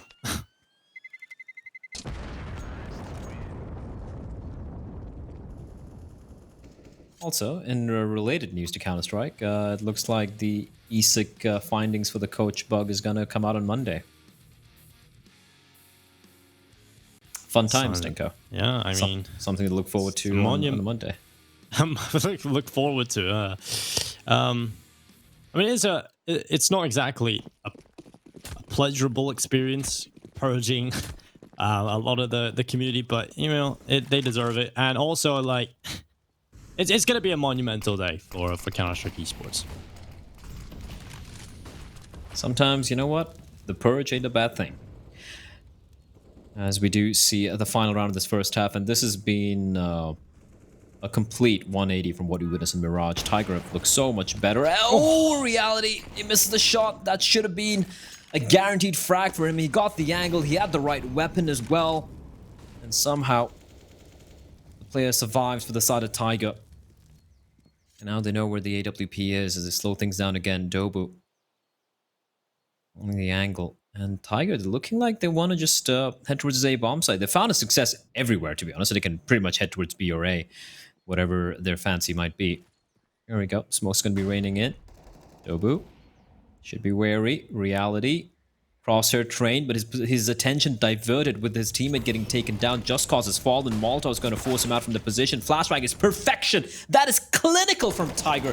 Where was his Tiger all this while, Dinko? That was so well done. And even if Cabal gets taken down, they know where Rolex is. They know, or they should at least have the assumption that A bombs that should be empty. And that's it. It's going to be very hard for Zigma to kind of claw their way back into this particular round. Bombs planted is a 4v3. They have another player, that's Urcast, waiting towards bottom and mid with the AWP. He needs to push on up, though. But still, I feel like this round's done. Rolex moves forward 9. He gets 1 kill. Or gets drop shot, I say. He's involved in it. Dobu and NCL, though, getting it done. And Niffy on the spray down gets 2.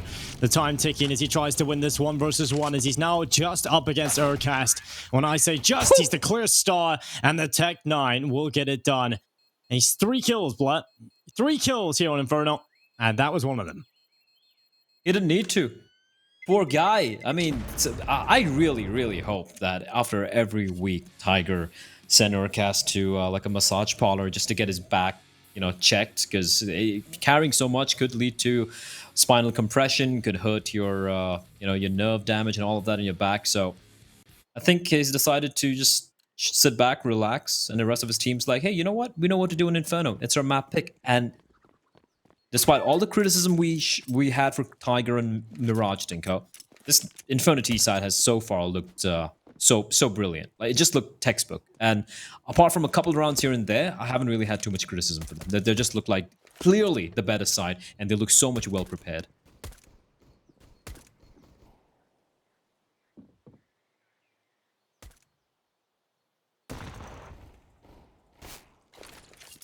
Oh, Urcast, he's going to come away, and he heads back to CT spawn. Currently, Zigma, they've got the 3 players inside of Banana. Well, actually, maybe 3rd joining them. Or, in fact, goes back towards A. Okay. Doesn't really matter where they go. And we'll be walking into very angry Tiger players looking to try and take them down in this A bomb site. It's going to be a lineup, a close line. 3 players going down, and now maybe they should have went B with the bomb there, Blood, because they have no one B. there. Yeah, they have B. That's a positive. I mean, they were sort of toying with the fact that they wanted to go towards B. It felt like it was indecisive. You've seen the bomb in the minimap. It went up Banana, back down Banana, went back to Banana. Just eventually decided it was going to go A. And it got absolutely backhanded. Absolutely nothing you could do here, though, if you are Zigma. Too many players over here right now, and such a solid crossfire, you're walking into a trap. And it's going to be NCL with the first and the second kill. What a pistol round from him. 4 picked up for him. Just Cabal stealing away at the ace. But 12-4. Tiger 4 away from closing the series. And if they go on to win it 16-4, they go on to close this at least convincingly without letting Zigma build up any more rounds other than a few here and there. This is definitely making up for their scrappy performance over on Mirage. They'll be feeling much more confident as we head into the later stages. That's the thing with the Mirage game, right? I know it's not in Map. I know Tiger's not necessarily, the best team on that map. It's just about the number of mistakes being made where I'm like, come on, you're an Asian team. You know how Mirage plays out. And it's just fundamental flaws we saw from them, which really triggered me. But this is much better. Although the block Stinko. Oh, no. Getting flashbacks. The Dobu's there. Dobu's a hero, Dinko. He's not gonna allow the Glock to do much more damage. I believe in 9. He's not gonna allow the Glock to get more kills. It's a 1v3. Rolex running around, but 9 is a beast. He's a god. He's a genius, and he prevents us from losing our collective minds as the Glocks will be dispatched off swiftly. I heard the pain in your voice. They're not gonna do it to us, are they? They're not gonna do it. Surely, you could just hear the pain coming through in your voice, but. Yeah, we make it through players. 13 rounds picked up for Tiger. They don't lose to the Glocks of the T side. And now it's the AK-47s out in force for Zigma. This is an important round for them. In comparison, their buy is so good. Over here for Tiger, it is in the bin. It is pretty terrible. They don't even have one M4. I hate the economy.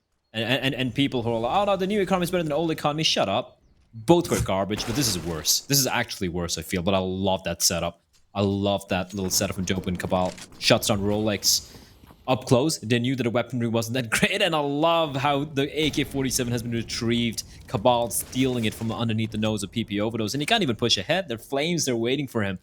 And I love how Tiger have leveraged the fact that they have those, the inferior weaponry by having the utility. They use the utility to isolate, get the first kill. AK-47 retrieved. That's an upgrade. They still have more utility, Dinko. Nithy's on 50 points of health. The T's have 1 Molotov and 2 smokes. No flashbangs. And they're going to run in. And I fear this is going to be a slaughter.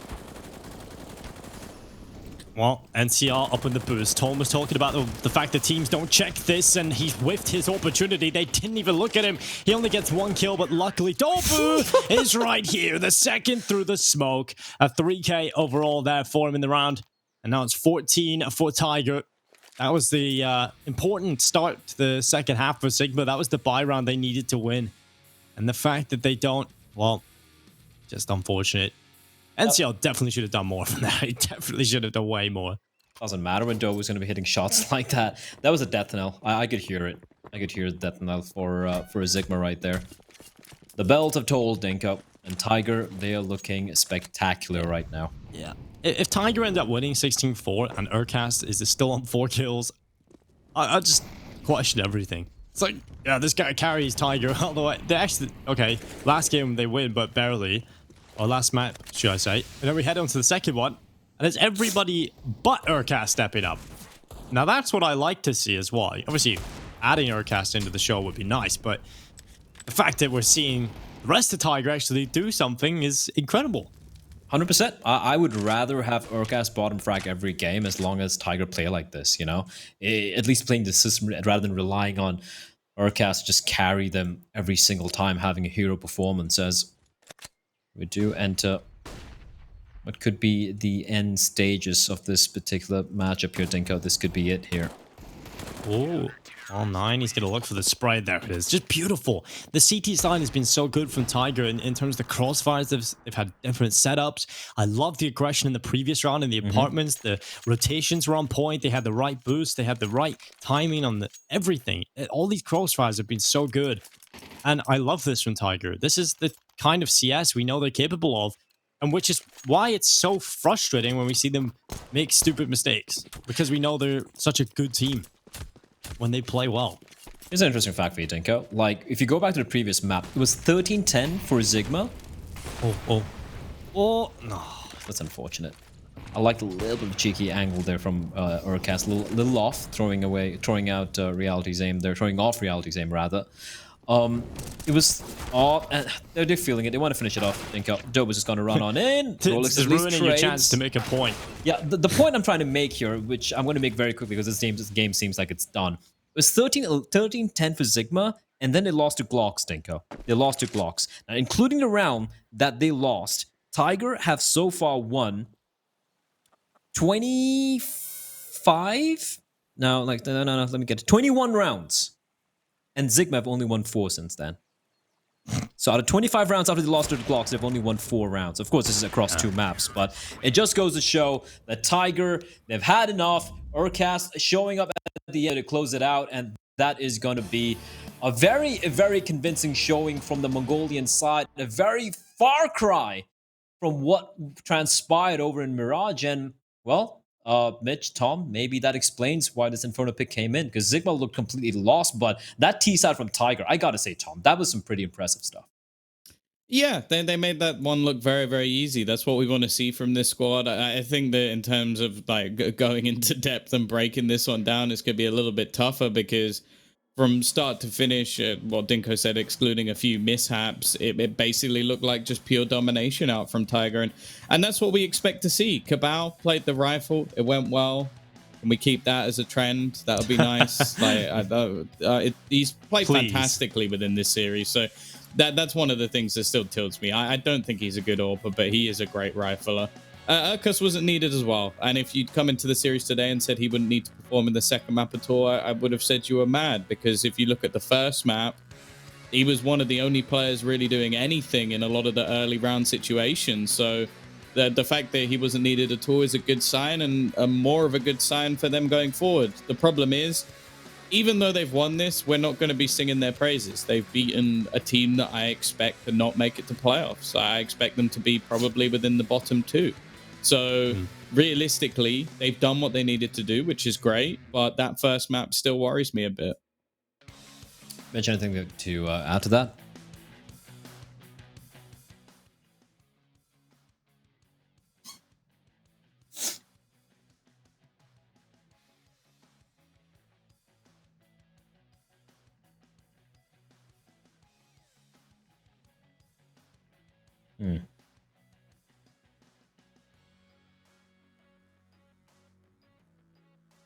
It is a little bit of a surprise. Yeah, Dinko, any final thoughts? I was just going to say, this is a must-win game for Tiger. And they, if they lost this, they probably don't go on to make the playoffs, mainly because one of the teams that we'd kind of considered maybe before we went into this tournament for going out in the bottom spots would have been Checkmate. And obviously they've lost the head-to-head matchup against the Mongolian counterparts. So I feel like if Tiger had lost this is probably saying goodbye to their chances of placing highly in this tournament. So they needed to get over the line. I was worried in the first map, but they've instilled a little bit of confidence in me again, Bled. But I'm never going to have faith in Tiger ever again. I know it doesn't get me anywhere. It doesn't indeed, but at least Tiger, they get the win in the end. They don't even drop a map. So I have to agree with both of you gentlemen, all of you gentlemen, in fact, that, yeah, you can't really read too much into this win. It was very impactful showing, and looks like, Mitch, we can't hear you, Mitch, but hopefully we'll get that sorted out. Terrible shame. How will we survive?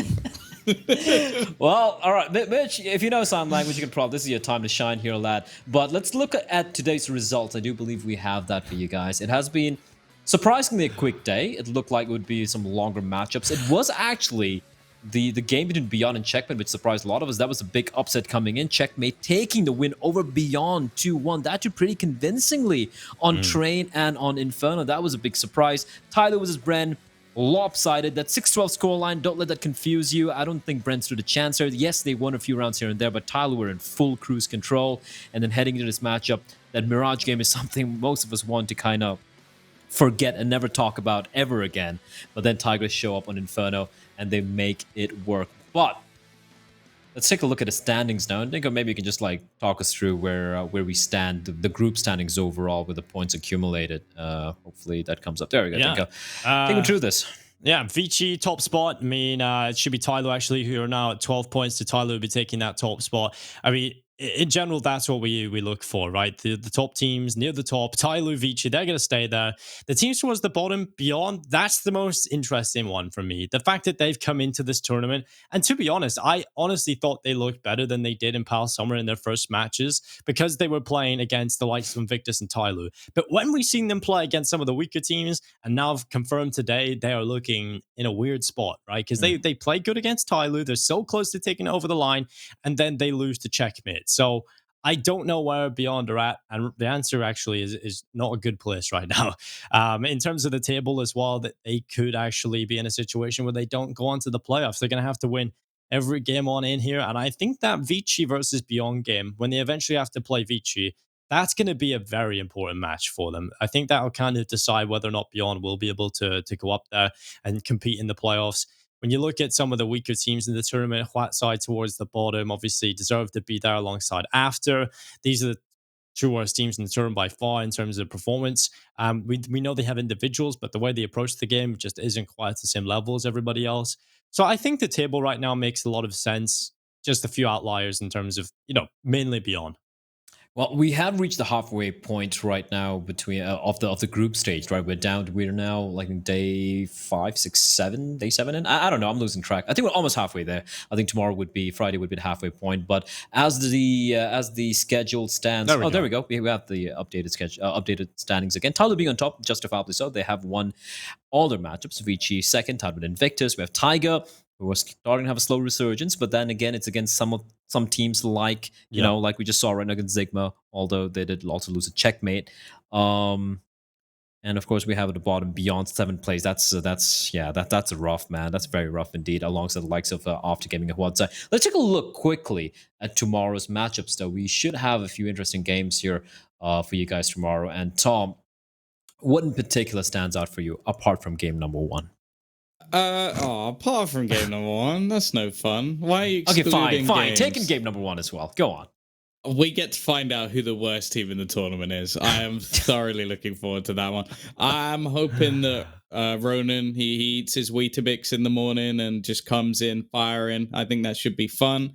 Beyond have a chance to fall further down the board if they don't manage to beat Zigma tomorrow. Zigma will jump past them in points, so that could be a decent game. And Tiger, I think this will be a proper test for them. Because as said, so far they've played against 4 teams we expect to be outside of the playoffs position, although Checkmate obviously now are making a very good case that they could be within the top few.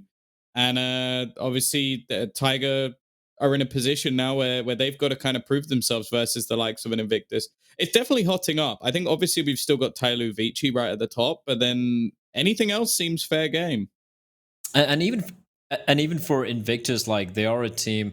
I want to throw this your way, Mitch, but unfortunately, probably have to answer with sign language as your mic seems to not be working, which is very unfortunate, Mitch. I do shed a tear for you.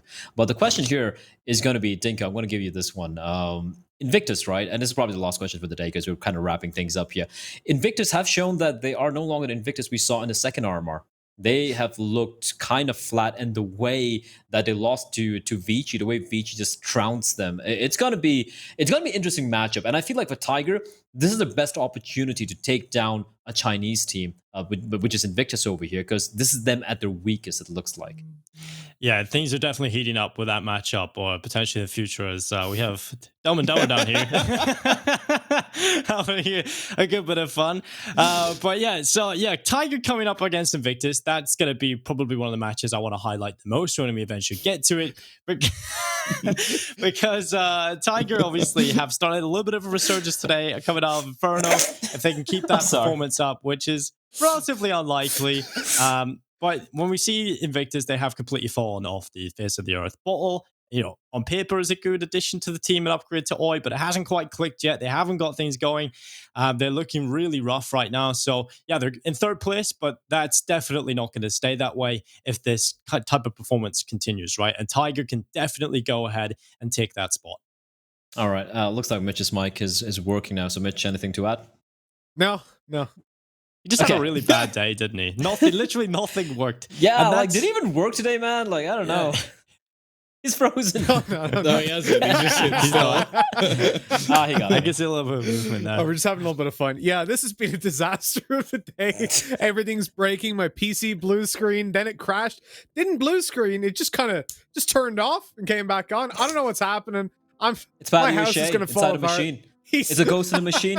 It's because I didn't listen to his predictions today. Because you didn't give him time to predict today. He's coming after me.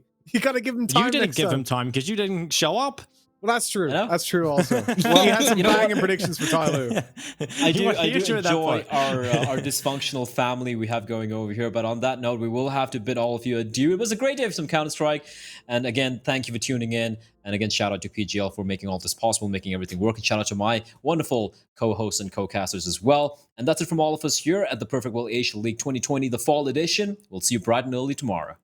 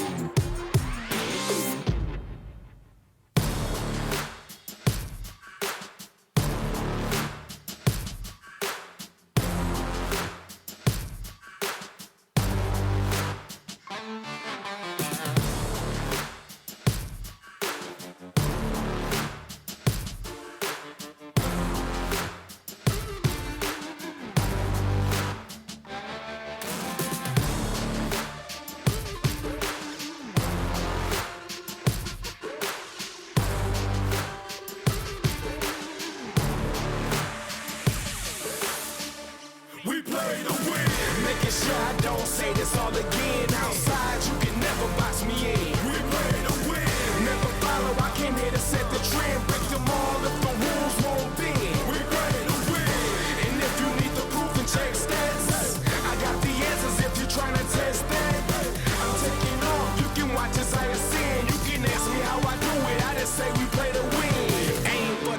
never settle.